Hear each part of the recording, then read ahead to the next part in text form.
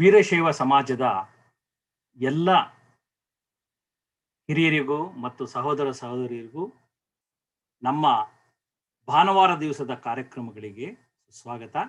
ಇವತ್ತು ನಮಗೆಲ್ಲರಿಗೂ ಬಹಳ ಮುಖ್ಯವಾದ ದಿವಸ. ನಮ್ಮ ಅಮೆರಿಕ ದೇಶದ ಸ್ವಾತಂತ್ರ್ಯ ದಿನೋತ್ಸವ, ಇಂಡಿಪೆಂಡೆನ್ಸ್ ಡೇ. ನಿಮ್ಮೆಲ್ಲರಿಗೂ ಶುಭಾಶಯಗಳನ್ನು ಹೇಳ್ತಾ ಇವತ್ತಿನ ಕಾರ್ಯಕ್ರಮದ ಫಿಲ್ಲರ್ ಭಾಗವನ್ನು ಶುರು ಮಾಡ್ತಾ ಇದ್ದೀನಿ. ಕರೆಕ್ಟಾಗಿ ಇನ್ನ ಒಂದು 12 ನಿಮಿಷಕ್ಕೆ ನಮ್ಮ ಕಾರ್ಯಕ್ರಮಗಳನ್ನ ನಾವು ಶುರು ಮಾಡ್ತಾ ಇದ್ದೀವಿ. ಅಲ್ಲಿ ತನಕ ಈ ಕೆಲವು ಭಕ್ತಿ ಗೀತೆಗಳನ್ನ ಕೇಳಿಕೊಂಡು ಆನಂದಿಸಿ.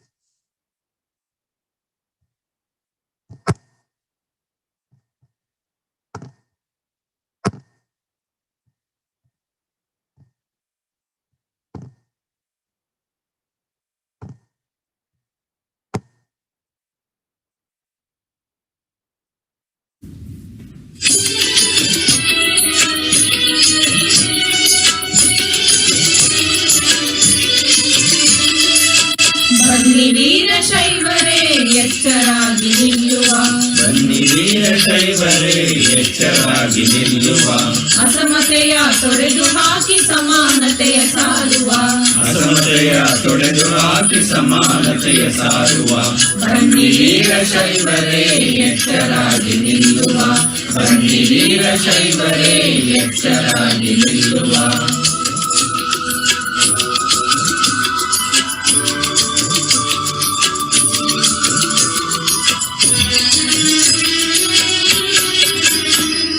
ಬಸವಣ್ಣನೇ ಧರ್ಮಗುರು ಎಂಬುದನ್ನು ತಿಳಿಯುವ, ಬಸವಣ್ಣನೇ ಧರ್ಮಗುರು ಎಂಬುದನ್ನು ತಿಳಿಯುವ, ವಚನಾಮೃತ ಹಂಚುವ ನಾವು ಮುಂದೆ ಸಾಗುವ, ವಚನಾಮೃತ ಹಂಚುತ್ತ ನಾವು ಮುಂದೆ ಸಾಗುವ. ಬನ್ನಿ ವೀರಶೈವರೇ ಎಚ್ಚರಾಗಿ ನಿಲ್ಲುವ, ಬನ್ನಿ ವೀರಶೈವರೇ ಎಚ್ಚರಾಗಿ ನಿಲ್ಲುವ.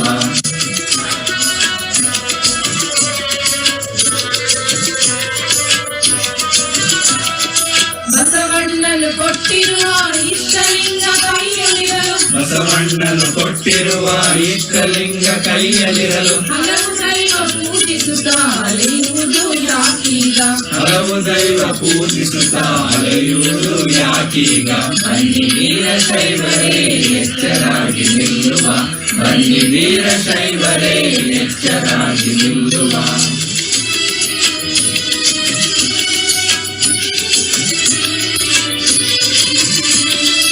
ಷಟ್ಕೋನ ಸಹಿತ ಬಸವ ಧ್ವಜವೇ ನಮ್ಮ ಧರ್ಮ ಧ್ವಜವು, ಷಟ್ಕೋನ ಸಹಿತ ಬಸವ ಧ್ವಜವೇ ನಮ್ಮ ಧರ್ಮ ಧ್ವಜವು, ಕೂಡಲ ಸಂಗಮವೇ ನಮ್ಮ ಧರ್ಮ ಕ್ಷೇತ್ರವು, ಕೂಡಲ ಸಂಗಮವೇ ನಮ್ಮ ಧರ್ಮ ಕ್ಷೇತ್ರವು. ಬನ್ನಿ ವೀರಶೈವರೇ ಎಚ್ಚರಾಗಿ ನಿಲ್ಲುವ, ಬನ್ನಿ ವೀರಶೈವರೇ ಎಚ್ಚರಾಗಿ ನಿಲ್ಲುವ.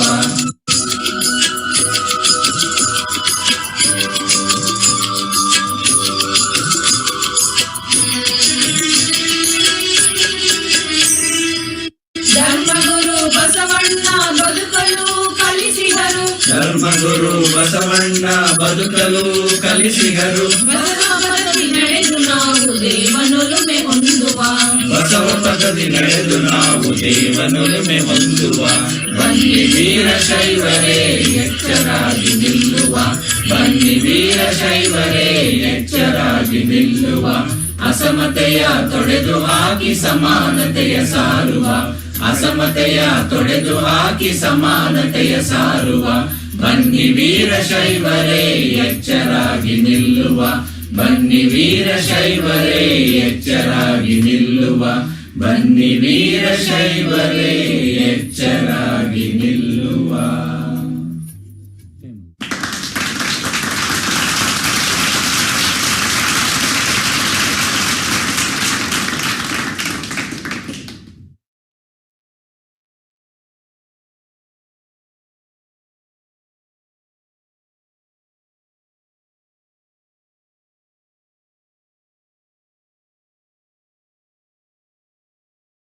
Om Gana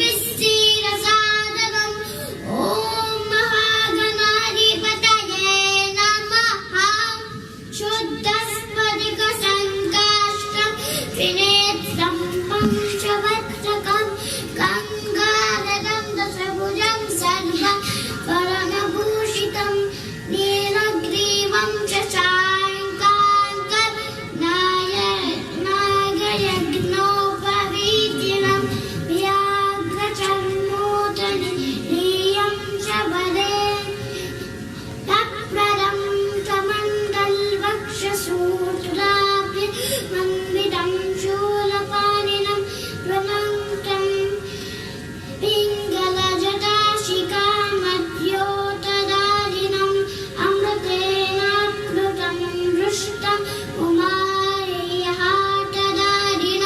दिव्यसंहासनासीनं दिव्यभोगसमन्वितं दिग्देवतासमायुक्तं सुरासुरनमस्कृतं नित्यं च शाश्वतं शुद्धं त्वमक्षरमव्ययं सर्वं व्यापिनमीशान रुद्रं वै विश्वरूपिणम् एवं ध्यात्वा विजक्संयक् ततो व्यजनवाय मानवेतो प्रजनने ब्रह्मा तिष्ठतो पादयोर्विष्णुस्तिष्ठतो हस्तयोर्हरस्तिष्ठतो बाह्रो इन्द्रस्तिष्ठतो जठरे अग्निस्तिष्ठतो हृदये शिवस्तिष्ठतो कण्ठे वसवस्तिष्ठन्तु वक्त्रे सरस्वतीतिष्ठतो नासिकयोर्वायुस्तिष्ठतो नयनयोर्चन्द्रादित्यो तिष्ठेत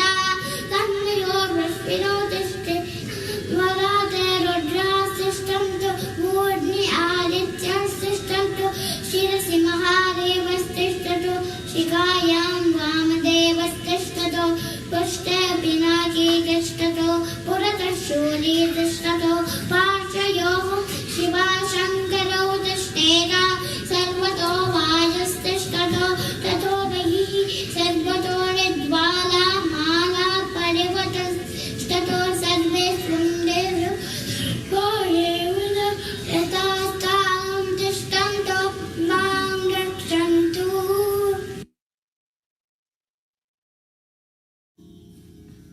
ನಮಸ್ಕಾರ, ನಾನು ಅಕ್ಕ ಕೇಳುವ ಹಾಡ್ತೀನಿ.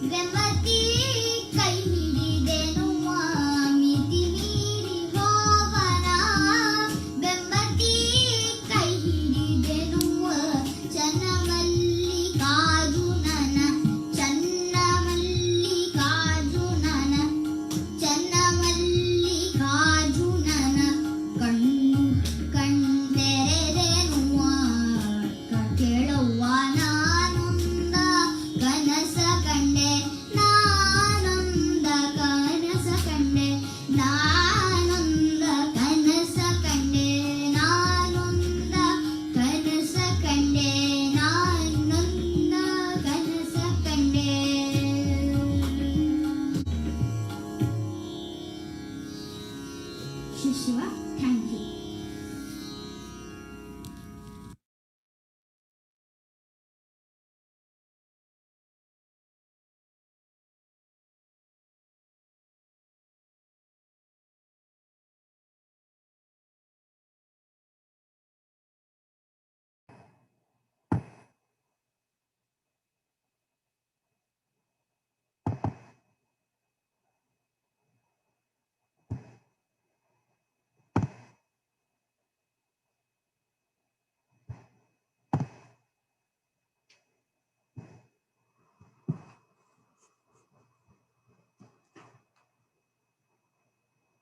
ನಮಸ್ಕಾರ. ಮಕ್ಕಳ ಎಷ್ಟು ಒಳ್ಳೆಯ ಪ್ರಾರ್ಥನೆಯನ್ನ ಕೇಳ್ತಾ ಇವತ್ತಿನ ಈ ಕಾರ್ಯಕ್ರಮವನ್ನ ಶುರು ಮಾಡ್ತಾ ಇದ್ದೀವಿ. ಇವತ್ತಿನ ಬೆಳಿಗ್ಗೆಯ ಕಾರ್ಯಕ್ರಮ ನಾವು ಗೊಗ್ಗವ್ವೆಯ ಮುಂಜಾನೆ ಅಂತ ನಾವು ಕರಿತಾ ಇದ್ದೀವಿ. ಈ ಮುಂಜಾನೆ ಬಹಳ ಉತ್ತಮವಾದ ಮುಂಜಾನೆ, ಏಕೆಂದ್ರೆ ಇವತ್ತು ನಮ್ಮ ಸ್ವಾತಂತ್ರ್ಯ ದಿನೋತ್ಸವ, ನಮ್ಮ ಅಮೆರಿಕದ ಸ್ವಾತಂತ್ರ್ಯ ದಿನೋತ್ಸವ. ನಿಮ್ಮೆಲ್ಲರಿಗೂ ಸ್ವಾತಂತ್ರ್ಯ ದಿನೋತ್ಸವದ ಶುಭಾಶಯಗಳು. ನೋಡಿ ಎಂತಹ ಒಳ್ಳೆಯ ದಿನ. ನಮ್ಮ ಕನ್ವೆನ್ಷನ್ ಯಾವ ದಿನಗಳಲ್ಲಿ ಮಾಡ್ತೀವಿ ಅಂದ್ರೆ ನಮ್ಮ ಅಮೆರಿಕದಕ್ಕೆ ಸ್ವಾತಂತ್ರ್ಯ ಬಂದಿರುವಂತಹ ದಿನವನ್ನ ಆಚರಿಸುವಂತ ಸಂದರ್ಭದಲ್ಲಿ, ಶುಭ ಸಂದರ್ಭದಲ್ಲಿ ನಾವು ಮಾಡ್ತೀವಿ. ಇವತ್ತಿನ ಮುಂಜಾನೆ ಗೊಗ್ಗವ್ವೆಗೆ ಅರ್ಪಿತ ಆಗಿದೆ. ಗೊಗ್ಗವ್ವೆ ಧೂಪದ ಗೊಗ್ಗವ್ವೆ ಅಂತ ಬಹಳ ದೊಡ್ಡ ಶಿವಶರಣೆ. ಅವಳು ಕೇರಳದ ಅವಲೂರು ಎಂಬ ಸ್ಥಳದಿಂದ ಬಂದಿರೋಳು. ಅವಳಿಗೆ ಶಿವಮೋಹಿತಳಾಗಿ ಅಕ್ಕ ಮಹಾದೇವಿ ತರ ಅವಳು ಮದುವೆಯನ್ನು ನಿರಾಕರಿಸಿ ವಿರಾಗಿಣಿಯಾಗಿ ಕಲ್ಯಾಣಕ್ಕೆ ಬರ್ತಾಳೆ. ನಾಸ್ತಿನಾಥ ಎಂಬುದು ಅವಳ ಅಂಕಿತ. ಅವಳು ಒಂದು 5-6 ವಚನಗಳು ಸಿಕ್ಕಿದೆ. ಇನ್ನು ಎಷ್ಟು 100 ವಚನಗಳು ಅವಳು ರಚಿಸಿದ್ಲೋ ಏನೋ. ನಮಗೆ ಅಂತರ ಭಾಗ್ಯ ಸಿಕ್ಕಿರೋದು 5-6 ವಚನಗಳು ಮಾತ್ರ. ಎಷ್ಟು ಚೆನ್ನಾಗಿ ಬರ್ದೇಳು ಅಂದ್ರೆ ಲಿಂಗಾಂಗ ಸಾಮರಸ್ಯ, ಸ್ತ್ರೀ ಪುರುಷ ಸಮಾನತೆ, ಇಕ್ವಾಲಿಟಿ, ಅದ್ರ ಬಗ್ಗೆ ಅವಳು ಬಹಳ ಚೆನ್ನಾಗಿ ಬರ್ದೇಳೆ. ಅವಳು ಒಂದು ವಚನವನ್ನ ಹೇಳಿ ಇವತ್ತಿನ ಕಾರ್ಯಕ್ರಮವನ್ನು ನಿಮ್ಮೆಲ್ಲರ ಅಪ್ಪಣೆಯ ಮೇರೆಗೆ ನಾನು ಶುರು ಮಾಡ್ತಾ ಇದ್ದೀನಿ. ಗಂಡು ಮೋಹಿಸಿ ಹೆಣ್ಣ ಹಿಡಿದಡೆ, ಗಂಡು ಮೋಹಿಸಿ ಹೆಣ್ಣ ಹಿಡಿದಡೆ, ಅದು ಒಬ್ಬರ ಒಡವೆ ಎಂದು ಅರಿಯಬೇಕು, ಅದು ಒಬ್ಬರ ಒಡವೆ ಎಂದು ಅರಿಯಬೇಕು. ಹೆಣ್ಣು ಮೋಹಿಸಿ ಗಂಡ ಹಿಡಿದಡೆ, ಹೆಣ್ಣು ಮೋಹಿಸಿ ಗಂಡ ಹಿಡಿದಡೆ, ಉತ್ತರವಾವುದೆಂದರಿಯಬೇಕು, ಉತ್ತರವಾವುದೆಂದರಿಯಬೇಕು. ಈ ಎರಡರ ಉಭಯವ ಕಳೆದು ಸುಖಿ ತಾನಾಗಬಲ್ಲಡೆ, ಸುಖಿ ತಾನಾಗಬಲ್ಲಡೆ. ನಾಸ್ತಿನಾಥನು ಪರಿಪೂರ್ಣ ನಂಬೆ, ನಾಸ್ತಿನಾಥನು ಪರಿಪೂರ್ಣ ನಂಬೆ. ನೋಡಿ, ನಾಸ್ತಿನಾಥ ಎಂತಹ ಒಳ್ಳೆಯ ಹೆಸರು ಶಿವನಿಗೆ. ಎಲ್ಲದನ್ನೂ ಬಿಟ್ಟವನು ಸನ್ಯಾಸಿ ನಾಸ್ತಿನಾಥ. ಈ ಅಂಕಿತವನ್ನು ಇದನ್ನು ಹೇಳಿ ಈ ಕಾರ್ಯಕ್ರಮವನ್ನು ನಾವು ಗೊಗ್ಗವ್ವನಿಗೆ ಅರ್ಪಿಸಿ ನಮ್ಮ ಕಾರ್ಯಕ್ರಮದ ಯಶವಂತ ಗಡ್ಡಿಯವರಿಗೆ ಮುಂದಿನ ಕಾರ್ಯಕ್ರಮ ಯೋಗ ಪೂಜೆ ಈ ಸೆಷನ್ ನಡೆಸ್ಕೊಡೋದಕ್ಕೋಸ್ಕರ ಕೇಳ್ಕೊಳ್ತಾ ಇದ್ದೀನಿ. ಧನ್ಯವಾದಗಳು ಹರೀಶ್. ಓಂ ಪ್ರಣವಾರೂಢನು ಪ್ರಣವ ಸ್ವರೂಪನು ಪ್ರಣವ ಪ್ರಕೃತಿ ಸಂಜ್ಞನು ಪ್ರಣವ ಸಂಗ ಸಮರಸ ನಮ್ಮ ಕೂಡಲ ಸಂಗಮ ದೇವರು. ಓಂ ಶ್ರೀ ಗುರು ಬಸವಲಿಂಗಾಯ ನಮಃ. ಶರಣು ಶರಣಾರ್ಥಿ. ಎಲ್ಲರಿಗೂ ಹ್ಯಾಪಿ ಇಂಡಿಪೆಂಡೆನ್ಸ್ ಡೇ. ಇವತ್ತು ಇಂಡಿಪೆಂಡೆನ್ಸ್ ಡೇ ಆಗಿರೋದ್ರಿಂದ US ನ್ಯಾಷನಲ್ ಆಂಥಮ್ ಅನ್ನ ಹಾಡಿಬಿಟ್ಟು ನಂತರ ಕಾರ್ಯಕ್ರಮವನ್ನ ಶುರು ಮಾಡೋಣ. Over to Inchara for singing national anthem live. Inchara, unmute yourself and switch on your camera too.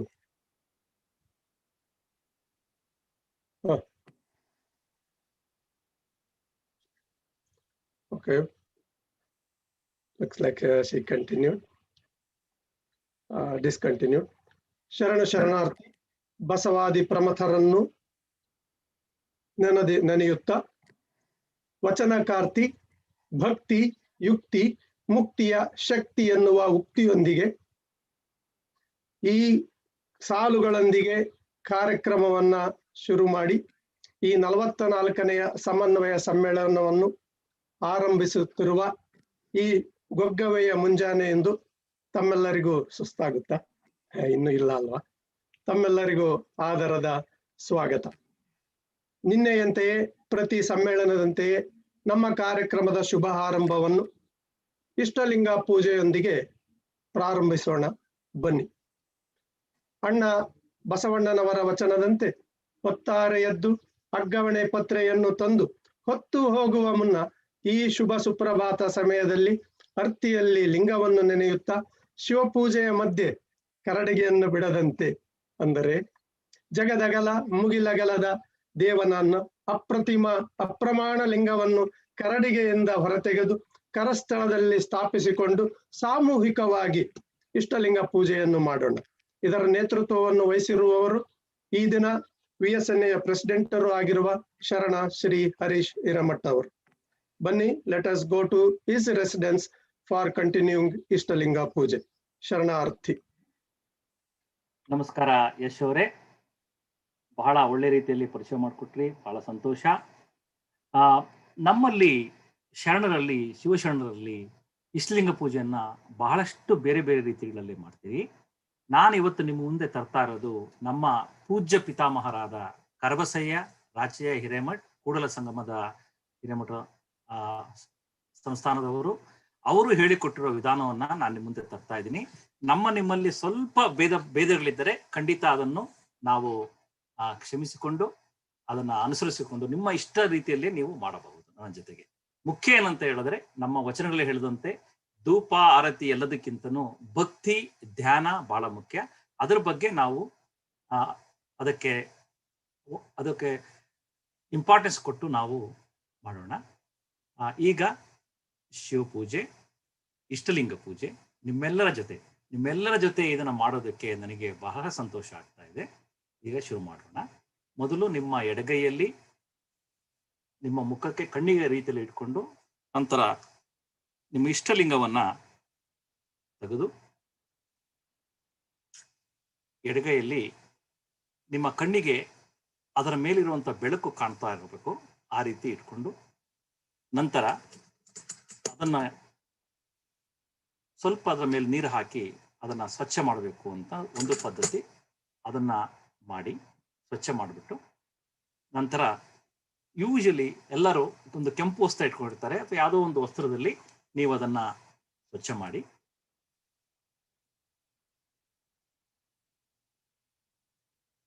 ನಂತರ ಮತ್ತೆ ನಿಮ್ಮ ಕೈಯಲ್ಲಿ ಇಟ್ಕೊಂಡು ಅದಕ್ಕೆ ವಿಭೂತಿ ಅರ್ಪಿಸಬೇಕು. ನಿಮ್ಮ ನೊಸಲಿಗೂ ವಿಭೂತಿಯನ್ನು ಹಚ್ಚಿಕೊಂಡು, ಕೆಲವರು ಇದನ್ನ ಕೈಯಲ್ಲಿ, ತೋಳು ಎಲ್ಲ ಕಡೆ ಹಚ್ಕೊಂತಾರೆ. ನಮ್ಮಲ್ಲಿ ಆ ಪದ್ಧತಿಗಳಿದ್ದಾವೆ. ನಿಮಗೆ ಯಾವುದು ಇಷ್ಟವಾಗುತ್ತೋ ಆ ರೀತಿ ಹಚ್ಕೊಂಡು, ನಂತರ ನಾನು ಸಾಮಾನ್ಯವಾಗಿ ಇಷ್ಟಲಿಂಗದ ಮುಂಭಾಗಕ್ಕೆ ಹಚ್ಚಿಕೊಂಡು ವಿಭೂತಿ ಹಚ್ಚಿ, ಈಗ ಕುಂಕುಮ, ಅರಿಶಿಣ, ಬಿಲ್ಲೋಪತ್ರೆ, ಹೂವು ಯಾವುದೇ ನಿಮ್ಮ ಬಳಿ ಇದ್ರೂ, ನಿಮ್ಗೆ ಇಷ್ಟ ಇದ್ರೂ ಅದನ್ನು ಅರ್ಪಿಸ್ಕೊಬೋದು. ಅರ್ಪಿಸಿ ನಂತರ ನಾವು ಈಗ ಎಲ್ಲಾ ಶರಣರ ಸಮನ್ವಯ ಅಷ್ಟೋತ್ತರ ಕೇಳುತ್ತಾ ಧ್ಯಾನ ಮಾಡೋಣ.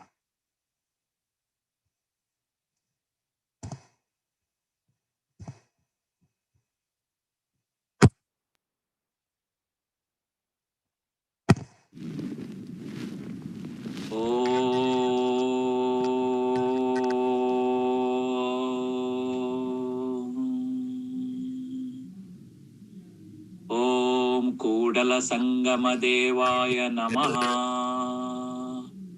ಓಂ ಗುಹೇಶ್ವರಾಯ ನಮಃ. ಓಂ ಚನ್ನಮಲ್ಲಿಕಾರ್ಜುನಾಯ ನಮಃ. ಓಂ ಕೂಡಲ ಚನ್ನ ಸಂಗಮ ದೇವಾಯ ನಮಃ. ಓಂ ಕಪಿಲ ಸಿದ್ಧ ಮಲ್ಲಿಕಾರ್ಜುನಾಯ ನಮಃ.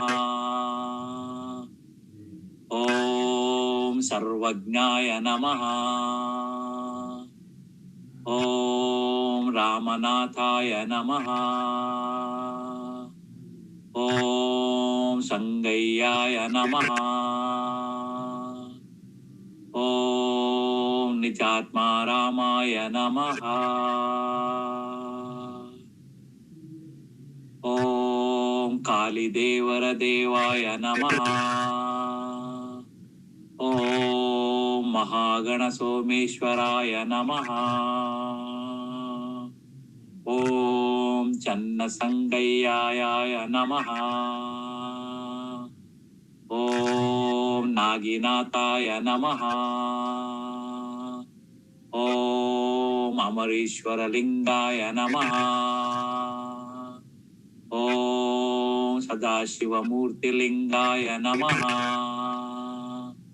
ಓಂ ಅಮರೇಶ್ವರ ಲಿಂಗಾಯ ನಮಃ. ಓಂ ಧರ್ಮೇಶ್ವರ ಲಿಂಗಾಯ ನಮಃ. ಓಂ ಚಂದ್ರಚೂಡೇಶ್ವರ ಲಿಂಗಾಯ ನಮಃ. ಓಂ ಅರ್ಕೇಶ್ವರ ಲಿಂಗಾಯ ನಮಃ. ಓಂ ಚಂಡೇಶ್ವರ ಲಿಂಗಾಯ ನಮಃ. ಓಂ ಅಮುಗೇಶ್ವರ ಲಿಂಗಾಯ ನಮಃ. ಓಂ ಅಗಜೇಶ್ವರ ಲಿಂಗಾಯ ನಮಃ. ಓಂ ಅಗಮ್ಯೇಶ್ವರ ಲಿಂಗಾಯ ನಮಃ. ಓಂ ಐಗಂಟೇಶ್ವರ ಲಿಂಗಾಯ ನಮಃ. ಓಂ ಮಧುರೇಶ್ವರ ಲಿಂಗಾಯ ನಮಃ. ಓಂ ಬಲ್ಲೇಶ್ವರ ಲಿಂಗಾಯ ನಮಃ. ಓಂ ಬಂಕೇಶ್ವರ ಲಿಂಗಾಯ ನಮಃ. ಓಂ ಭೀಮೇಶ್ವರ ಲಿಂಗಾಯ ನಮಃ. ಓಂ ಬ್ರಹ್ಮೇಶ್ವರ ಲಿಂಗಾಯ ನಮಃ. ಓಂ ಚಂಡಿಕೇಶ್ವರ ಲಿಂಗಾಯ ನಮಃ. ಓಂ ಚನ್ನಬಸವಲಿಂಗಾಯ ನಮಃ. ಓಂ ಚನ್ನರಾಮೇಶ್ವರ ಲಿಂಗಾಯ ನಮಃ. ಓಂ ದಾಸರೇಶ್ವರ ಲಿಂಗಾಯ ನಮಃ. ಓಂ ಏಳೇಶ್ವರ ಲಿಂಗಾಯ ನಮಃ. ಓಂ ಗಾರುಡೇಶ್ವರ ಲಿಂಗಾಯ ನಮಃ. ಓಂ ಗಂಗೇಶ್ವರ ಲಿಂಗಾಯ ನಮಃ. ಓಂ ಗಾನಲಿಂಗಾಯ ನಮಃ. ಓಂ ಕಾಮಲೇಶ್ವರ ಲಿಂಗಾಯ ನಮಃ. ಓಂ ಕಾಟೇಶ್ವರ ಲಿಂಗಾಯ ನಮಃ. ಓಂ ಕದಂಬಲಿಂಗಾಯ ನಮಃ. ಓಂ ಕುಂಬೇಶ್ವರ ಲಿಂಗಾಯ ನಮಃ. ಓಂ ಕುರಂಗೇಶ್ವರ ಲಿಂಗಾಯ ನಮಃ. ಓಂ ಮಹಾಲಿಂಗಾಯ ನಮಃ.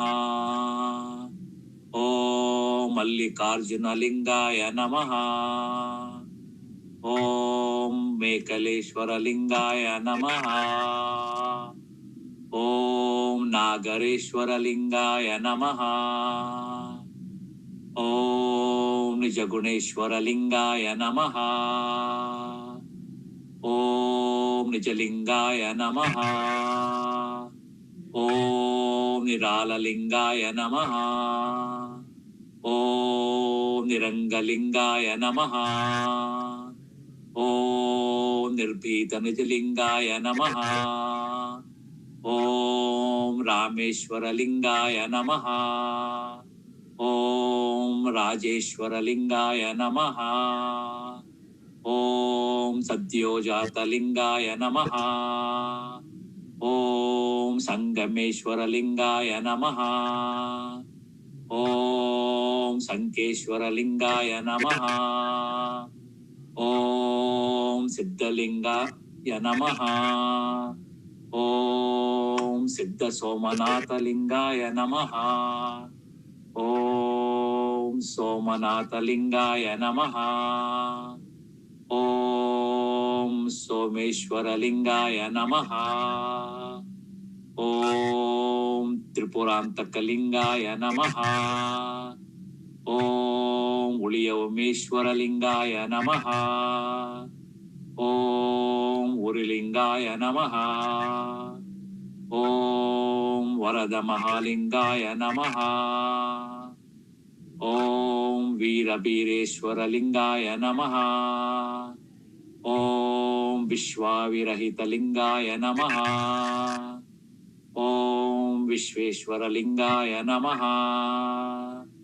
ಓಂ ಕಾಮೇಶ್ವರಾಯ ನಮಃ. ಓಂ ಮಹಾಮಹಿಮಮಾರೇಶ್ವರಾಯ ನಮಃ. ಓಂ ಗವರೇಶ್ವರಾಯ ನಮಃ. ಓಂ ಅಖಂಡೇಶ್ವರಾಯ ನಮಃ. ಓಂ ಅಮುಗೇಶ್ವರಾಯ ನಮಃ. ಓಂ ಭೀಮೇಶ್ವರಾಯ ನಮಃ. ಓಂ ಭೋಗಮಲ್ಲಿಕಾರ್ಜುನಾಯ ನಮಃ. ಓಂ ಭೋಗೇಶ್ವರಾಯ ನಮಃ. ಓಂ ಚನ್ನರಾಮೇಶ್ವರಾಯ ನಮಃ. ಓಂ ಧೂಲೇಶ್ವರಾಯ ನಮಃ. ಓಂ ಗಜೇಶ್ವರಾಯ ನಮಃ. ಓಂ ಗುಮ್ಮೇಶ್ವರಾಯ ನಮಃ. ಓಂ ಗುರುಸಿದ್ದೇಶ್ವರಾಯ ನಮಃ. ಓಂ ಜಂಬೇಶ್ವರಾಯ ನಮಃ. ಓಂ ಕಾಲೇಶ್ವರಾಯ ನಮಃ. ಓಂ ಕಲ್ಲೇಶ್ವರಾಯ ನಮಃ. ಓಂ ಕುಂಬೇಶ್ವರಾಯ ನಮಃ. ಓಂ ಮಧುಕೇಶ್ವರಾಯ ನಮಃ. ಓಂ ಮಲ್ಲಿಕಾರ್ಜುನಾಯ ನಮಃ. ಓಂ ಮಲ್ಲಿನಾಥಾಯ ನಮಃ. ಓಂ ಮಾರೇಶ್ವರಾಯ ನಮಃ. ಓಂ ನಾಸ್ತಿನಾಥಾಯ ನಮಃ. ಓಂ ನಿಷ್ಕಳಂಕಾಯ ನಮಃ. ಓಂ ನಿಜಶಾಂತೇಶ್ವರಾಯ ನಮಃ. ಓಂ ನಿಂಬೇಶ್ವರಾಯ ನಮಃ. ಓಂ ನಿರ್ಲಜ್ಜೇಶ್ವರಾಯ ನಮಃ. ಓಂ ರಾಮೇಶ್ವರಾಯ ನಮಃ. ಓಂ ಸಕಲೇಶ್ವರಾಯ ನಮಃ. ಓಂ ಸಂಗನ ಬಸವೇಶ್ವರಾಯ ನಮಃ. ಓಂ ಶಾಂತಮಲ್ಲಿಕಾರ್ಜುನಾಯ ನಮಃ. ಓಂ ಶಂಭುಜಗ್ವೇಶ್ವರಾಯ ನಮಃ. ಓಂ ಶಾಂತಕೂಡಲ ಸಂಗಮ ದೇವಾಯ ನಮಃ. ಓಂ ಶಾಂತೇಶ್ವರಾಯ ನಮಃ. ಓಂ ಶಿವಸಿದ್ದೇಶ್ವರಾಯ ನಮಃ. ಓಂ ಸಿದ್ದರಾಮೇಶ್ವರಾಯ ನಮಃ. ಓಂ ಸಿದ್ಧಲಿಂಗೇಶ್ವರಾಯ ನಮಃ. ಓಂ ಸಿದ್ಧ ಸೋಮನಾಥಾಯ ನಮಃ. ಓಂ ಸೋಮೇಶ್ವರಾಯ ನಮಃ. ಓಂ ಸ್ವತಂತ್ರ ಸಿದ್ಧಲಿಂಗೇಶ್ವರಾಯ ನಮಃ. ಓಂ ತೆಲುಗೇಶ್ವರಾಯ ನಮಃ. ಓಂ ವಿಶ್ವೇಶ್ವರಾಯ ನಮಃ. ಓಂ ನಮಃ ಶಿವಾಯ.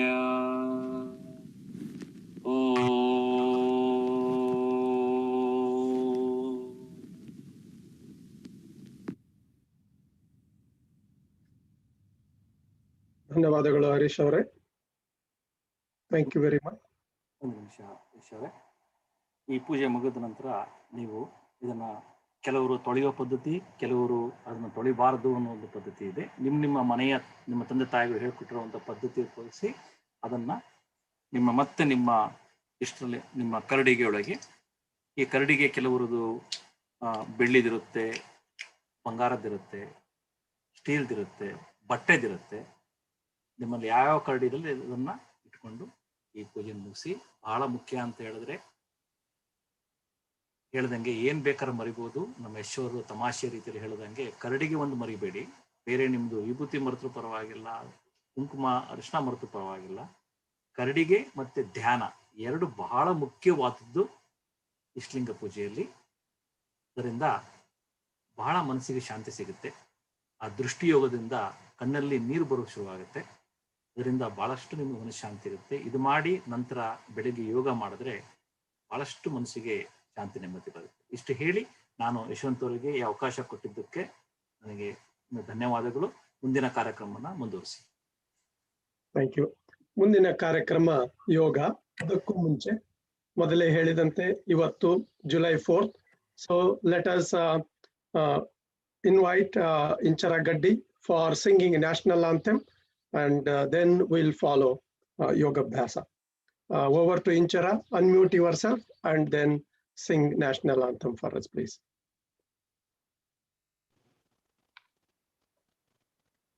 Oh, say, can you see by the dawn's early light what so proudly we hailed at the twilight's last gleaming, whose broad stripes and bright stars through the perilous fight and through the perilous fight, o'er the ramparts we watched were so gallantly streaming, and the rockets reckless, the bombs bursting in, gave proof through the night that our flag was still there.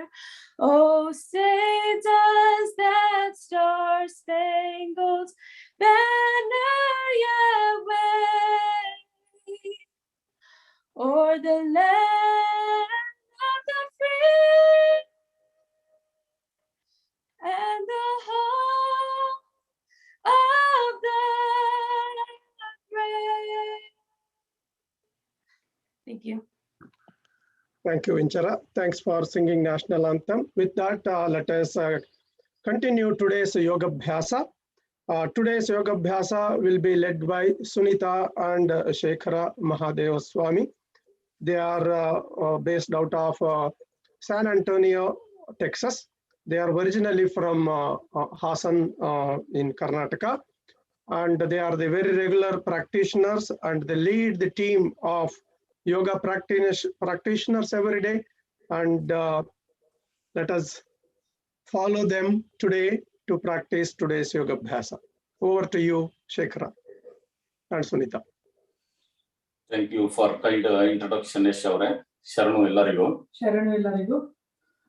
So let's all come onto the mat. So don't worry on, okay, I'm not a regular yoga practitioner, I'm like a first day or like a regular practitioner. So this everyone can do, all age groups, so kids to adults. So let's everyone come on to the mat. And also while you are doing the yoga practice, so listen to your body. So see what's the limit. So you are the best teacher for yourselves compared to anyone else. So listen to your body and then keep asana position into the same position wherever you are comfortable. And then next day try to push a little bit so that we can get to improve. And then don't worry on like how to breathe, okay, when to breathe in, when to breathe out. So our body knows when to breathe in and breathe out. And when you are ready to do the breath control, so then we can learn about how to control that. Okay. So with that in our mind, so let's get started. So come onto the mat, sit comfortably, sit tall. Don't stress any portion of the body, sit relaxed.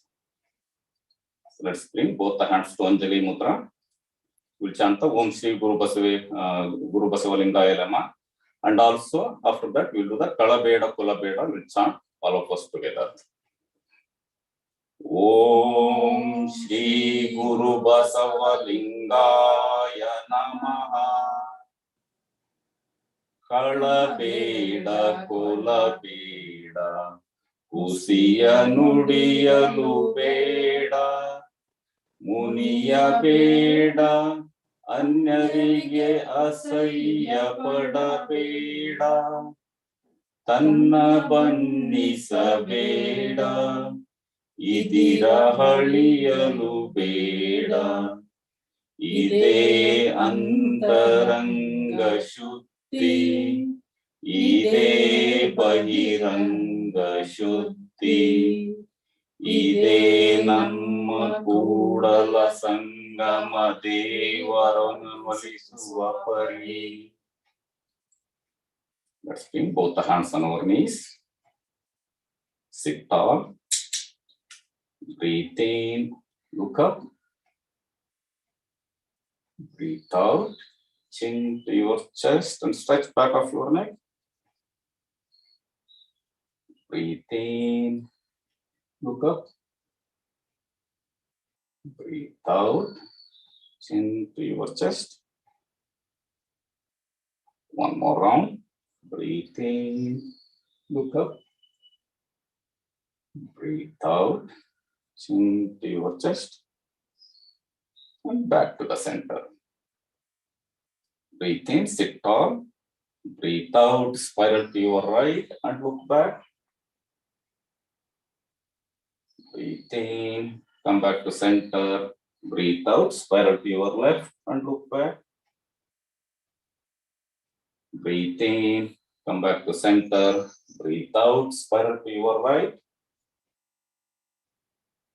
Breathe in, come back to center.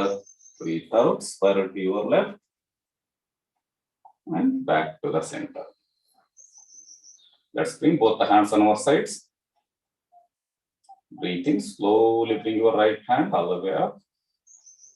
No need to hurry, slowly bring it inch by inch. Stretch up. Breathe out, sway to your left. And feel the stretch on your right side of the body. Both the sitting bones on the mat, you are not lifting. Breathe in, come back to center. Stretch up. Breathe out, slowly bring your right hand all the way down.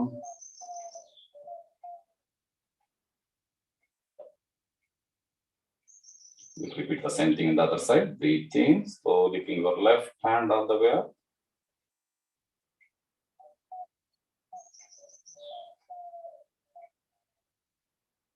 Stretch up. Breathe out, sway to your right.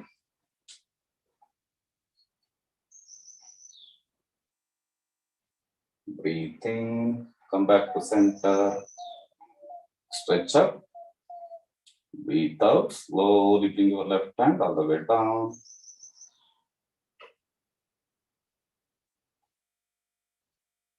Relax. Let's come on to hands and knees. Next, we'll do the cat and cow pose. Breathe in, look up, chin up and tailbone up. Breathe out, chin to your chest and round your back. Breathe in, look up. Breathe out, chin to your chest. One more round. Breathe in, look up. Breathe out, chin to your chest. Then slowly come to Balasana, child pose. Bring your hips all the way on your heels. Forehead on the mat. And stretch both the hands away from your head. Keep smile on your face and relax.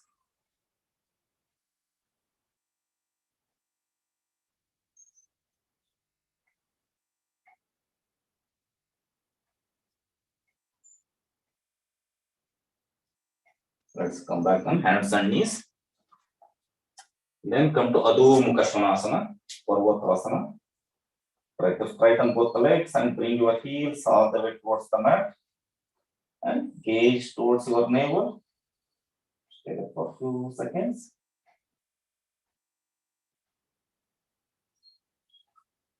And slowly walk forward and come to standing position and relax. So we'll do 3 different Surya Namaskar variation and then we'll go to the different asanas. So let's bring both the feet together and both the hands to Namaskar Sthiti. Breathe in, come to Urdhva Hastasana and arch back. Breathe out, come to Uttanasana. Keep your back straight, bend from your waist. If it is challenging, bend your knees and then slowly straighten it a little bit.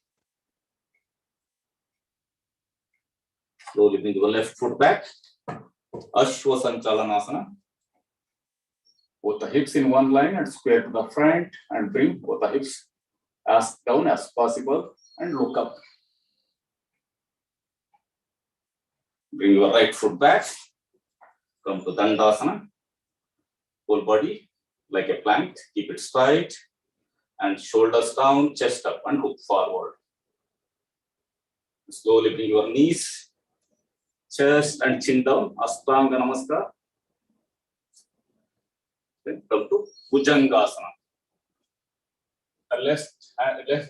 Left hand support, lift up your upper body.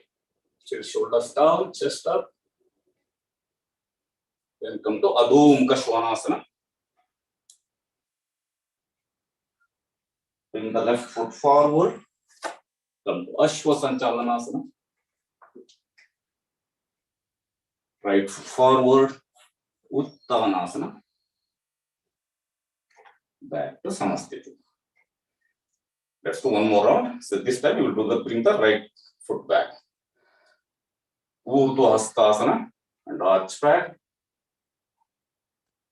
Uttanasana. Right foot back. Ashwa Sanchalanasana. Left foot back. Dandasana. Ashtanga Namaskar. Bhujangasana. Adho Mukha Svanasana. Right foot forward. Ashwa Sanchalanasana. Left foot forward. Uttanasana. Back to Samasthiti. Next we'll do the Surya Namaskar here. This little bit vary from first one. Breathe in, come to Urdhva Hastasana. Keep whole body straight. Only head falls back. Gaze towards the ceiling. Then keep your back straight. Bend from your waist. Come to Uttanasana. Intense stretch. Ardha Uttanasana. Half intense stretch. Keep your upper body parallel to the ground. Look forward. Maybe 3 to 4 feet away from your feet. Then slowly walk back or jump. Come to Dandasana. Then we will go to Urdhva Mukha Svanasana. So it's a little bit different from Bhujangasana. Come forward, then down, and look up. So in this asana, shoulders down, chest up again. Your knees can be on the mat or off the mat. Then come to Adho Mukha Svanasana. Slowly walk forward or jump. Come to Ardha Uttanasana. Uttanasana. Urdhva Hastasana, the beginning asana. Back to Samasthiti. Let's do one more round. Surya Namaskar here. Urdhva Hastasana. Uttanasana. Ardha Uttanasana. Slowly walk back or jump. Dandasana. Urdhva Mukha Svanasana. Adho Mukha Svanasana. Slowly walk forward or jump. Come to Ardha Uttanasana. Uttanasana. Urdhva Hastasana. Back to Samasthiti. Bring both the feet apart and relax in Shitala Tadasana. And during the relaxation time or during the practice, try to do Ujjayi breath. So Ujjayi breath is like a normal breath. Breathe through the nose and engage the back of your throat in the inhalation and also exhalation.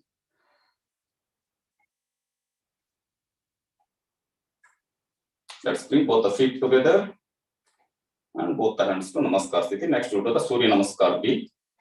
In the Surya Namaskar B, in the regular practice, we do hold each asana for a few seconds. So, because of the time constraints, let's try to practice without holding much. But in one asana, we hold for a few seconds. That's Virabhadrasana. Let's squat down, come to Utkatasana, and slowly come to Uttanasana. Ardha Uttanasana. Slowly walk back or jump. Come to Dandasana. Come to Bhujangasana.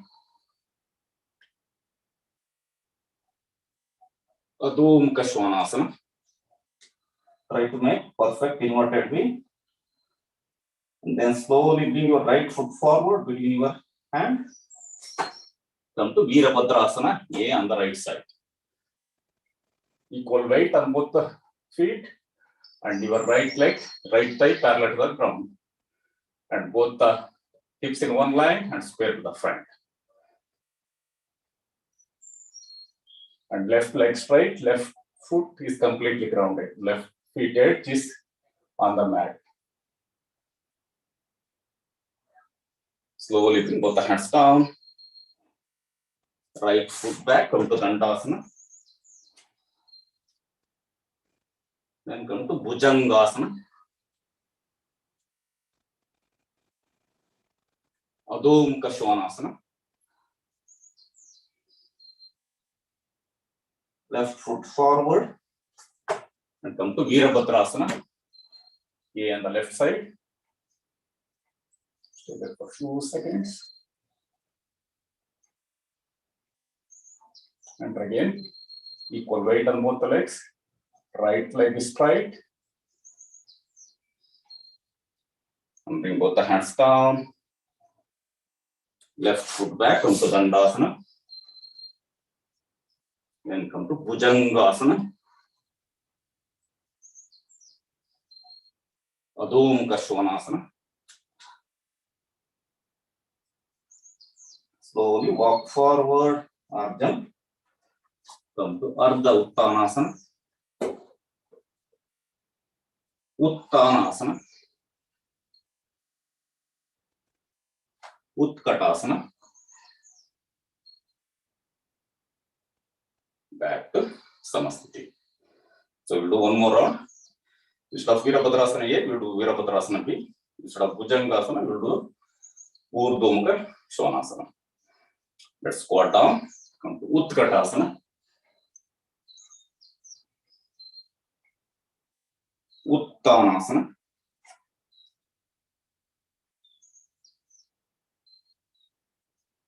Ardha Uttanasana. Slowly walk back or jump. Dandasana. The Dandasana, your shoulders down, your shoulder just above your palm, vertical position. Slowly come to Urdhva Mukha Svanasana.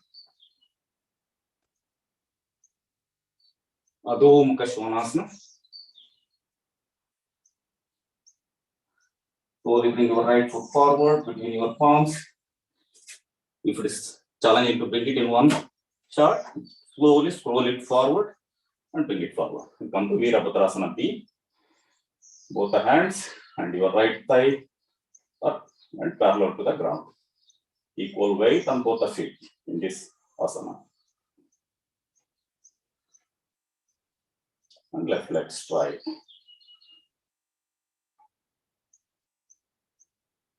Bring both the hands slowly down, right foot back, come to Dandasana.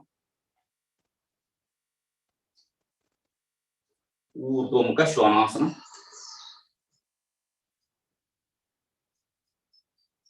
Adho Mukha Svanasana. Slowly bring your left foot forward, come to Virabhadrasana B on the left side. Stay there for a few seconds.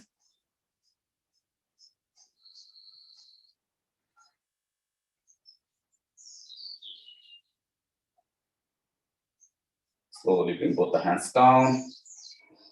Left foot back, come to Dandasana. Urdhva Mukha Svanasana. Adho Mukha Svanasana.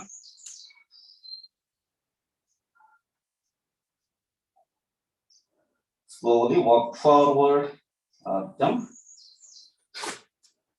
Come to Ardha Uttanasana.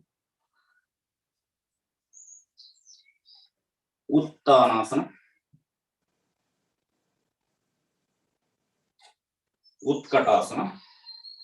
Squat down and then look up. Back to Samasthiti.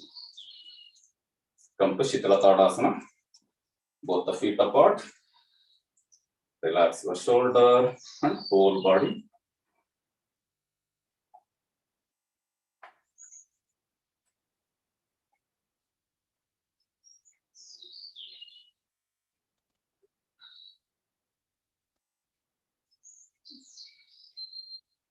Next, we will do the standing balancing asana.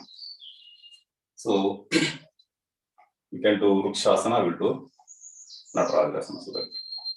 So, start with the Natarajasana. Let's bring both the feet together. And you can keep little bit apart also, like where you can comfortably stand and balance. Balance the whole body weight on your left foot. Bring your right foot on your left thigh or below the knee. Don't keep it on your knee, so that may hurt your knee. If you are challenging, keep it on your left foot also. Oh, you will do the other one? Okay. You do this. Do the Natarajasana. Yeah.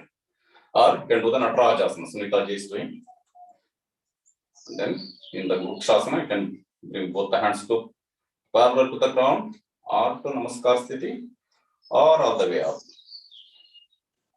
Gaze at one point on the ground or on the wall, so that will help to balance. You can stay there. And if you feel that it's too easy, close your eyes and try to balance and hold it there for a few seconds. So slowly bring both the hands down. And if you are in Natarajasana, you can come back to standing position and release your left hand and right foot and relax. So in the standing asana, so you try to hold it for a few seconds. So you try to just show that asanas in this demo or in this session. Let's repeat the same thing in the other side. So balance the whole body weight on your right foot and grab your left ankle in the Natarajasana, or if you are doing Rukshasana, bring your left foot on your right thigh or below the knee and slowly bring both the hands to comfortable position. And stay there for a few seconds. If it is challenging to balance in Rukshasana or Natarajasana, take the support of wall, chair or sofa and try to come off of the support. So don't try to lean on that support always. So that's how we can try to balance ourselves and get better. And slowly come back to standing position. Bring both the hands down. Release your left foot and relax. Relax in Shitala Tadasana. Put the feet apart and relax. Next, we will do the Trikonasana. Let's bring both the feet legs distance apart. Stand tall. Bring both the hands parallel to the ground. Pivot your left foot pointing in a little bit and right foot pointing out. And bend from your waist. And reach right hand towards the right foot and left hand pointing towards the ceiling.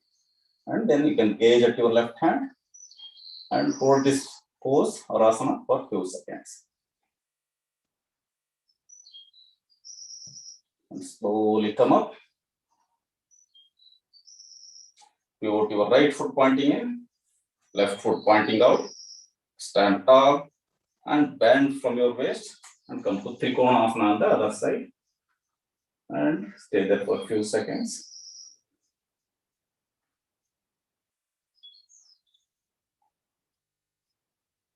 Slowly come up and bring both the hands on your waist and relax.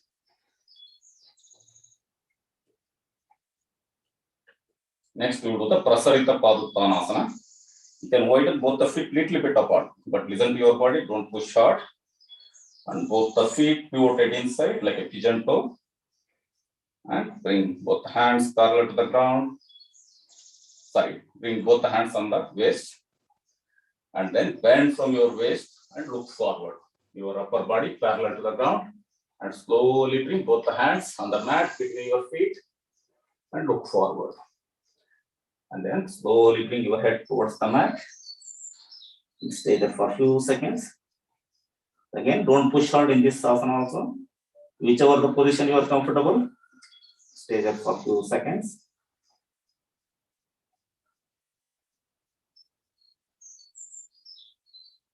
And slowly lift your head up and look forward. If it is challenging to come back to standing position, so in this asana, just slowly scroll both the feet inward, and then come back to standing position.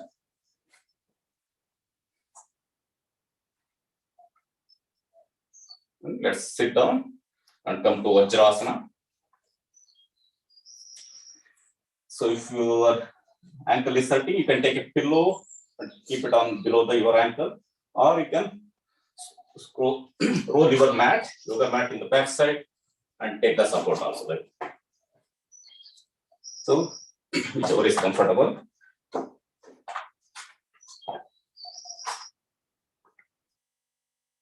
Sit tall and let's make a Brahma Mudra. Make a fist on both the hands, knuckle facing each other. Keep it on your thighs close to your abdomen and bend from your waist. And slowly come to Balasana. Keep smile on your face and stay there for a few seconds. So normally you stay in each asana for around 5 breaths, like if 5 inhalation and 5 exhalation, and slowly come back to Vajrasana. And interlace both the hands on your back, stretch back and look up. In this asana also you will hold for a few seconds now. And then each inhalation and exhalation, try to engage your full capacity of your lung.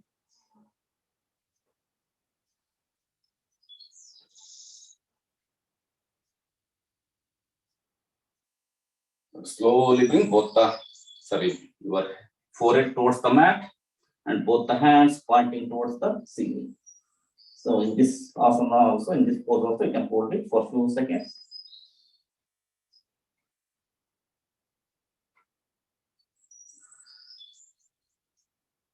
Slowly come back to Vajrasana and relax. So let's come on to prone position. Your chin on the mat, both the hands next to your thighs. Keep both the legs straight and slowly lift up both the legs together and lift up your upper body and both the hands and stay in Shalabhasana for a few seconds. In this asana, so only smallest portion of your body in contact with the mat. So the whole body is up. So in this asana also, you can hold it for a few seconds. So and slowly bring both the legs down and turn your head to one side and relax.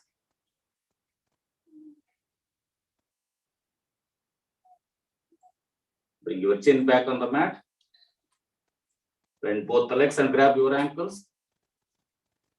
Lift up your thighs and upper body and hold this asana, the Dhanurasana, for a few seconds.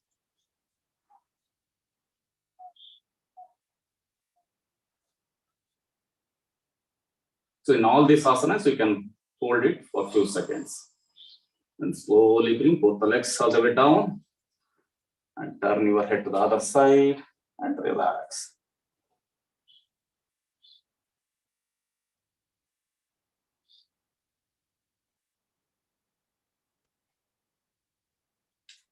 And push up and come back to Vajrasana.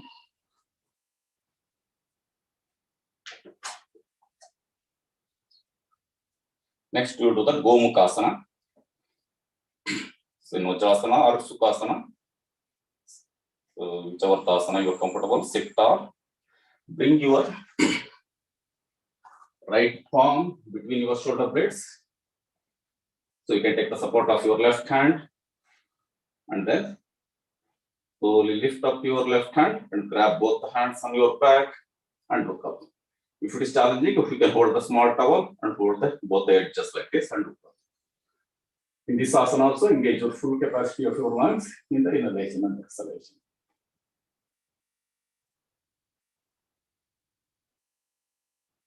And slowly release both the hands and come back to Vajrasana.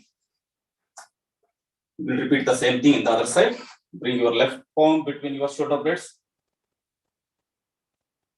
Stretch up your right hand and grab both the hands on your back and look up.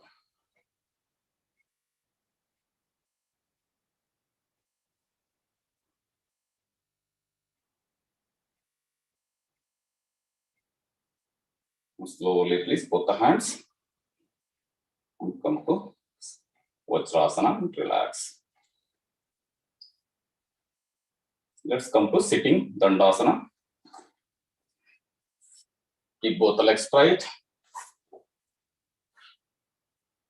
Sit tall. So slowly we'll do the Paschimottanasana, Purvottanasana and Janusirsasana also. So we are not going to hold this asana for a long time.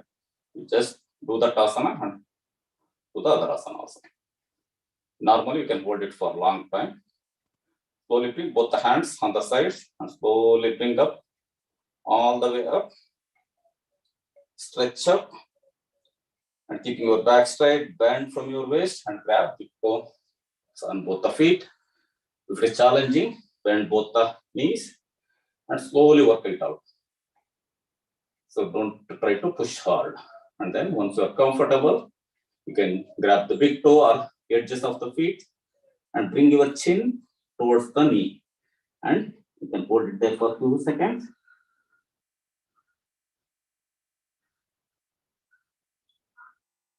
This is Paschimottanasana. Then slowly come up. Bring both the hands all the way up, all the way down, sorry. And a palm distance away from your hips in the back. And bring both the feet, toes towards the mat and lift up your hips and stay there for a few seconds. Purvottanasana, complementary to Paschimottanasana. So this asana also you can hold it for a few seconds. Let's bring your hips slowly the way down and relax. So if you are tired, bring both the feet apart, lean back and relax in Shitala Dandasana. Relax pose. Next you will do the Janusirsasana quickly. So keep the left leg grounded completely. Bring your right foot as close to your body as possible. Bring both the hands all the way up. Stretch up and grab your big toe or feet, left feet, and bring your chin towards the knee. Again in this asana also, if it's challenging, bend your knee, slowly straighten it. So don't bend your back. So some of us will try to do, bring your head towards the knee, but we want to keep the spines straight. So try to bring chin towards the knee. If it is not possible, whichever the position you are there, stay there. Then slowly come up. Bring both the hands all the way down and come back to sitting Dandasana. We'll do the same thing on the other side. Keep your right leg straight, bring your left foot as close to your body as possible. And bring both the hands all the way up.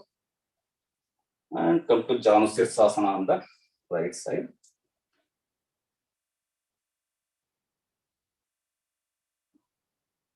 Slowly come up and come to sitting Dandasana. And you can relax. Next we'll do the, I think we're running out of time. So let's quickly do the Ardha Setu Bandhasana. sorry, the Ardha Setu Bandhasana. Bring both the legs together. Bring both the feet and knees together and hold it and slowly bring your upper body down. Or you can come to Shavasana and then bring both the feet and knees together. Yes. So you do the Ardha Setu Bandhasana. Bring both the feet a few inches apart and a palm distance away from your hips. Breathe in and slowly lift your hips as high as possible. You can bring your chest close to your chin. It is challenging. Interlace both the hands and take the support on your lower back. Or without the support, you can balance. And those who are comfortable to come to Chakrasana, bring both the hands above your shoulders. Lift up your upper body and stay in Chakrasana for a few seconds. And slowly bring your upper body down and come back to Ardha Setu Bandhasana. And slowly bring your hips all the way down and come to Shavasana and relax.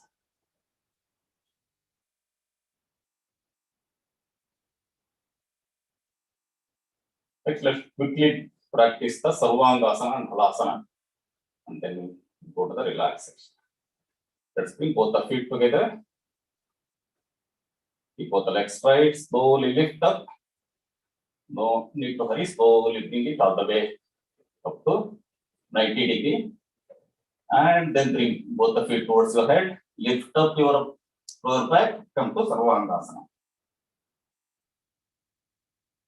Balance the whole body, weight on your shoulders, support. And those who are comfortable to come to Halasana, bring both the feet towards the mat and your head side. So come to Halasana, relax. So we come back to Sarvangasana. And you can try to balance without hand support also. And then slowly bring both the feet towards your head. Go back all the way down. And bring both the legs to 90 degree position. And slowly bring it all the way down. Inch by inch. You don't need to hurry. And slowly come to Shavasana. And relax. Bring both the feet apart to comfortable position. And both the hands away from your body, palm facing up.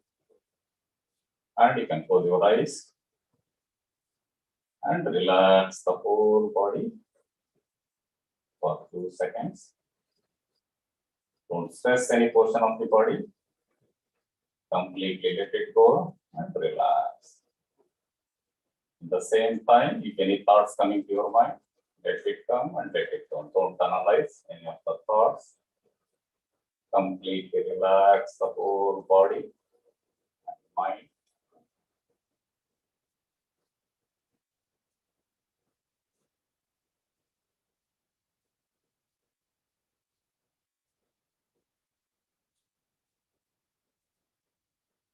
Try to rest in this position, in this pose, the relaxation asana for 2 minutes at least when you work out for 50 minutes. Let's bring both the hands and feet together and put the hands close to your thighs. Slowly roll over to one side and come up to sitting asana, Vajrasana, Sukhasana, Padmasana, whichever is comfortable. Let's quickly do the Anulom Vinulom practice. I think we all did yesterday. And then we'll do Brahmari. 2 minutes or so. Okay. 2 minutes. Yeah. Just do like 1 round. Normally we'll practice for 7 to 9 rounds. Thank you. Sit up. Bring your right hand to Nasika Mudra. Some people will practice holding pointer and middle finger. Some people will practice bringing pointer and middle finger between your eyebrows. Whichever is comfortable. Gently close your right nostrils. Inhale through the left. Expose your left nostril, exhale through the right. And inhale through the right. Exhale through the right. So normally we do couple of rounds. And also this is the asana you can practice. Like you inhale, you can count 1 to 4. Exhale, you can count 1 to 6 in your mind. So that you will have elongated exhalation. And also, if you are comfortable, you can do the meditation. When you are inhaling, you can do Om. While exhaling, you can do Namah Shivaya. So that's also good. That's primary also, I think you already tested it. So let's come to the comfortable sitting asana. You can continue to sit in Vajrasana or Sukhasana. Sit hard. Take a deep inhalation. Deep exhalation. Visualize that you are slowing down your heartbeat and completely relaxing the whole body. Let's bring both the hands to Anjali Mudra. We'll chant the Sarve Bhavantu Sukhina, all of us together. Om Sarve Bhavantu Sukhina, Sarve Santu Niramaya, Sarve Bhadrani Pashyantu, Ma Kaschit Dukkha Bhag Bhavet. Om Shanti Shanti Shanti. Spread both the palms, generate some heat. Massage your face. And slowly open your eyes and relax. Sharanu Sharanarthi. Sharanu Sharanarthi. Thank you very much, Shekhara Matte Sunita Avare, for leading today's Yoga Satsanga. And as all of you know, Yoga Satsanga is not one day affair. You need to practice every day to get the full benefits of this Yoga Bhyasa. With that, we conclude Shiva Puja Matte Yoga sessions for today. And I'm handing it over back to Harish Hiramat for Anubhava Goshti program. Thank you. Thank you Yashwant Gaddi ಅವರೇ. ತುಂಬಾ ಚೆನ್ನಾಗಿ ಕಾರ್ಯಕ್ರಮ, ಬಹಳ ಸಂತೋಷ ಆಯಿತು. ಬಹಳಷ್ಟು ಜನ ಯೋಗನ ತುಂಬಾ ಇಷ್ಟಪಟ್ಟಿದ್ದಾರೆ. ಶೇಖರ ಮಹಾದೇವ ಸ್ವಾಮಿ, ಸುನೀತಾ ಶೇಖರ್ ಅವರು ನನ್ನ ಯೋಗ ಗುರುಗಳು ಸಹಿತ. ಅವ್ರ ಜೊತೆಗೆ ನಾನು 1 ತಿಂಗಳಿಂದ ಇದನ್ನು ಪ್ರಾಕ್ಟೀಸ್ ಮಾಡ್ತಾ ಇದ್ದೀನಿ.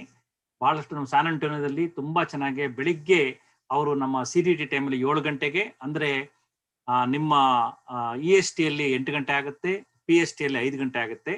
ಎಲ್ಲರೂ ನಮ್ಮ ವೀರಶೈವ ಸಮಾಜದಿಂದ ಬಂದು ಅವರ ಕ್ಲಾಸಿಗೆ ಸೇರ್ಬೋದು. ತುಂಬಾ ಪ್ರಾಂಪ್ಟ್ ಆಗಿ 1 ನಿಮಿಷವೂ ಆ ಕಡೆ ಈ ಕಡೆ ಆಗದೆ ಎಕ್ಸಾಕ್ಟ್ ಆಗಿ ಶುರು ಮಾಡಿ ಎಕ್ಸಾಕ್ಟ್ ಆಗಿ ಅವರು ಸ್ಟಾಪ್ ಮಾಡ್ತಾರೆ.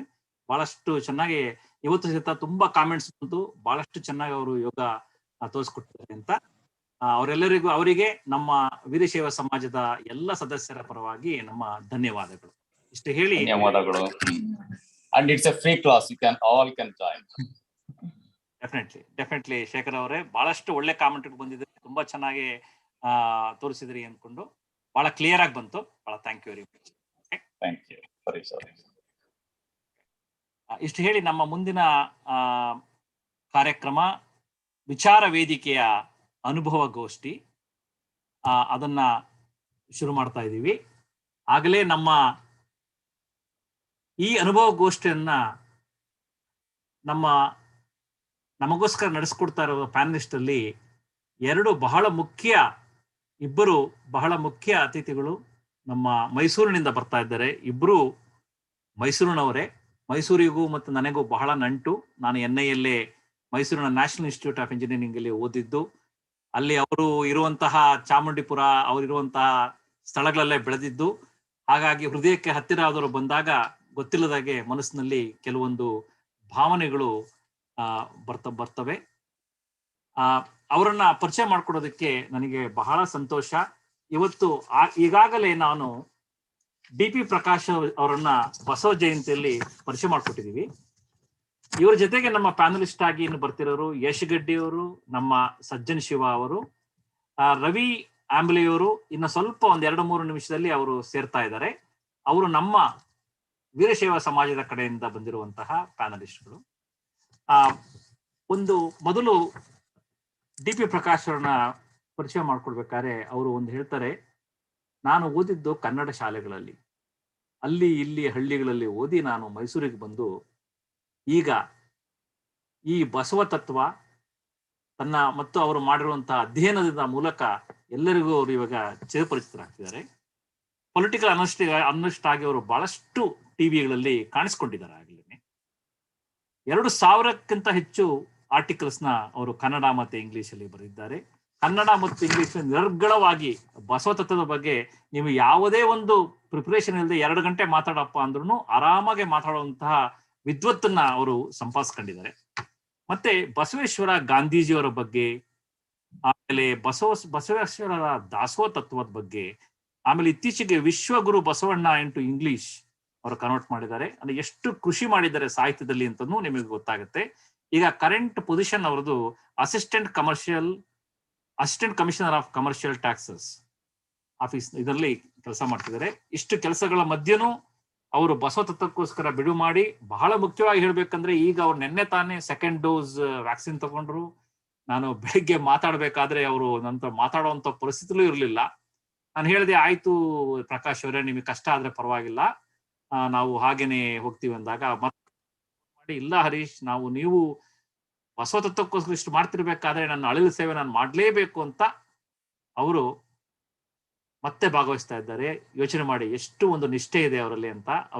ಅವರಿಗೆ ನಿಜವಾಗಲೂ ನಮ್ಮ ವೀರಶೈವ ಸಮಾಜದ ಪರವಾಗಿ ನಾನು ಧನ್ಯವಾದಗಳನ್ನು ಹೇಳ್ತಾ ಇದ್ದೇನೆ. ಇಂಥ ಪರಿಸ್ಥಿತಿಯಲ್ಲಿ ಬಂದು ನೀವು ಮಾಡ್ತಾ ಇದ್ದೀರಾ. ಸೊ ಇವತ್ತು ನೀವು ಪ್ರಕಾಶರನ್ನು 99% ಎಫಿಷಿಯನ್ಸಿಯಲ್ಲಿ ಮಾತ್ರ ನೋಡಬಹುದು, 100% ನಿಮಗೆ ಕಾಣಿಸಲ್ಲ ಇವತ್ತು. ಇಷ್ಟು ಹೇಳಿ ನಮ್ಮ 2ನೆಯ ಮುಖ್ಯ ಅತಿಥಿಯಾದಂತಹ ಡಾಕ್ಟರ್ ಶ್ರೀ ಶರತ್ಚಂದ್ರ ಸ್ವಾಮಿಗಳ ಸ್ವಲ್ಪ ಪರಿಚಯ ಮಾಡ್ಕೊಡ್ತೀನಿ. ಆಗ್ಲೇ ನಿನ್ನೆ ಬಹಳಷ್ಟು ಜನ ಮೆಚ್ಚಿಕೊಂಡು ತುಂಬಾ ನನಗೆ ಕಾಮೆಂಟ್ಸ್ಗಳು ಕಳಿಸಿದೀರಾ. ಸ್ವಾಮಿಗಳು ಬುದ್ಧ ಮತ್ತೆ ಬಸವನ ಸ್ತ್ರೀಯ ಅವರ ಬಗ್ಗೆ, ಅವರ ಯೋಚನೆಗಳು, ಅವರು ಮಾಡಿದಂತಹ ನಿರ್ಣಯಗಳು, ಅವರು ತೋರಿಸಿಕೊಟ್ಟ ದಾರಿಗಳ ಬಗ್ಗೆ ಅವರು ತುಂಬಾ ಚೆನ್ನಾಗಿ ಮಾತಾಡಿದ್ದಾರೆ. ಅದನ್ನು ಕೇಳಿ ಬಹಳಷ್ಟು ಮನಸ್ಸಿಗೆ ಸಂತೋಷ ಆಗಿದೆ. ಸ್ವಾಮಿಗಳನ್ನ ಬಗ್ಗೆ ಹೇಳೋದಕ್ಕೂ ಚಿನ್ನದ ಪದಕಗಳನ್ನ ಬೇಕಾದಷ್ಟು ತಗೊಂಡಿದ್ದಾರೆ. ಸಂಸ್ಕೃತ ಮತ್ತು ವೇದಾಂತದಲ್ಲಿ ಮಹಾ ವಿದ್ವತ್ತಿದೆ. ಎಷ್ಟೋ ಅತ್ಯುತ್ತಮ ಕೃತಿಗಳನ್ನ ಅವರು ಆಗ್ಲೇನೆ ಅನುವಾದ ಮಾಡಿದ್ದಾರೆ.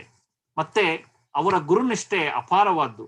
ಅವರು ಯಾವಾಗ 4 ಮಾತಲ್ಲಿ ನಮ್ಮ ಗುರುಗಳು ಅಂತ ಬಂದೇ ಬರುತ್ತೆ. ಅವರ ಗುರುಗಳ ಮೇಲಿರುವಂತಹ ಒಂದು ನಿಷ್ಠೆ ನೋಡಿದ್ರೆ ಬರೀ ತಮ್ಮ ಗುರುಗಳ ಮೇಲೆ ಎಷ್ಟು ನಿಷ್ಠೆ ಇರ್ಬೇಕಾದ್ರೆ ನಾ ಬಸವಣ್ಣನ ಮೇಲೆ ಎಂಥ ನಿಷ್ಠೆ ಇರ್ಬೇಕು ಅವ್ರಿಗೆ ಅನ್ನೋದನ್ನ ಅರ್ಥ ಮಾಡ್ಕೊಬಹುದು ನಾವು. ಇವರು ನಿಜಕ್ಕೂ ನಮಗೆ ಬಹಳಷ್ಟು ವಿಷಯಗಳನ್ನ ಕಲಿಸಿಕೊಟ್ಟು ತಿಳಿಸಿಕೊಡುವಂತಹ ಒಂದು ವಿದ್ವತ್ತಿರುವಂತವ್ರು. ಇಂಥವ್ರನ್ನ ನಾವು ಜೊತೆಲಿ ನಾವು ಮಾತಾಡಿದ್ರೆ ಸಾಕು, ಗಂಧದೊಡನೆ ನಾವು ಟಚ್ ಮಾಡಿದ್ರೆ ಹೇಗೆ ನಾವು ಒಂದು ರೀತಿಯ ಒಂದು ಸುವಾಸನೆ ಉಳ್ಳವರು ಆಗ್ತೀವೋ ಆ ರೀತಿ ಆಗಬಹುದು ಅನ್ನೋ ಭಾವನೆ. ಇವರ ಬಗ್ಗೆ ಬಹಳಷ್ಟು ನೀವು ಗೂಗಲ್ ಅಲ್ಲಿ ಹಾಕಿದ್ರೆ ಬಹಳಷ್ಟು ಇವ್ರ ಬಗ್ಗೆ ನೀವು ಗೊತ್ತಾಗುತ್ತೆ, ಅದನ್ನ ತಿಳ್ಕೊಳ್ಳಿ. ಆಮೇಲೆ ಇವರು ನಮ್ಮ ವೀರಶೈವ ಸಮಾಜಕ್ಕೆ ಇನ್ನು ಮುಂದೆ ನಮ್ಮ ವಿಚಾರ ವೇದಿಕೆಯಲ್ಲಿ ಒಬ್ರು ಒಂದು ಕಾನ್ಸ್ಟೆಂಟ್ ಇನ್ವೈಟೀಸ್ ಆಗ್ತಾರೆ ಅಂತ ಒಂದು ಭಾವನೆ ಇದೆ. ಯಾಕಂದ್ರೆ ನಾವು ಕಲಿಯೋದು ಬಹಳ ಇದೆ, ಅದನ್ನ ಇವರಿಂದ ನಾವು ಕಲಿಯಬಹುದು. ನಂತರ ನಮ್ಮ ಯಶ್ ಗಡ್ಡಿ ಅವರಿಗೆ ನಾನೇನು ಪರಿಚಯ ಮಾಡ್ಕೊಡೋದು ಅವಶ್ಯಕತೆ ಇಲ್ಲ. ಯಶ್ ಗಡ್ಡಿ ಅವರು ನಮ್ಗೆಲ್ಲರೂ ಚಿರಪರಿಚಿತ. ಅವರ ಹಾಡು, ಅವರು ಶುಕ್ರವಾರದಕ್ಕೆ ಒಂದು ವಚನದ ಬಗ್ಗೆ ಅವರದು ಪ್ರತಿಯೊಂದು ಶುಕ್ರವಾರ ನಮಗೆ ಹಾಡು ಕಳಿಸೋದ್ರಲ್ಲೇ ಗೊತ್ತಾಗುತ್ತೆ ಯಶ್ ಗಡ್ಡಿ ಅವರಿಗೆ ಬಸವ ತತ್ವದ ಬಗ್ಗೆ, ಶರಣ ಸಂಪ್ರದಾಯದ ಬಗ್ಗೆ ಎಷ್ಟು ಅಭಿಮಾನ ಇದೆ ಅಂತ. ಯಶ್ ಗಡ್ಡಿ ಅವರೇ, ನಿಮಗೂ ಸ್ವಾಗತ. ಮತ್ತೆ ನಮ್ಮ ವಿಚಾರ ವೇದಿಕೆಯ ಗುರುಗಳಾದ ಅವರಿಗೆ ಅವ್ರನ್ನ ಪರಿಚಯ ಮಾಡ್ಕೊಳ್ಳೋದೇನೋ ಅವಶ್ಯಕತೆ ಇಲ್ಲ, ನೆನ್ನೆ ತಾನೇ ಮಾಡ್ಕೊಟ್ಟಿದ್ದೀನಿ. ಸಜ್ಜನಣ್ಣ, ನಿಮಗೂ ಇದಕ್ಕೆ ಸ್ವಾಗತ. ಇಷ್ಟು ಹೇಳಿ ಇವತ್ತಿನ ದಿನ ಈ ನಮ್ಮ ವಿಚಾರ ವೇದಿಕೆಯ ಗೋಷ್ಠಿಯ ವಿಷಯ ವಚನಕಾರ್ತಿ, ಭಕ್ತಿ, ಯುಕ್ತಿ, ಮುಕ್ತಿಯ ಶಕ್ತಿ ಅಂತ ನಮ್ಮ ಥೀಮ್ ಇರೋದ್ರಿಂದ ಅವರ ಕಾಂಟ್ರಿಬ್ಯೂಷನ್ಸ್ ಬಗ್ಗೆ ನಾವು ಮಾತಾಡ್ತಾ ಇದ್ದೀವಿ. ಮೊದಲನೆಯದಾಗಿ ನಾನು ರಿಕ್ವೆಸ್ಟ್ ಮಾಡ್ಕೊಳೋದು ಪ್ರಕಾಶ್ ಜಿ ಅವರಿಗೆ, ಅವರದ್ರ ಬಗ್ಗೆ ಭಾವನೆಯನ್ನ, ಅವರ ಅನುಭವಗಳನ್ನ, ವಚನಕಾರ್ತಿಯರ ಬಗ್ಗೆ ಅವರೆಲ್ಲ ಯೋಚನೆಗಳನ್ನ ಅವರು ನಮಗೆಲ್ಲ ತಿಳಿಸ್ಕೊಡ್ಲಿ ಅಂತ ಕೇಳ್ತಾ ಇದ್ದೀನಿ. ಮೊದಲು ಪ್ರಕಾಶ್ ಜಿ ಅವರು ಮಾತಾಡ್ಬೇಕು ಅದ್ರ ಬಗ್ಗೆ.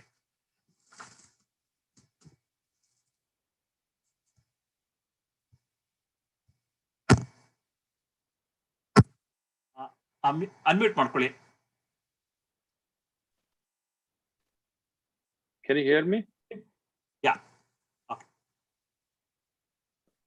Sharanu Sharanarthi, and good morning and good afternoon, good evening to all getting connected from various places.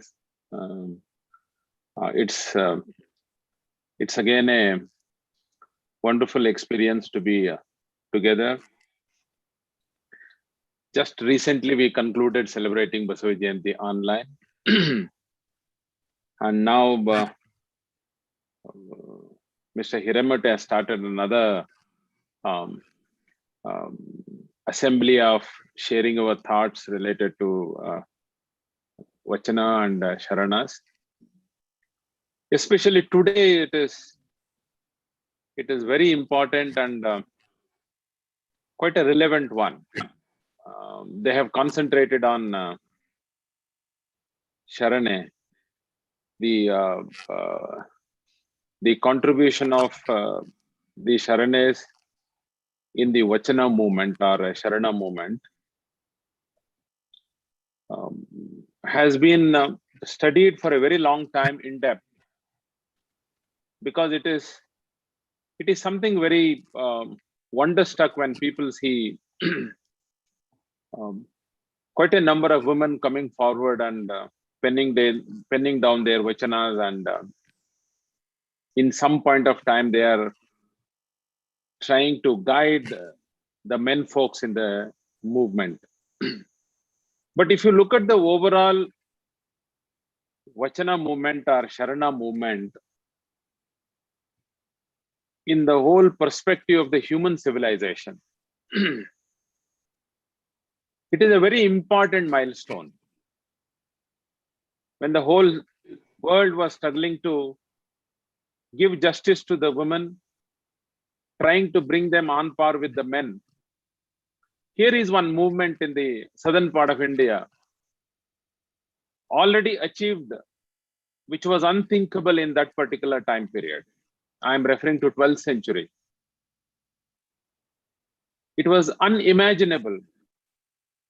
So to say, put it in one word, something like a bolt from the blue. That to some of the developed countries had to sit up and take a cognizance of this, because in a southern part of a developing nation, in 12th century, a nation which was ruled by the invaders, could there be a movement of such kind in that atmosphere, in that scenario, trying to bring the women to the main forum, was something which was a kind of a catalyst in many of the thinkers. Totally, Vachana literature itself is a very important document for any state which has unleashed all the programs for welfare of nation.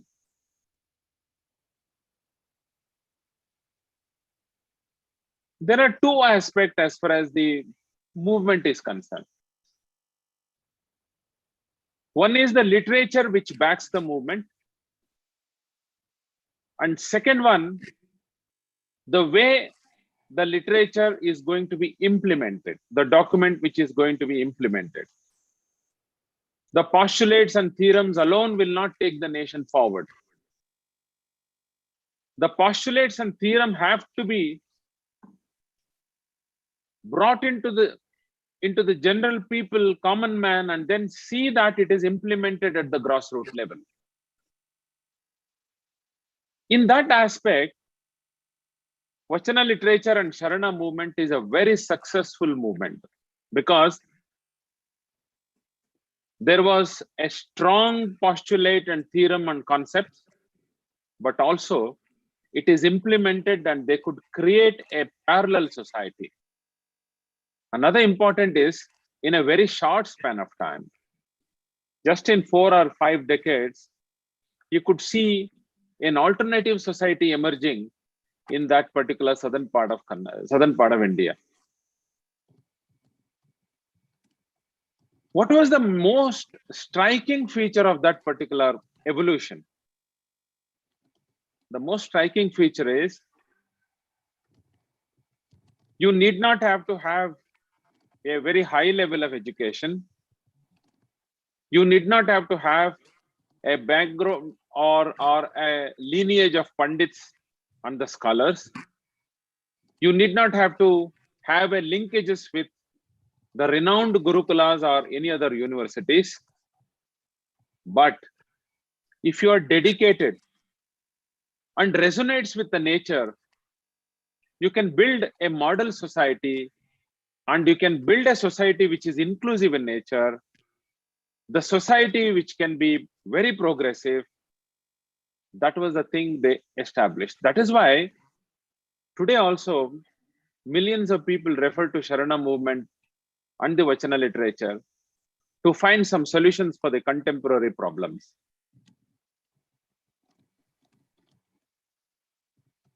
If you look at the total Vachana literature, contributions from the men and the women, both of them carry equal importance. It is not like that Sharana's literatures, Sharana's Vachanas are being placed very high and Sharana's literature or Vachanas are placed below the men. No, it is not like that.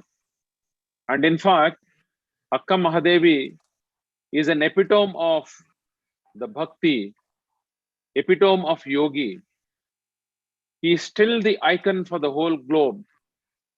How a life which is dedicated for the ultimate path could be led and how it could be a foremost example for the most important, the theosophical movement.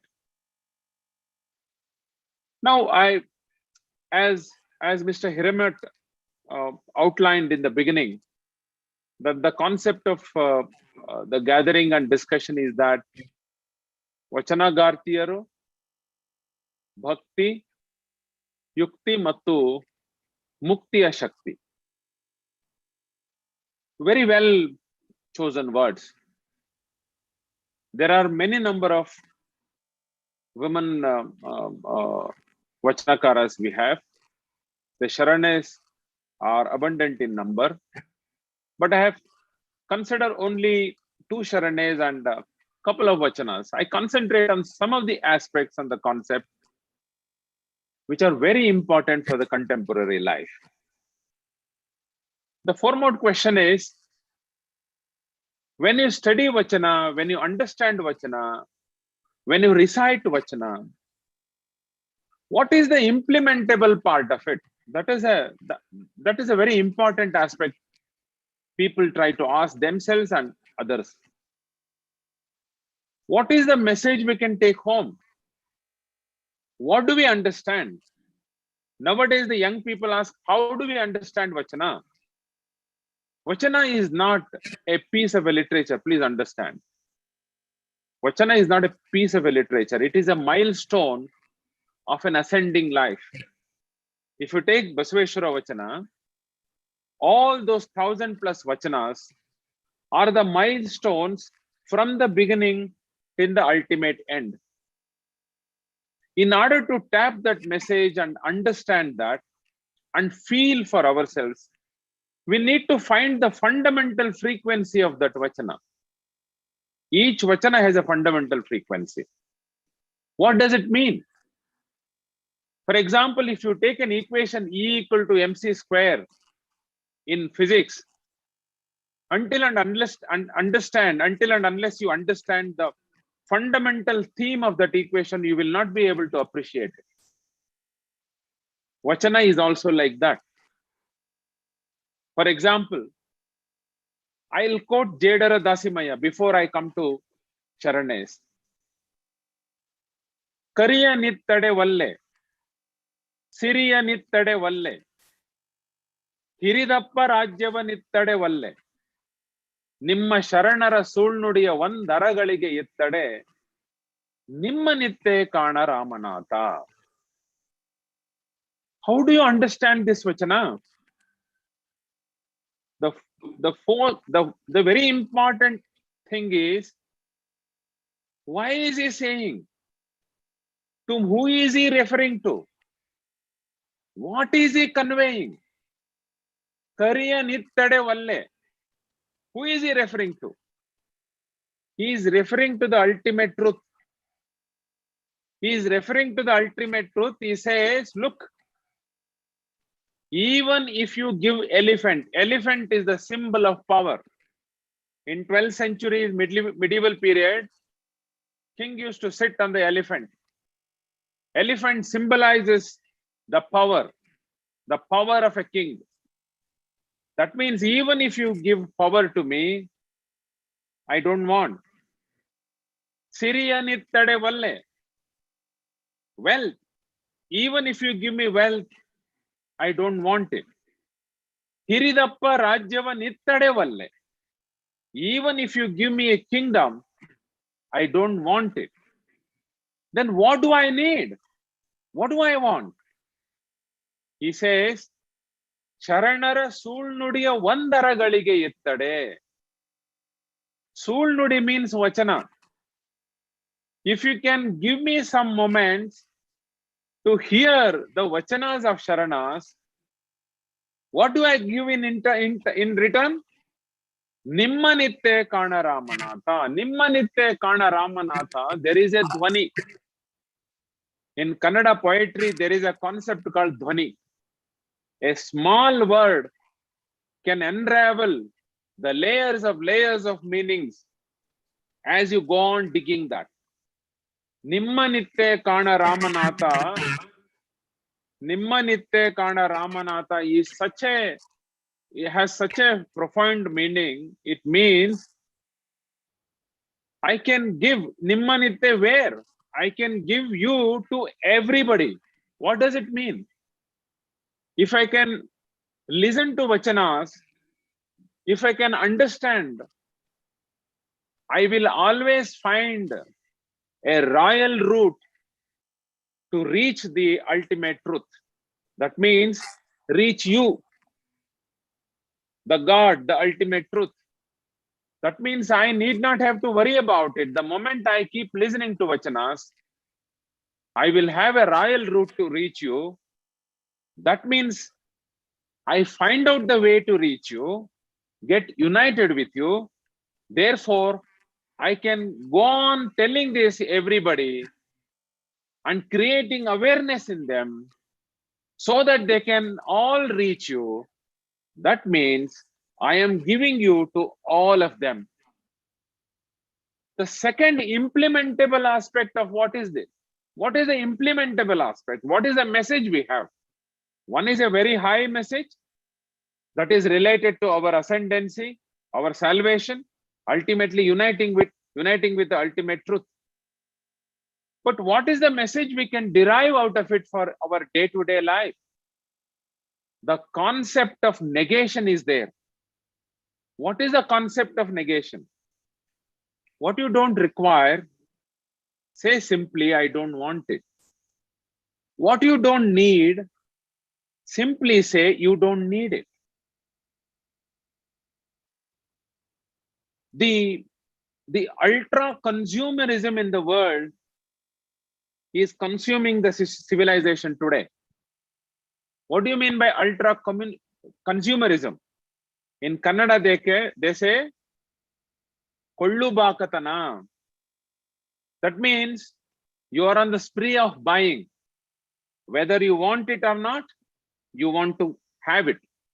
If somebody offers you something, whether you want it or not, you want to have it.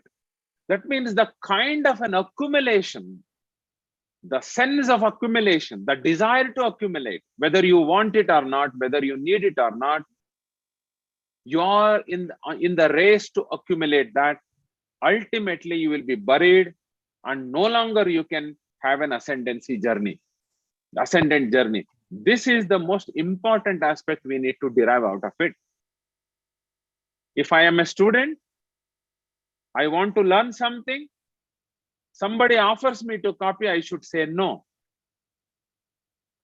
I am responsible to write my own notes. I am writing it, I am studying it.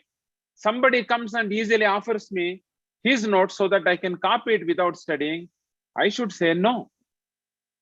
That means in my journey to learn, these are the things I should not acquire.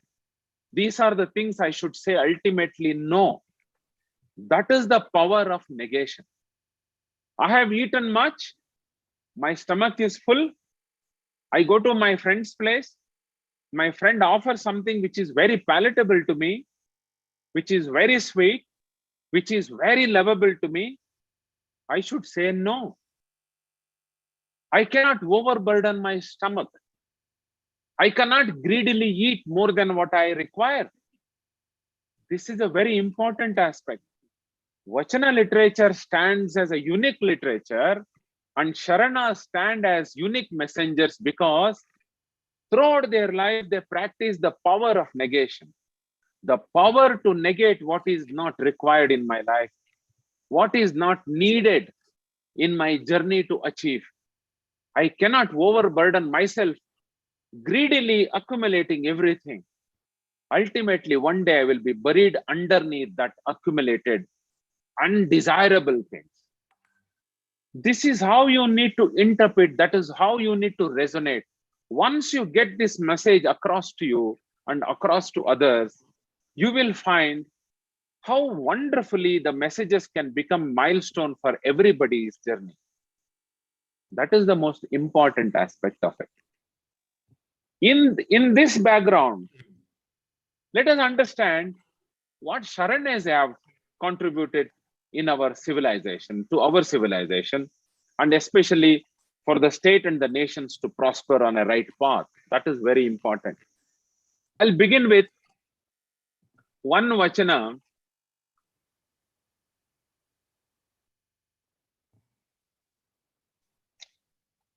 by Aidakki Lakkamma. There are interpretations as far as Aidakki means. What do you mean by Aidakki? Somebody says some grains used to be spread or spilled in Mahamane's forum or the halls. These were the people to collect those grains. That means Ayadu, collect it. Therefore, they were called Aidakki Maraya, Aidakki Lakkamma. But if you look at the etymological meaning of Aidakki, Ayata Akki. Ayata means Kelasa, Kayaka. Akki, in return, you get the food grains. To put it simply in the modern terms, Kaligagi Kuli. That means you work and get the food. That is why they were the laborers, they were working for their food grains. Therefore, they were called Aidakki Lakkamma, Aidakki Maraya. Aidakki Lakkamma and Aidakki Maraya were the couple. They were from the Raichur district, Lingasuguru Taluk, very much within the northern part of the Karnataka state. Aidakki Lakkamma is a very strong and free thinker. What I want you to observe in these lachanas is how she commands respect and how she is commanding. When can you command? Only when you are strong in your morals and ethics and ideals. When you are uncompromising on what the ideals you held on to or hold on to, you are very commanding, you will not budge. Aidakki Lakkamma belongs to that exclusive club. I'll read out this vachana. This is very important. Let me interpret that and find out what is the message. Take home. Mana Shuddha Villadavange Dravyada Badatanavallade Chitta Shuddhadalli Kayakava Maduvalli ಸದ್ಭಕ್ತಂಗೆ ಎತ್ತ ನೋಡಿದಡತ್ತ ಲಕ್ಷ್ಮಿ ತಾನಾಗಿಪ್ಪಳು. ಮಾರಯ್ಯ ಪ್ರಿಯ ಅಮರೇಶ್ವರ ಲಿಂಗದ ಸೇವೆಯುಳ್ಳ ನಕ್ಕರ.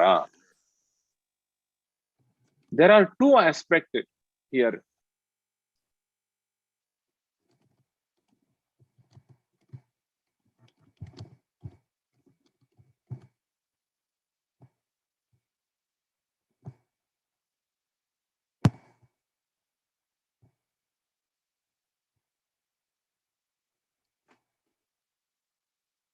From rags to riches.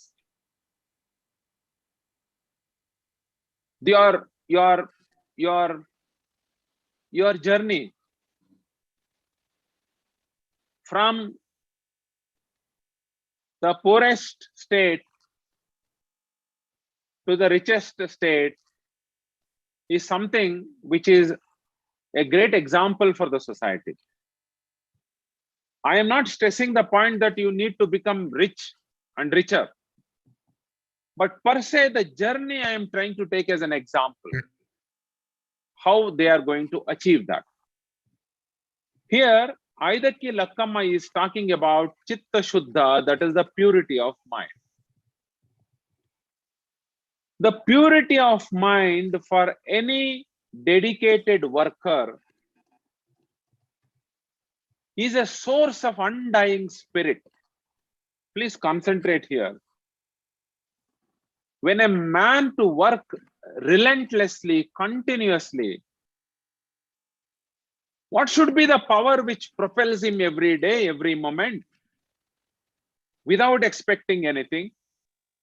Even if it is a mechanical work, even there is nobody to motivate him, there is no environment which can inspire him eternally,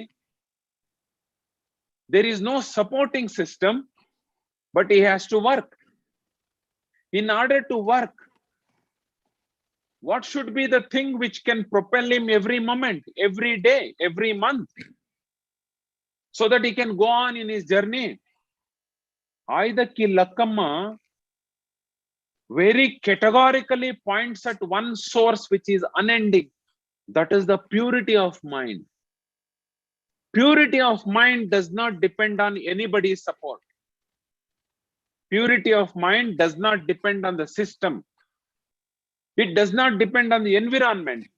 It does not depend on your neighbor, your friends, relatives, peers, or whoever it may be. Purity of mind simply depends on myself. And she says, if you have a purity of mind, Satya Shuddhadalli Kayaka Maduvalli Sadbhaktange Yatta Nodidadatta Lakshmi Tanagippudu. That is very important. Lakshmi is symbolic here in Vachana literature. Lakshmi is not that Lakshmi which we have, personified. Lakshmi is the rich, the wealth, the joy, the peace, the happiness. The Lakshmi means the status of your happiness, the state of your wealthiness. It is not the goddess they are referring, which the modern time or the common man understands. Lakshmi is symbolic in nature. How do I say it is symbolic? If you look at the whole Vachana literature, goddess and gods, they do sanctify here. It is all symbolic. Why do they take the name Lakshmi? Because in order to strike a balance and a resonance with the common man, because it was so popular amongst the people in the society, Lakshmi means wealth, Lakshmi means money, Lakshmi means that status. That is why they borrow that name as a symbol and they express it in the Vachana. Please understand this. Don't say that it is the goddess. It doesn't mean in the Vachana. It means it is the status of wealth. So if you have Satya Shuddha Chitta, you can always be surrounded by this state of wealthiness, state of happiness, state of joy and peace. How does it happen? I call this a positive gradient. What do you mean by positive gradient? If there is a positive gradients with respect to me, only then water flows towards me. ಅದನ್ನ ಕನ್ನಡದಲ್ಲಿ ಏನು ಹೇಳ್ಬೇಕು ಅಂದ್ರೆ ಇಳಿಜಾರು. ಆ ಇಳಿಜಾರು ಹೇಗಿರ್ಬೇಕು? ನನ್ನ ಮುಖವಾಗಿರಬೇಕು. ಅದನ್ನ ಪಾಸಿಟಿವ್ ಗ್ರೇಡಿಯಂಟ್ ಅಂತೀವಿ. ನನಗೆ ಅಭಿಮುಖವಾಗಿದ್ರೆ ನನ್ನಲ್ಲಿರುವ ನೀರು ನನ್ನಿಂದ ದೂರ ಹರಿದು ಹೋಗುತ್ತೆ. If I have a negative gradient, whatever the water I have collected will flow away from me. If I have a positive gradient, the water flows towards me. The very fact that my mind is pure, it creates a positive gradient in my persona. That positive gradient always develops that craving for the work without expecting a result, without getting demotivated. That kind of a ownership and that kind of a resonance I strike with the work is always essential for a man to achieve bigger things in life. That is what Mahatma Gandhi ji said. That is what Mahatma Gandhi ji said. When Mahatma Gandhi ji came in 1915 to India, the purity of his mind only took him to the corners of the country, and he could feel the breath of the nation, breath of the common man, and started one by one, stepping by stepping, step by step, moving towards eliminating the British force from the Indian subcontinent, ultimately achieving unthinkable in that period, the freedom for the whole nation. Here, if I am working, I should have the purity of mind. How do I relate to myself? For example, I tell you, if I am working now, currently I am working as executive director of KSIDC. When I am working, my rank officials get very, very powerful posts, influence, use their relations, use their connections. They go to powerful posts. When I hear these things every day, every moment, if I get perturbed, my purity of mind will be destroyed. Once my purity of mind is destroyed, I will lose interest in my current post. I will not be able to do my best. When I am not able to do my best, I fail in my job, I fail in my responsibility. Remember, every career is an opportunity to achieve something. And ultimately, I lose that opportunity to achieve, which I have got in my hand as an opportunity. So that is why, when I maintain the purity of my mind, always I move towards the success. That is what Aidaki Lakkamma says in our Vachana.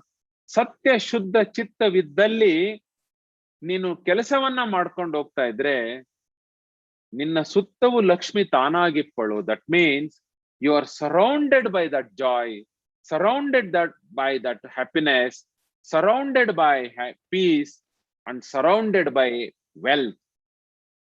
Creating wealth is not a sin, but holding on to that wealth for yourself is a sin. Mahatma Gandhi ji said in his trusteeship, if a man is capable of earning more than his friend or anybody else, I don't call it a sin. It is his capability, his art of earning more wealth. That is very good. I welcome that, he says. But further, he cannot hold on to the wealth for himself, but he should become a trustee of that wealth and distribute that wealth to others who are in need of it. That is why, when you achieve this, you should end up distributing. That is the most important aspect of it. So therefore, this Vachana Karti, what is he saying? What is she saying? She says, whatever the work you have in your hand, whatever the career you have started, whatever the post you are holding on to, whatever the job you have got in your hand, the foremost thing is, have a purity of mind. Don't have feelings to cheat somebody and proceed further. Don't snatch away something from others and, cunningly just wade through it and achieve something. Don't lie to your boss and spoil the relation with somebody else. Don't bite somebody's ears and spread the venomous messages. Protect the good environment and ambience in the office. Maintain your purity. With that purity of thought, hold on to your work. Continuously, relentlessly, dedicatedly work by owning up every responsibility which comes in your way. That is required in the modern contemporaneous world. When this is implemented, when it is there in the office, I'll tell you, you can change, you can see an ocean of change, ocean of difference in the whole atmosphere. How that working place could be like a piece of heaven, which always you crave to achieve that heaven. This is what the Vachanakarti, remember, she is not a scholar. She is not a Pandit. She is not from a royal family. She does not have a lineage where the line of scholars stand in the family tree. No, she is an ordinary woman. How could she tap this wonderful message? Ultimately, Vachana literature says, live naturally. That means strike a chord with the nature. Buddha says, world is completely evolving every moment. It is evolving every moment. It is not static. And I am a part of that evolution, an eternal evolution. What I see now in this moment will not be the same next moment. It is evolving. ಇದನ್ನೇ ಕನ್ನಡದಲ್ಲಿ ಅವ್ರು ಏನ್ ಹೇಳ್ತಾರೆ, ಅಗಾಧವಾದ ಆಗುವಿಕೆ. ಈ ಆಗುವಿಕೆನಲ್ಲಿ ನಾನೊಂದು ಅಧೀನ ಬಿಂದು. That means I am a speck in that huge transformation, huge evolution, which is taking place every moment. When I am a part of it, when an evolution is taking place, can I go against it, thinking that I have all the degree of freedom? Can I go against it? For example, can I decide that I understand for a life, oxygen is important? Can I immediately decide that I will let me produce carbon dioxide because I have a degree of freedom? I can do whatever I want. I have a capability. I have a science behind it. I have technology. Let me use it.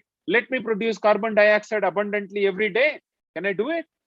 If I start doing it, I am damaging myself, damaging society, damaging the nation, ultimately damaging the whole nature. That means I am against it. So if I start producing oxygen, that means I am in phase with that evolution. So therefore, to live naturally is to be in the evolution of the whole world, in the evolution of the whole nature. That is why I'm a part of it. What does the nature say? Nature says, have pure mind. Do not hurt somebody. Do not snatch from somebody else. Do not steal something from others' place. Do not kill somebody else. Do not cheat somebody else. That is nature. That is the nature's law. That is what Aidaki Lakkama is saying. That is what the profound theory she is putting forward. It is not there in university books. It is not there in any Pandit's book. It is not a great postulate, but it is a truth which has been picked up from the nature. That is what we need to follow today. It is simply a rediscovery we require. Aidaki Lakkama for me is an ancestor. I have bequeathed her lineage. That is, she has given that particular will. What is the will given by Aidaki Lakkama to us? The will is this message. This is the eternal will. This can change and transform the whole society. This can change the whole nation. You don't need nuclear bombs. You don't need rocket technology. You don't need an atom bomb which can win over other nations. No. At present, what we require is winning the mind. blending the minds, bringing forward and protecting the social fabric, living for myself and living for others, strengthening the human relations. Vachana literature works for strengthening human relation. All Sharana's contributions ultimately to strengthen the human relation, human to human relation. Ultimately, they said, nature is in safe hands if human relations are strengthened. Because human relation is the ultimate gift of nature. That is what we require. Aidakki Lakkamma, being an ordinary common woman, gives such a wonderful postulate which unravels such a profound meaning for us. This is something a contemporaneous world, the contemporary world needs. Whether it is Hiremat's office, whether my office, or anybody else participating their office, this atmosphere, this environment has to be created, cultivated further, sustained further, so that everybody will prosper. Therefore, in Aidakki Lakkamma's word, purity of mind is the source of an eternal inspiration. It is an undying inspiration for anybody to carry on the work. I'll give you one small example. When I drive from Bangalore to Mysore, I come across hundreds of cars which are taking over me. I'm driving with a speed of 80 kilometers per hour. If a car overtakes me with 110 kilometers per hour, can I be in competition with that car? Can I get disturbed? Can I keep my purity of mind aside and then start racing behind him, or trying to compete with him, not to give the way to that man? The moment I resort to it, I spoil my peace of mind. I spoil the beauty and the joy in the journey. I spoil everything, and I myself become the tumbling block for a happiest journey to Mysore. Same thing happens in your career.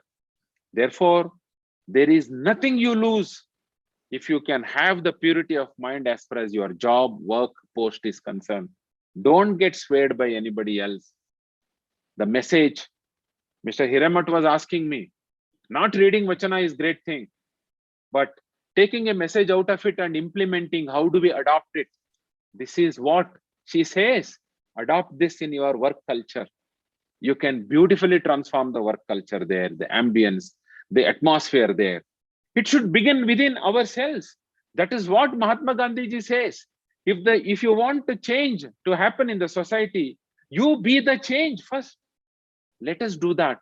Let us transform that first. Then we can see a wonderful, wonderful transformation taking place in our society. When society transforms, my village transforms, ultimately state will transform and nation will prosper. That is how it has to go. That is how the Vachana literature has to be implemented. Vachana literature is not a piece of literature. It is not a literature which we read for joy and happiness. We read to correct ourselves, to correct our path, to correct our journey, to chisel our personality, and ultimately gift this persona to the society so that it becomes an asset. People should say, Prakash has left footprints which are the will he had written and given to the society, and society bequeaths it. That is what ultimately I need to do it. Only then you can say proudly, I am the follower of Sharanas. I am the follower of that Basava philosophy. I am the follower of that Basava Dharma, Basava religion. Only then you can say, it is an open system. It is an open system. Basava Dharma or Basava philosophy or Lingaitism is not restricted to only the so-called Lingayas. It is for everybody else. It is an open system. Anybody who can come and practice that, you can understand Vachana, resonate with Vachana, find out the fundamental frequency, and let your heart dance with that. You can follow the Basava philosophy very well, better than anybody else. That is what the message from that. Move forward, go further. What does Aidakki Lakkamma further say about it? About the work, about the earnings, about the job. I'll read out this Vachana. ಆಸೆ ಎಂಬುದು ಅರಸಿಂಗಲ್ಲದೆ ಶಿವಭಕ್ತರಿಗುಂಟೆ ಅಯ್ಯ. ರೋಷವೆಂಬುದು ಯಮದೂತರಿಗಲ್ಲದೆ ಅಜಾತರಿಗುಂಟೆ ಅಯ್ಯ. ಈ ಸಕ್ಕಿಯಾಸೆ ನಿಮಗೇಕೆ ಈಶ್ವರನೊಪ್ಪ ಮಾರಯ್ಯ ಪ್ರಿಯ ಅಮರೇಶ್ವರ ಲಿಂಗಕ್ಕೆ ದೂರ ಮಾರಯ್ಯ. What A beautiful ವಚನ, what A beautiful. Look at the comparison. ಈ ಸಕ್ಕಿಯಾಸೆ ನಿಮಗೇಕೆ. I quoted Jedara Dasimaya's vachana. That vachana stands as a epitome or the manifestation of power of negation. A power to negate which is not required. But this one is something very ethical and moral. Mahatma Gandhi ji said, nobody will go hungry in this world because God has created enough food for everybody on this earth. If at all anybody is dying of hunger, it is because of somebody's greediness, because this man's food has been snatched away by that greedy man. This is called a man-made imbalance. This is the man-made imbalance. Vachana Sharanas tried to rediscover the solution to set right this imbalance. They rediscovered it.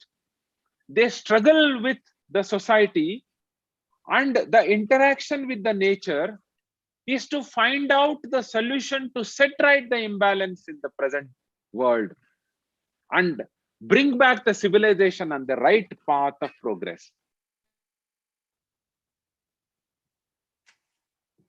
And here is one vachana by Aidakki Lakkamma.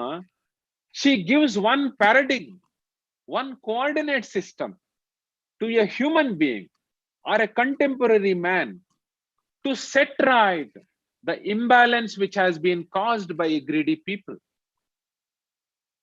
She completely disagrees with the character of greediness, and she says, "Isakki ase namageke Ishwaranoppa." The ultimate truth, which is above our power, will not qualify this. The ultimate truth will not accept this. Then what to do? She takes the examples. Asa embudu arasingallade. King has enormous desire and greediness because he wants to expand his kingdom. Shiva Bhaktarigunte ayya, we are all the Sharanas. We have chosen a path, a righteous path. We want to leave the footprints which can be the examples for somebody else to follow tomorrow.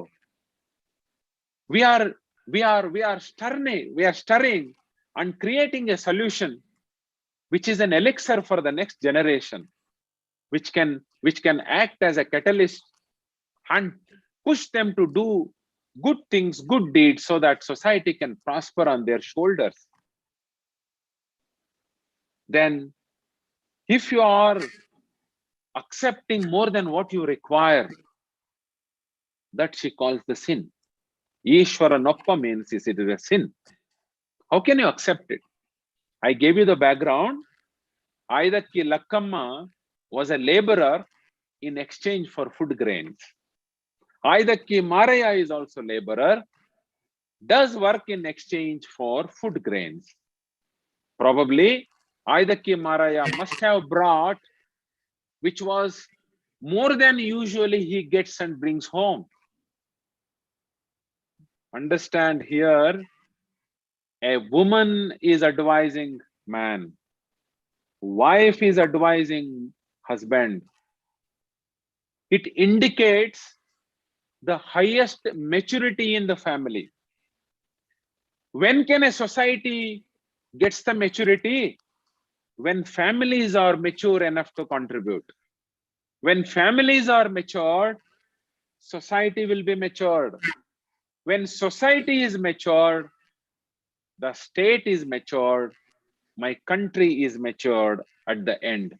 So therefore, Aidakki Lakkamma brings in maturity in the family. What is the take-home message? Take-home message is, every day in day-to-day activities, we encounter such very strange events. When I go to a shop, I buy something and the shopkeeper gives the change. Probably that change is more than what is to be given. Many times, out of greediness, stealthily, if at all he had to give me 200 rupees and by chance he gives me 300 rupees, without returning that 100 rupees, stealthily, greedily, I brings back that 300 rupees. That 100 rupees does not belong to me. That is the unethical portion of my earnings or the unethical portion of my money. When I go and work, this will be quite evident when the day-to-day work, when the laborer gets the payment for everyday work. Instead of 500 rupees, if he gets 600 rupees, accidentally, by chance, that laborer should have that wisdom to return that 100 rupees. Look, my work has been decided for 500 rupees per day. I don't deserve 600 rupees. Take back this 100 rupees. Can it happen today? Go to the worker and ask today. Does it happen? It happened in 12th century. It is an example. It happened in 12th century. She says, you have brought more than what you are entitled for, entitled to. Further she says, Entha beautiful math heltale keli. What a wonderful vachana it is. Vammanava miri immanadalli tandiri. Vammana means a steady mind, a single mind. There is no split mind.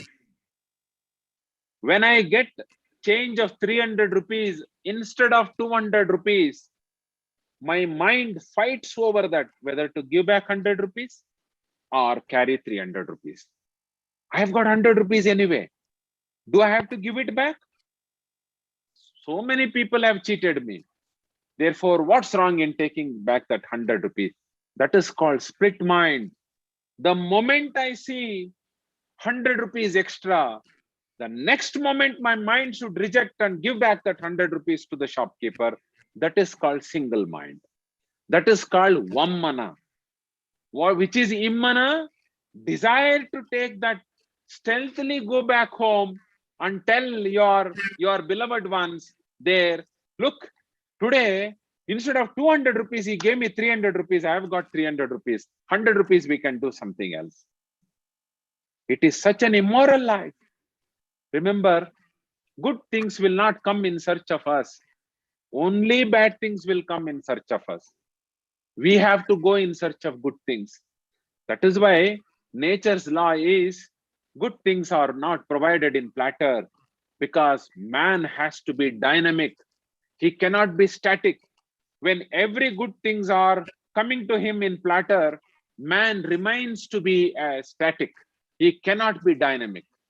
In order to keep a man dynamic, nature has provided that ultimate truth and the law that good things can never come in search of you. You have to go in search of good things, and you have to repel the bad things which are coming towards you. That is the nature's law. That is what it keeps you dynamic. You will be acquiring a dynamism. That is why you can achieve greater things in life. That is why there are umpteen number of stories from rags to rich. From rags to rich, you take many number of people, they are the billionaires, but look at their stories, the journey they have traveled, unthinkable, amazing, wonderful. Those are the examples being placed in a crucible and being passed from one generation to another generation. Aidakke Lakkamma says, Vammanava miri immanadalli tandiri, idu nimma manavo, Basavannana anumanada chittavo. Is it your mind, or is Basaveshwara testing your mind? Is he testing your truthfulness? Or is this your mind? You have got more which you are not entitled to, and brought it home. ಈ ಮಾತು ಮಾರಯ್ಯ ಪ್ರಿಯ ಅಮರೇಶ್ವರ ಲಿಂಗಕ್ಕೆ ಸಲ್ಲದ ಬೋನ. This cannot be acceptable to the Almighty, ultimate truth. You cannot do this. Therefore, what does she suggest? She suggests, ಅಲ್ಲಿಯೇ ಸುರಿದು ಬನ್ನಿ ಮಾರಯ್ಯ. ಅಲ್ಲಿಯೇ ಸುರಿದು ಬನ್ನಿ ಮಾರಯ್ಯ is very, very symbolic. ಅಲ್ಲಿದೆ ಸುರಿದು ಬನ್ನಿ ಮಾರಯ್ಯ means she is interacting with the nature. Give it back to the nature. Please give it back to the nature. When you give it back to Basavanna, Basavanna is the part of the nature. You give it back to the nature. Basavanna is the large hands of, or the extended arm of this nature. When it is being placed back in his hand, it can reach another needy person. So that is what she says. Alliye suridu banni marayya. Can you think of anybody, any wife in the home sending back the husband who has brought an untitled material home, saying that you please go back and return it? Can you pick examples in the modern world where, for example, you have got to a mall or you have got to a vegetable vendor by chance has given you 100 rupees extra and you have brought that and you shares the story, or your wife understands it, your daughter understands it, your mother understands it and says that, look, what you have got as an extra 100 rupees does not belong to you, does not belong to us, does not belong to this family. It belongs to the person who has given you. Please go back and give it to him. That is how society becomes strong. That is how the social fabric becomes strong. That is how the social network becomes strong. That is how the security network becomes strong. The America's social security net is based on this concept. America's social security net is so strong. Why? In order to protect the vulnerable lots. Where do they get it? Where do they get the money? Where do they get the resources? If we can develop that, automatically there will be a social security net.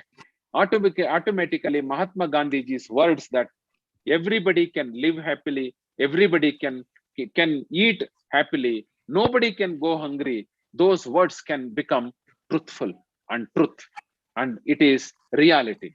So that is what the Aidaki Lakkamma's contribution as far as our work culture is concerned. I still remember Mr. Hiramat is very passionate that how do I take a message from each vachana and they can be the deliverables to the society. They can be the implementable messages.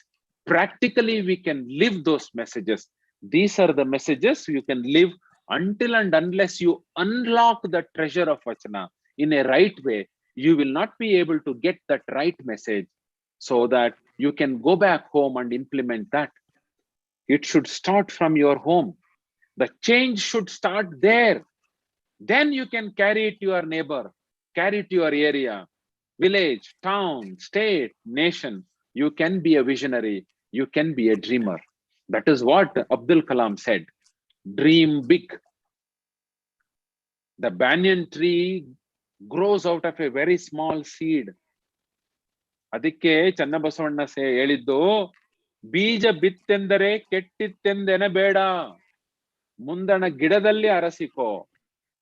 That means when you sow a seed, seed is not lost. There is going to be a very big thing coming out of it.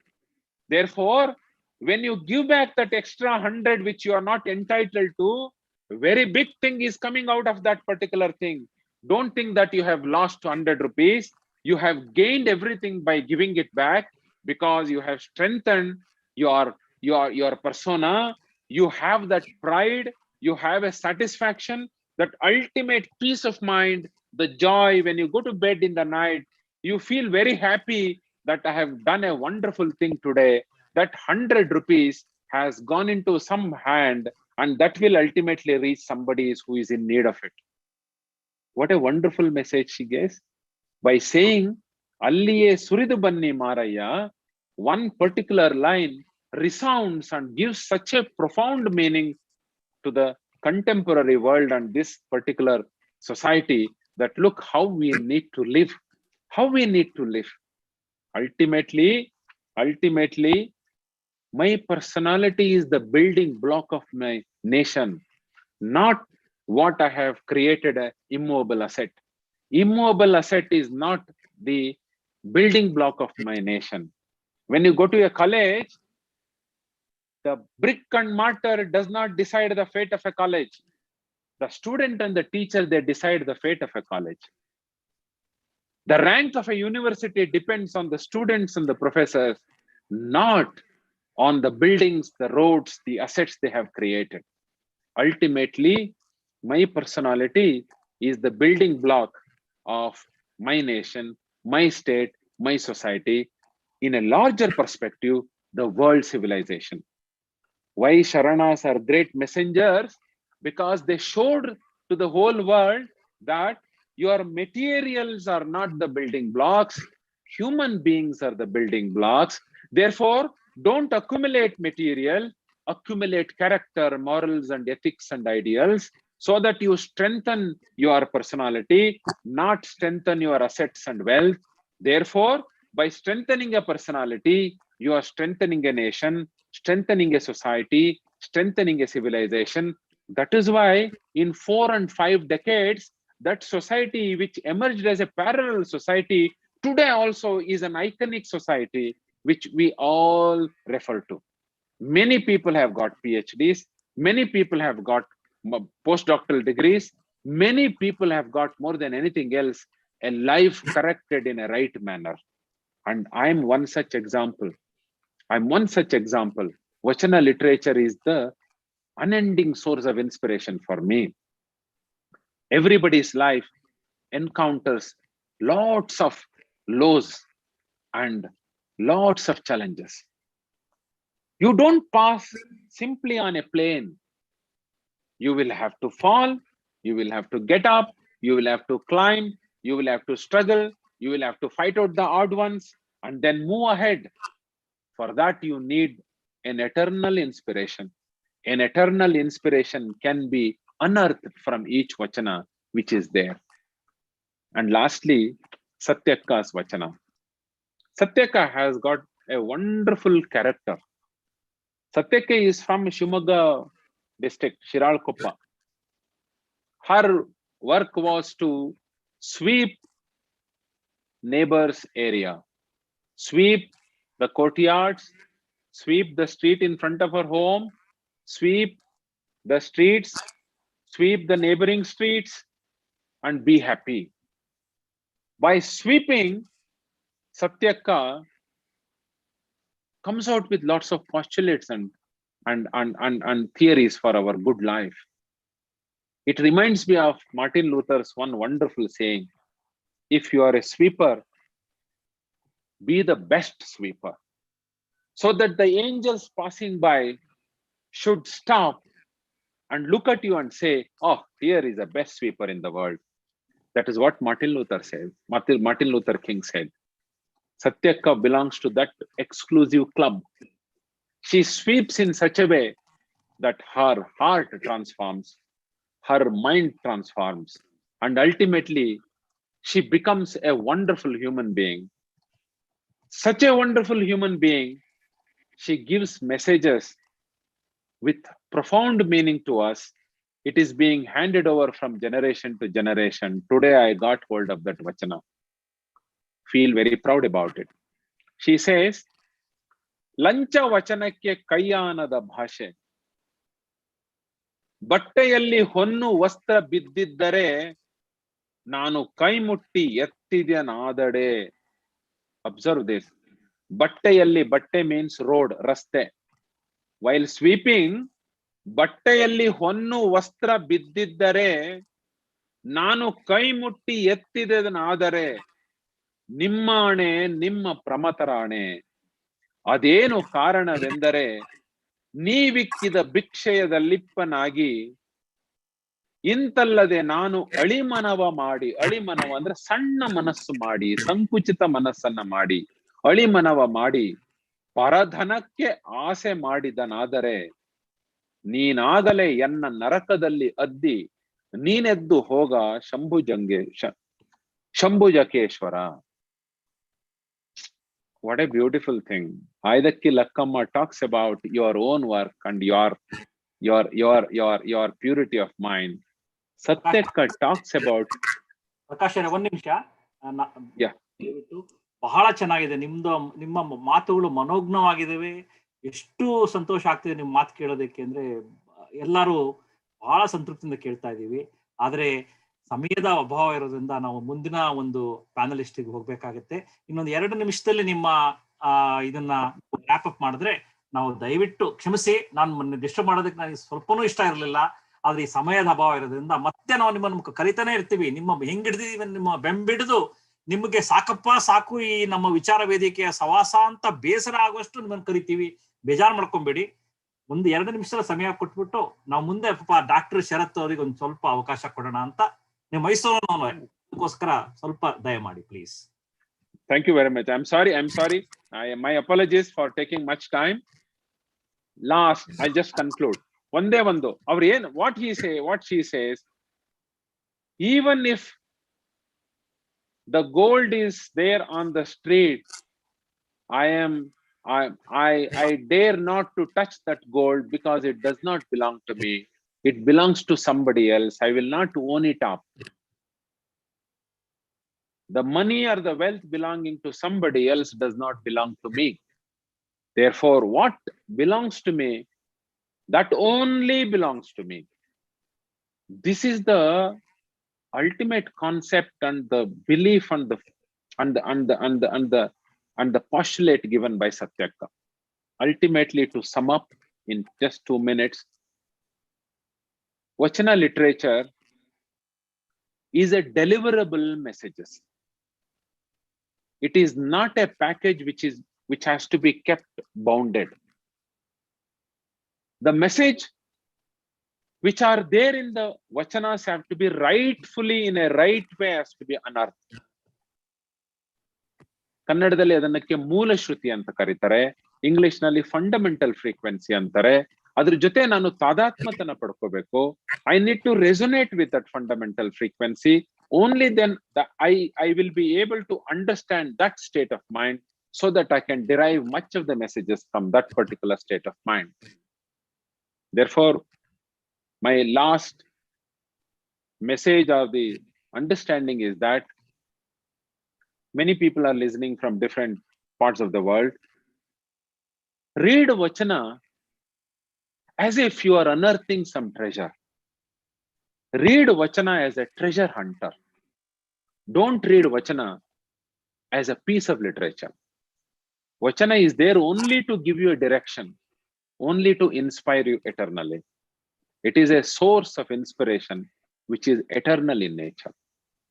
If you can follow this, 100% I can assure you, the kind of a transformation will takes place within, so that ultimately you can feel that joy within you, and you can influence umpteen number of other people, so that they also can enjoy that particular transformation and change in their personality.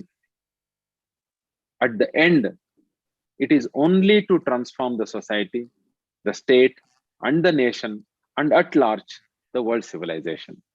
I thank Mr. Hiremat and all other organizers. Very beautifully they have designed the brochure, and they have got a lot of patience, dedication, more than anything else, the ownership feeling, owning up that look, Vachana literature is there, let us spread it across the ocean. So I pray Almighty to give them enough strength to further their ambition, further their desire, their objectives, so that many more people will be benefited. Ultimately, society ends up having such wonderful assets, so that the country will prosper at the outside, and world civilization will set its foot on a high pedestal of learning and progression. Thank you very much. May God bless you all. And It's a wonderful occasion. I congratulate everybody. Sharanu Sharanarthi. Thank you, Prakash Jore. The passion is very clearly visible in your voice. We can see that inner heart. How you are pouring out your feelings and what you are doing. Please, ದಯವಿಟ್ಟು ಕ್ಷಮಿಸಿ, ನಿಮ್ಮನ್ನ ಮಧ್ಯದಲ್ಲಿ stop ಮಾಡೋದಕ್ಕೆ ಇಷ್ಟು ದ್ವಂದ್ವ ಆಯ್ತು ನನ್ನ ತಲೆಯಲ್ಲಿ. ನಾವು ಒದ್ದಾಡ್ತಾ ಹೇಗಪ್ಪ ಮಾಡೋದಿದು, ಇಂಥ ಒಂದು ತಪ್ಪು ಕೆಲಸ ಮಾಡುವಂತ ಪರಿಸ್ಥಿತಿನೇ ಕೊಟ್ಟಿದ್ಯಲ್ಲ ನೀನು ಅಂತ ಒದ್ದಾಡಿ ನಮ್ ಗುರುಗಳು ಪರ್ಮಿಷನ್ ತಗೊಂಡು ಮಾಡಿದ್ದಾಯ್ತು ನಾನು ಕೊನೆಗೆ. ಆದ್ರೆ ಒಂದ್ ಹೇಳ್ತೀನಿ ಕೇಳಿ, ನೀವು ತ್ರಿವಿಕ್ರಮ ಮತ್ತೆ ಬೇತಾಳನ ಕತೆ ಕೇಳಿರ್ಬೋದು. ನಾನು ನಿಮ್ಮ ಬೆಂಬಿಡದ ಬೇತಾಳನ ಆಗ್ತೀನಿ ಇನ್ನು ಮುಂದೆ. ನಾನು ನಿಮ್ಮಂತೂ ನೀವು ಬರ್ತಾ ಇರ್ಬೇಕು, ನಾವು ನಿಮ್ ಮಾತು ಕೇಳ್ತಾ ಇರ್ಬೇಕು, ನಿಮ್ಮನ್ನು ಬಿಡೋದಿಲ್ಲ. ಬಹಳ ಸಂತೋಷ ಆಯ್ತು ನೀವು ಮಾಡಿದ್ದಕ್ಕೆ. ಇಷ್ಟರಲ್ಲಿ ಒಂದು ವೆರಿ ಗುಡ್ ನನ್ನ ತಲೆಯಲ್ಲಿ ಬಹಳ ಉಳಿದಿದ್ದು, the one which went to my head is, you said anything we do, anything whatever we do in our life, human relations are very important. Human relations are important. If you don't do anything for building the human relations, then every effort is waste. That's what Sharanas have told. That's what our Samanvaya convention is telling for American Virashaiva and Lingayat community. Build the human relations. Build our own human relations, strengthen it. That is the single goal of our Samanvaya convention. And it exactly goes to your saying. Thank you very much for reminding all of us. Now I request our Swamiji to enlighten us from his beautiful words. ನಾನು ಸ್ವಾಮೀಜಿಯವರಿಗೆ ಕಂಚಿನ ಕಂಠ ಅಂತ ಹೆಸರು ಕಟ್ಟಿದ್ದೀನಿ. ಅವ್ರ voice ಕೇಳ್ತಾ ಇದ್ರೆ ನೀವು ಧ್ಯಾನದಲ್ಲಿ ಮುಳುದಂಗಾಗಿದೆ. ಸ್ವಾಮಿಗಳೇ, ನಿಮ್ಮ ಮಾತುಗಳು. ಸ್ವಾಮೀಜಿ ಅವರಿಗೆ ನಾನು ಕ್ಷಮೆ ಕೇಳ್ತೀನಿ, ನಾನು ಬಹಳ ಜಾಸ್ತಿ ಟೈಮ್ ತಗೊಂಡೆ ಅಂತ. ಇಲ್ಲ ದೀಪ್ ಪ್ರಕಾಶ್ ಅವರೇ, ಬಹಳಷ್ಟು ನಮ್ಮ ಮೇಲಿದ್ದ ಹೊರೆಯನ್ನ ನೀವು ಕಡಿಮೆ ಮಾಡಿದ್ದೀರಿ ಅಂತಾನೆ ನಾ ಹೇಳ್ಬೇಕು. ಅದಕ್ಕೆ ನನ್ನ ಧನ್ಯವಾದಗಳು ನಿಮಗೆ, ಅನೇಕ ವಿಚಾರಗಳನ್ನ ತಿಳಿಸ್ಕೊಟ್ಟದ್ದಕ್ಕೆ. ಚೈತನ್ಯಂ ಶಾಶ್ವತಂ ಶಾಂತಂ ವ್ಯೋಮಾತೀತಂ ನಿರಂಜನಂ ನಾದಬಿಂದು ಕಲಾತೀತಂ ತಸ್ಮೈ ಶ್ರೀ ಗುರವೇ ನಮಃ.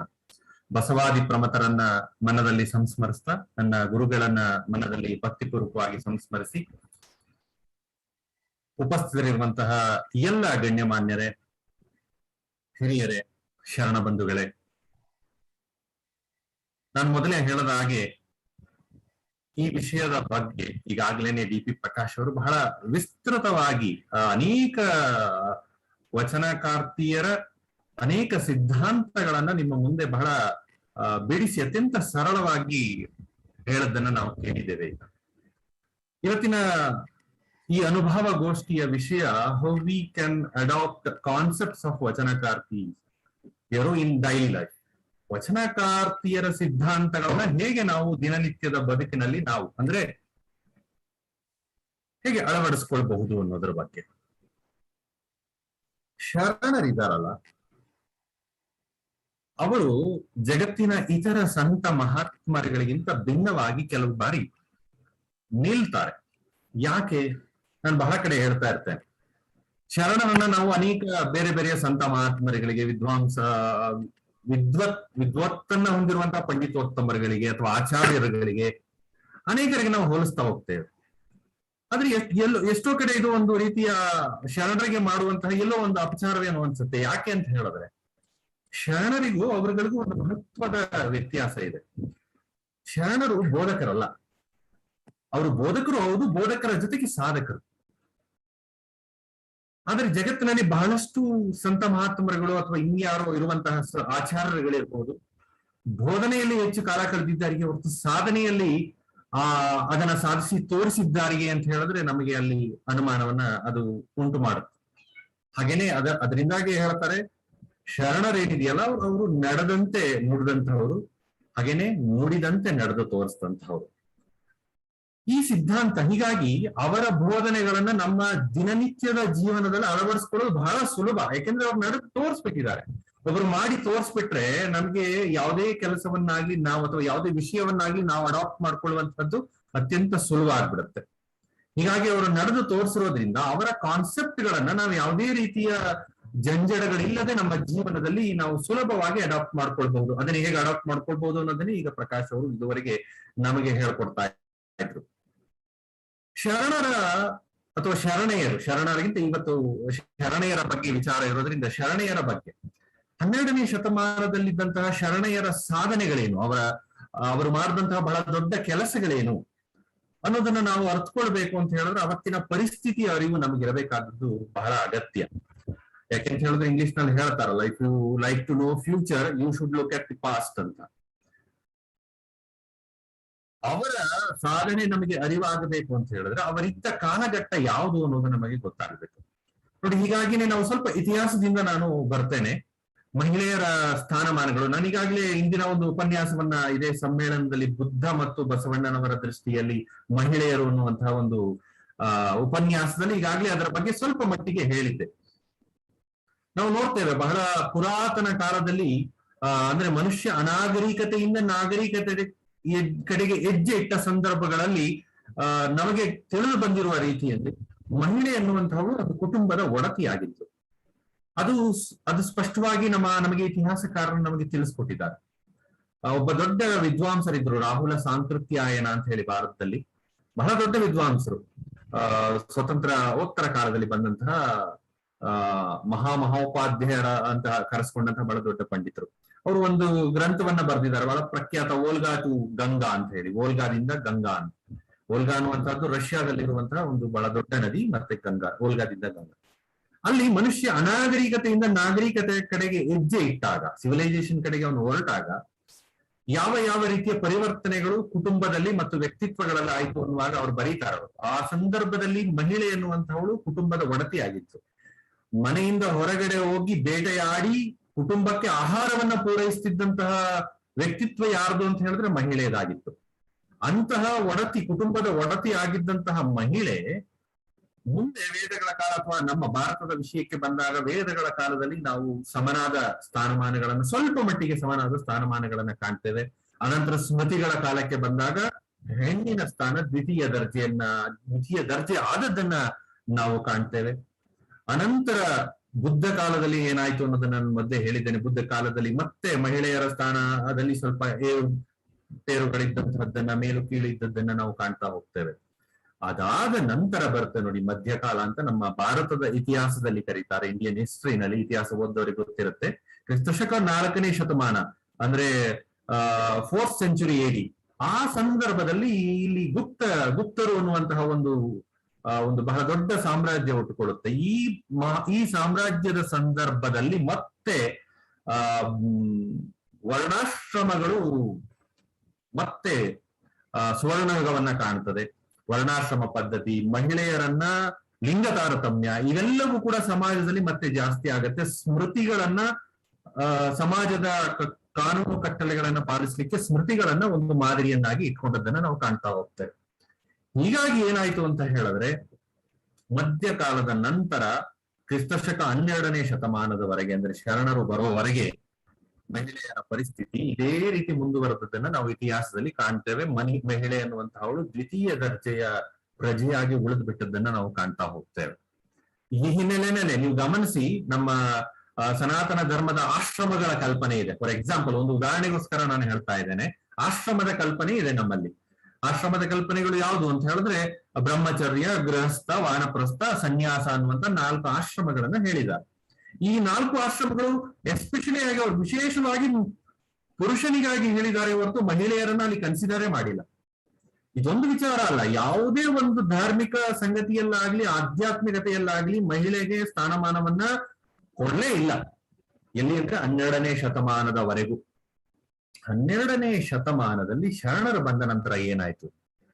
ಶರಣರ ವಿಶಿಷ್ಟತೆ ಏನು ಅಂತ ಹೇಳಿದ್ರೆ ಅಷ್ಟೇ ಅಲ್ಲ, ಈ ಆಶ್ರಮಗಳ ಕಲ್ಪನೆ ಅಷ್ಟೇ ಅಲ್ಲ, ಅಲ್ಲಿವರೆಗೆ ಶರಣರು ಬರೋವರೆಗೆ ಏನಾಗಿತ್ತು ಅಂದ್ರೆ ಹೆಣ್ಣಿನ ಸ್ಥಾನ ದ್ವಿತೀಯ ದರ್ಜೆಯ ಪ್ರಜೆಗಿಂತ ಇನ್ನೂ ಕೆಳಗಡೆ ಹೋಗ್ಬಿಟ್ಟಿತ್ತು.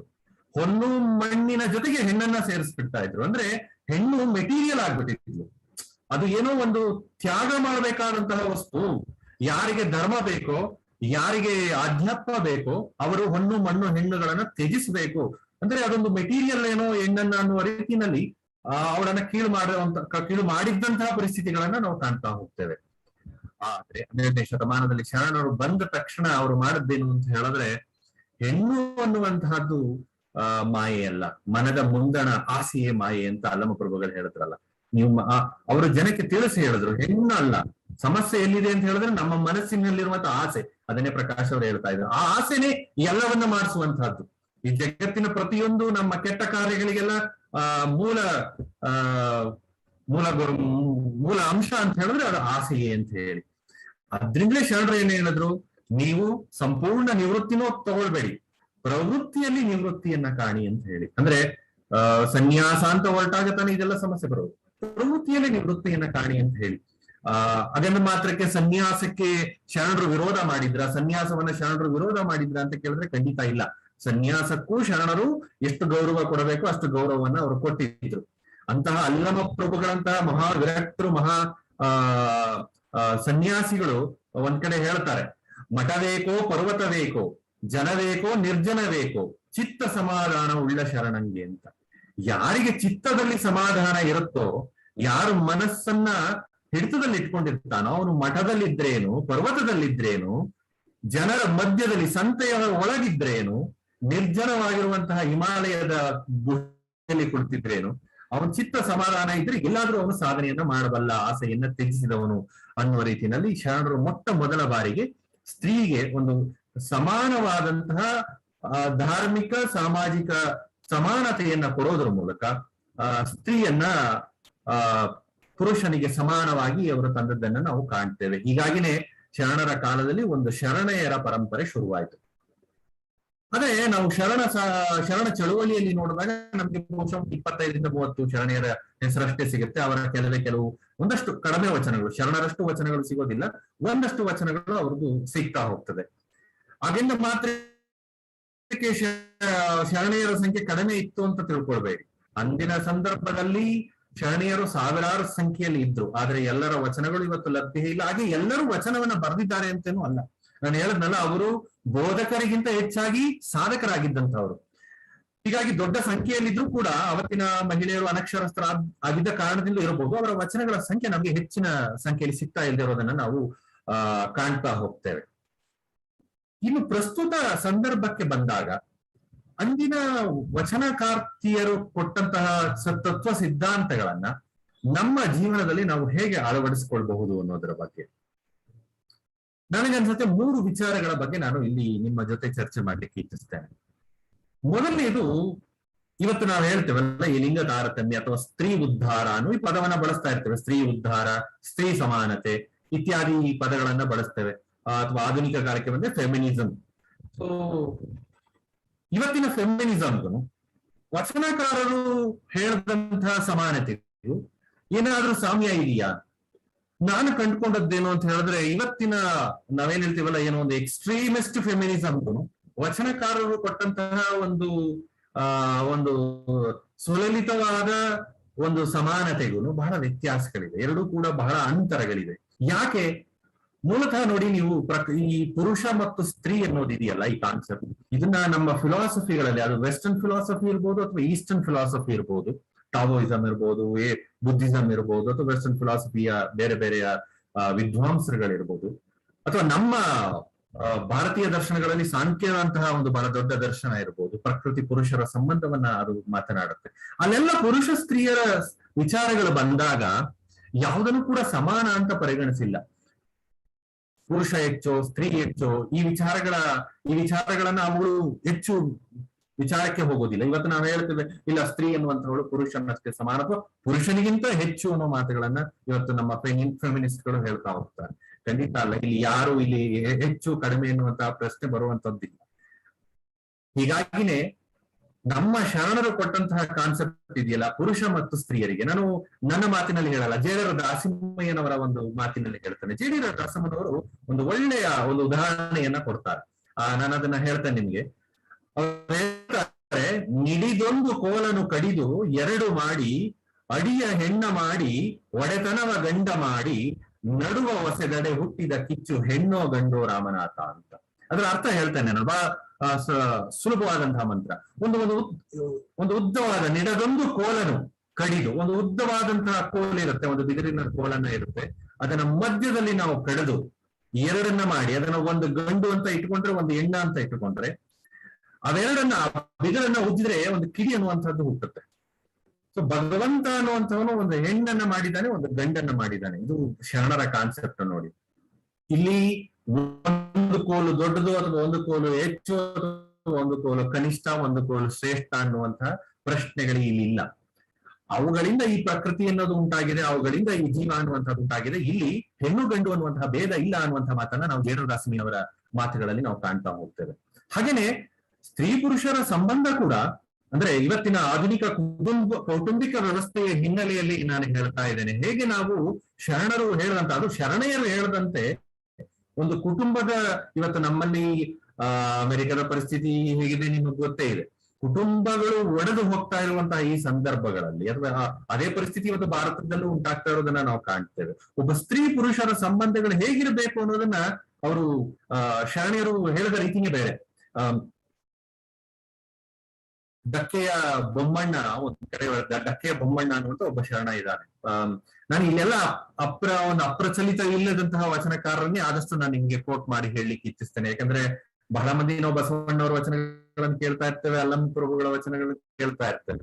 ಕೆಲವು ಅಪ್ರಚಲಿತದಲ್ಲಿರುವಂತಹ ಅಪ್ರಸಿದ್ಧರಾದಂತಹ ಕೆಲವರು ವಚನಗಳನ್ನ ನನಗೆ ತಿಳಿಸ್ಕೊಡ್ಲಿಕ್ಕೆ ಇಚ್ಛಿಸ್ತೇನೆ. ಆ ಡಕ್ಕೆಯ ಬೊಮ್ಮಣ್ಣ ಒಂದ್ ಕಡೆ ಒಂದು ಬಹಳ ಸುಂದರವಾದಂತಹ ವಚನವನ್ನ ಬರೀತಾನೆ.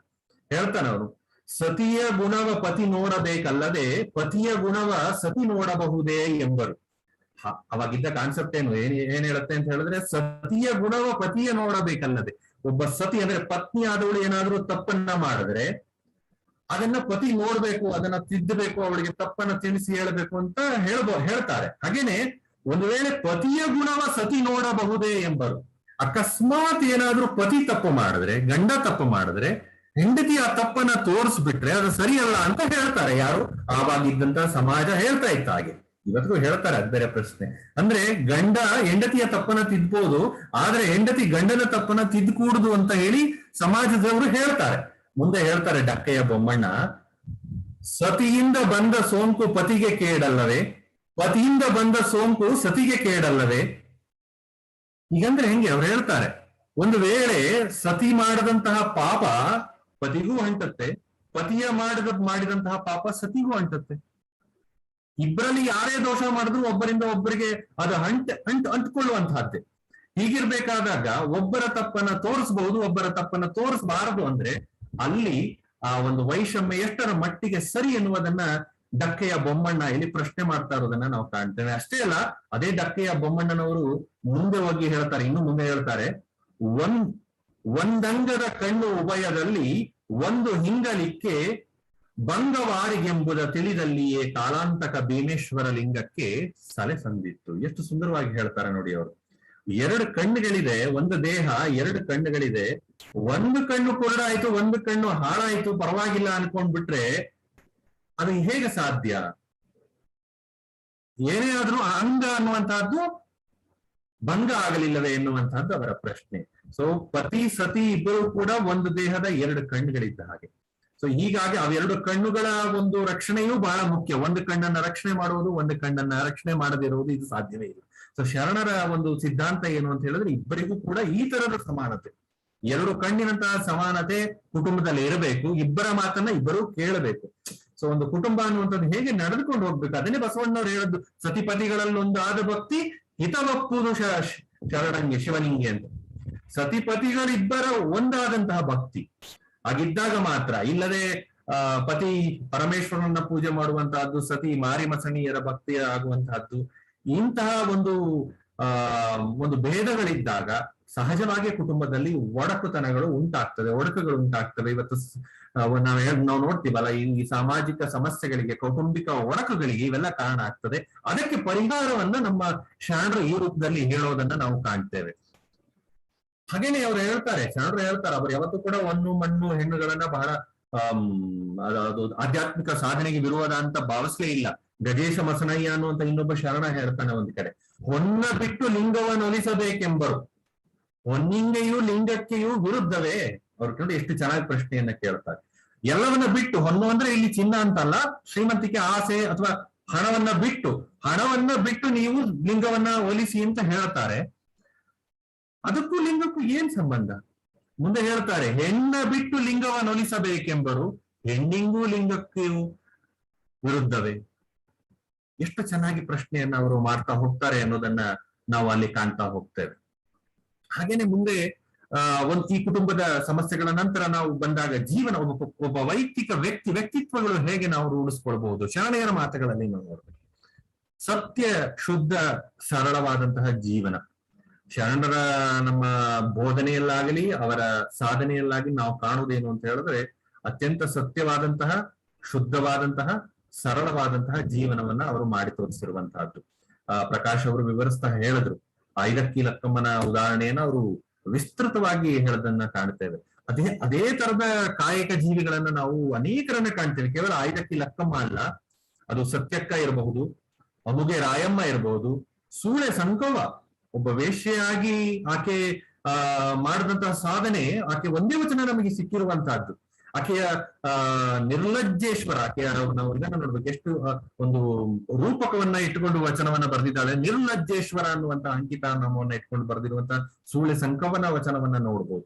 ಇವರೆಲ್ಲರೂ ಕೂಡ ಸತ್ಯ, ಶುದ್ಧ, ಸರಳ, ಕಾಯಕ ಯುಕ್ತವಾದಂತಹ ಜೀವನಕ್ಕೆ ಹೆಚ್ಚು ಒತ್ತನ್ನ ಕೊಟ್ಟಂತವ್ರು. ಇವತ್ತು ನಾವು ಸರಳತೆ ಬಗ್ಗೆ ಮಾತನಾಡ್ತೇವೆ. ಮಹಾತ್ಮ ಗಾಂಧಿ ಅವರು ಹೇಳ್ತಾರೆ, the most complicated skill is to be simple ಅಂತ. ಅತ್ಯಂತ ಸಂಕೀರ್ಣವಾದಂತಹ ಕಲೆ ಯಾವುದು ಅಂದ್ರೆ ಸರಳವಾಗಿ ಬದುಕುವಂತಹದ್ದು. ಆ ಸರಳತೆಯನ್ನ ನಾವು ಇವತ್ತು ಮರೆತು ಬದುಕ್ತಾ ಇದ್ದೇವೆ ಜೀವನದಲ್ಲಿ. ಅಂತಹ ಸರಳ ಜೀವನಕ್ಕೆ ಅವರು ಒತ್ತು ಕೊಟ್ಟದ್ದನ್ನ ನೋಡ್ತೇವೆ. ಅದನ್ನೇ ಐದಕ್ಕಿ ಲಕ್ಕಮ್ಮನ ಉದಾಹರಣೆಯಲ್ಲಿ ಅವರು ಪ್ರಕಾಶ್ ಅವರು ಬಹಳ ವಿಸ್ತೃತವಾಗಿ ವಿವರಿಸ್ತಾರೆ. ಈ ಸಕ್ಕಿ ಆಸೆ ನಿಮಗೇಕೆ ಎನ್ನುವಂತಹ ವಚನ ಇರಬಹುದು, ಅಥವಾ ಭಕ್ತರು ಕಾಯಕವೆಂದು ದಾಯಗಾರಿಕೆಯಲ್ಲಿ ತಂದು ದಾಸೋಹ ಮಾಡಬಹುದೇ ಎನ್ನುವ ವಚನ. ನೀವು ಇವತ್ತು ನಾವು ನೋಡ್ತೇವೆ ಜಗತ್ತಿನಲ್ಲಿ ಈ ಭ್ರಷ್ಟಾಚಾರ, ಲಂಚಗಾರಿಕೆ ಎಷ್ಟರ ಮಟ್ಟಿಗೆ ಇದೆ ಅಂತ ಹೇಳಿ. ಅದೆಲ್ಲವೂ ಕೂಡ ಅಂತಹ ಸಂಪಾದನೆಯಿಂದ ನಾವು ಅದನ್ನ ತಂದು ಅದನ್ನ ಧರ್ಮ ಮಾಡ್ಬೋದು. ಇವತ್ತು ನೋಡ್ತೇವೆ ದೇವಸ್ಥಾನಗಳಲ್ಲಿ ನಾವು ಕ್ಯೂ ನೋಡ್ತೇವೆ. ಎಷ್ಟು ಮಂದಿ ಕ್ಯೂ ನಿಂತಿದ್ದಾರೆ ಅಂತ ಹೇಳಿದ್ರೆ ದೊಡ್ಡ ದೊಡ್ಡ ಶ್ರೀಮಂತರುಗಳೇ. ಸಂಪಾದನೆ ಹೇಗ್ ಮಾಡಿದ್ದಾರೆ ಅಂದ್ರೆ ಭ್ರಷ್ಟಾಚಾರದಿಂದಲೇ ಅತ್ಯಂತ ಹೆಚ್ಚು ಪಾಪ ಮಾಡುವವರು ಇವತ್ತು ತಿರುಪತಿ ವೆಂಕಟೇಶ್ವರ ಮುಂದೆ ನಿಂತಿರ್ತಾರೆ ಅಂತ ಸುಮ್ಮನೆ ತಮಾಷೆಗೆ ಹೇಳ್ತಾರೆ. ಅದೇನೇ ಇರ್ಲಿ. ಯಾಕೆ ಅಂತ ಹೇಳಿದ್ರೆ ಇವತ್ತು ಹಾಗಾಗ್ಬಿಟ್ಟಿದೆ, ಪಾಪ ಪ್ರಜ್ಞೆ ನಮ್ಮನ್ನ ಕಾಡುತ್ತೆ. ಆದ್ರೆ ಅಂತಹ ಸಂಪಾದನೆಯಿಂದ ಮಾಡುವ ಧರ್ಮ ಅನ್ನುವಂಥದ್ದು ನಿಜಕ್ಕೂ ಸಲ್ಲುತ್ತೆಯೇ, ಪಾತ್ರಕ್ಕೆ ಸಲ್ಲುತ್ತೆ ಅಂತ. ಆದ್ರೆ ಖಂಡಿತವಾಗಿ ಅದು ಸಲ್ಲೋದಿಲ್ಲ ಭಗವಂತನಿಗೆ ಅನ್ನೋದನ್ನ ನಾವು ಬಸವಣ್ಣವರ ಮಾತುಗಳಲ್ಲಿ ನಾವು ಕಾಣ್ತೇವೆ. ಇವತ್ತು ನಮ್ಮ ಕರ್ನಾಟಕದ ಪತ್ರಿಕೆ, ಬಹುಶಃ ನೀವು ಅಮೆರಿಕದಲ್ಲಿ ನಿಮಗೆ ಗೊತ್ತಿರೋದಿಲ್ಲ, ಇವತ್ತು ನಮ್ಮ ಕರ್ನಾಟಕದ ಪತ್ರಿಕೆಗಳಲ್ಲಿ ಒಂದು ಒಳಗಿನ ಪುಟದಲ್ಲಿ ಒಂದು ವಿಚಾರ ಬಂದಿದೆ. ಮುಂಬೈ ಹೈಕೋರ್ಟ್ ನ ನಿನ್ನೆ ಮುಂಬೈ ಹೈಕೋರ್ಟ್ ನೀಡಿರುವಂತಹ ಒಂದು ತೀರ್ಪಿನ ಬಗ್ಗೆ ಒಂದು ಸಣ್ಣ ಲೇಖನ ಬಂದಿದೆ.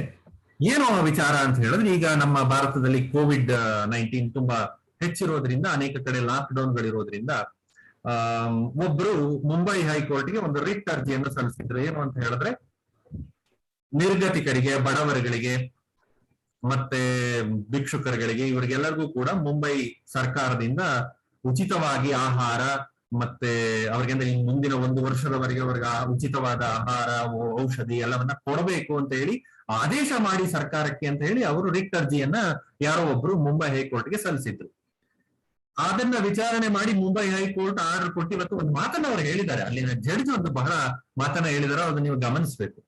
ಅವ್ರು ಹೇಳ್ತಾರೆ, ಸಂತೋಷ, ಇದು ಕೊಡ್ಬೇಕಾದಂತಹ ಕೆಲಸ ನಿಜವಾಗ್ಲು, ಯಾಕಂದ್ರೆ ಬಹಳ ಕಷ್ಟದಲ್ಲಿದ್ದಾರೆ ಜನ, ಅಂತಹ ಬಡವರುಗಳಿಗೆ, ನಿರ್ಗತಿಕರಿಗೆ, ಭಿಕ್ಷುಕರಿಗೆ, ಇವರಿಗೆಲ್ಲರಿಗೂ ಕೂಡ ನೀವು ಆಹಾರವನ್ನ ಕೊಡಿ, ಧಾನ್ಯಗಳನ್ನ ಕೊಡಿ, ಆದ್ರೆ ಮುಂದಿನ 1 ವರ್ಷದವರೆಗೆ ಕೊಡಿ ಅಂತ ಹೇಳಿರೋದೆಲ್ಲ ಸರಿಯಲ್ಲ. ಯಾಕೆ ಅಂತ ಹೇಳಿದ್ರೆ ಅವ್ರು ಹೇಳ್ತಾರೆ, ಜಡ್ಜಿ ಹೇಳ್ತಾರೆ, ನಾವು ಬಹುಶಃ ಈ ತರ ಎಲ್ಲವನ್ನ ಉಚಿತವಾಗಿ ಕೊಡ್ತಾ ಹೋಗ್ಬಿಟ್ರೆ ಸರ್ಕಾರ, ನಾವು ಸೋಮಾರಿಗಳನ್ನ, ಸಮಾಜಕ್ಕೆ ಯಾವುದೇ ರೀತಿಯ ಪ್ರತಿಫಲವನ್ನ ಕೊಡದೇ ಇರುವಂತಹ ಒಂದು ಸೋಮಾರಿಗಳ ಒಂದು ಗುಂಪನ್ನ ಕಟ್ಬಿಡ್ತೇವೇನೋ ನಾವು. ಹೀಗಾಗಿ ಇದು ಎಷ್ಟರ ಮಟ್ಟಿಗೆ ಸರಿ ಅನ್ನೋದನ್ನು ಕೂಡ ನಾವು ವಿಚಾರ ಮಾಡಬೇಕು. ಎಲ್ಲವನ್ನೂ ಫ್ರೀ ಪೀಸ್ ಆಗಿ ನಾವು ಕೊಡ್ಲಿಕ್ಕೆ ಆಗೋದಿಲ್ಲ. ಹಾಗೆ ಕೊಟ್ರೆ ಸಮಾಜದಲ್ಲಿ ಇಂತಹ ಆಲಸಿಗಳ ಸಂಖ್ಯೆ ಜಾಸ್ತಿ ಆಗುವ ಒಂದು ಸಾಧ್ಯತೆ ಇದೆ ಅನ್ನೋದನ್ನ ಅವ್ರು ಹೇಳಿದ್ರು. ಶರಣರ ಸಿದ್ಧಾಂತ ಇದನ್ನೇ ನಮ್ಮ ಶರಣರು 900 ವರ್ಷಗಳ ಹಿಂದೆ ಹೇಳಿದ್ರು. ಕೈಲಾಗದವರಿಗೆ, ಅಂಗವೈಕಲರಿಗೆ, ಸಮಾಜದಲ್ಲಿ ದುಡಿಲಿಕ್ಕೆ ಸಾಧ್ಯವಾಗದವರಿಗೆ ಖಂಡಿತ ದಾಸೋಹವನ್ನ ಮಾಡೋಣ. ದಾಸೋಹ ಸಿದ್ಧಾಂತ ಅದಕ್ಕಾಗಿ ಹೇಳ್ತು. ಆದ್ರೆ ಎಲ್ಲವೂ ಚೆನ್ನಾಗಿರುವಂತಹ, ದುಡಿಯಲು ಶಕ್ತಿ ಇರುವಂತಹ, ಎಲ್ಲಾ ರೀತಿಯ ಸೌಲಭ್ಯಗಳನ್ನ ಪಡೆದುಕೊಳ್ತಾ ಇರುವ ಸೋಮಾರಿಗಳಿಗೆ ಇವತ್ತು ಕೋರ್ಟ್ ಹೇಳಿದೆ, ಅವತ್ತು ಶರಣರು ಹೇಳಿದ್ರು, ಅದು ಎಷ್ಟರ ಮಟ್ಟಿಗೆ ಸರಿ? ಇದು ಸಮಾಜಕ್ಕೆ ಅವರಿಂದ ಯಾವುದೇ ರೀತಿಯ ಒಂದು ಕೊಡುಗೆ ಇಲ್ಲ, ಆದ್ರೆ ಸಮಾಜದಿಂದ ಅವರು ಎಲ್ಲವನ್ನ ಪಡ್ಕೊಳ್ತಾ ಇದ್ದಾರೆ. ಇದು ತಪ್ಪಲ್ಲವೇ? ಇದೊಂದು ರೀತಿಯ ಸಮಾಜದಲ್ಲಿ ಒಂದು ತರತಮ ಭಾವವನ್ನೇ ತರೋದಿಲ್ವೇ ಅನ್ನೋದನ್ನ ಇವತ್ತು ಮುಂಬೈ ಹೈಕೋರ್ಟ್ ಅದನ್ನ ಹೇಳಿರುವಂತದ್ದನ್ನ ನಾವು ಕಾಣ್ತೇವೆ.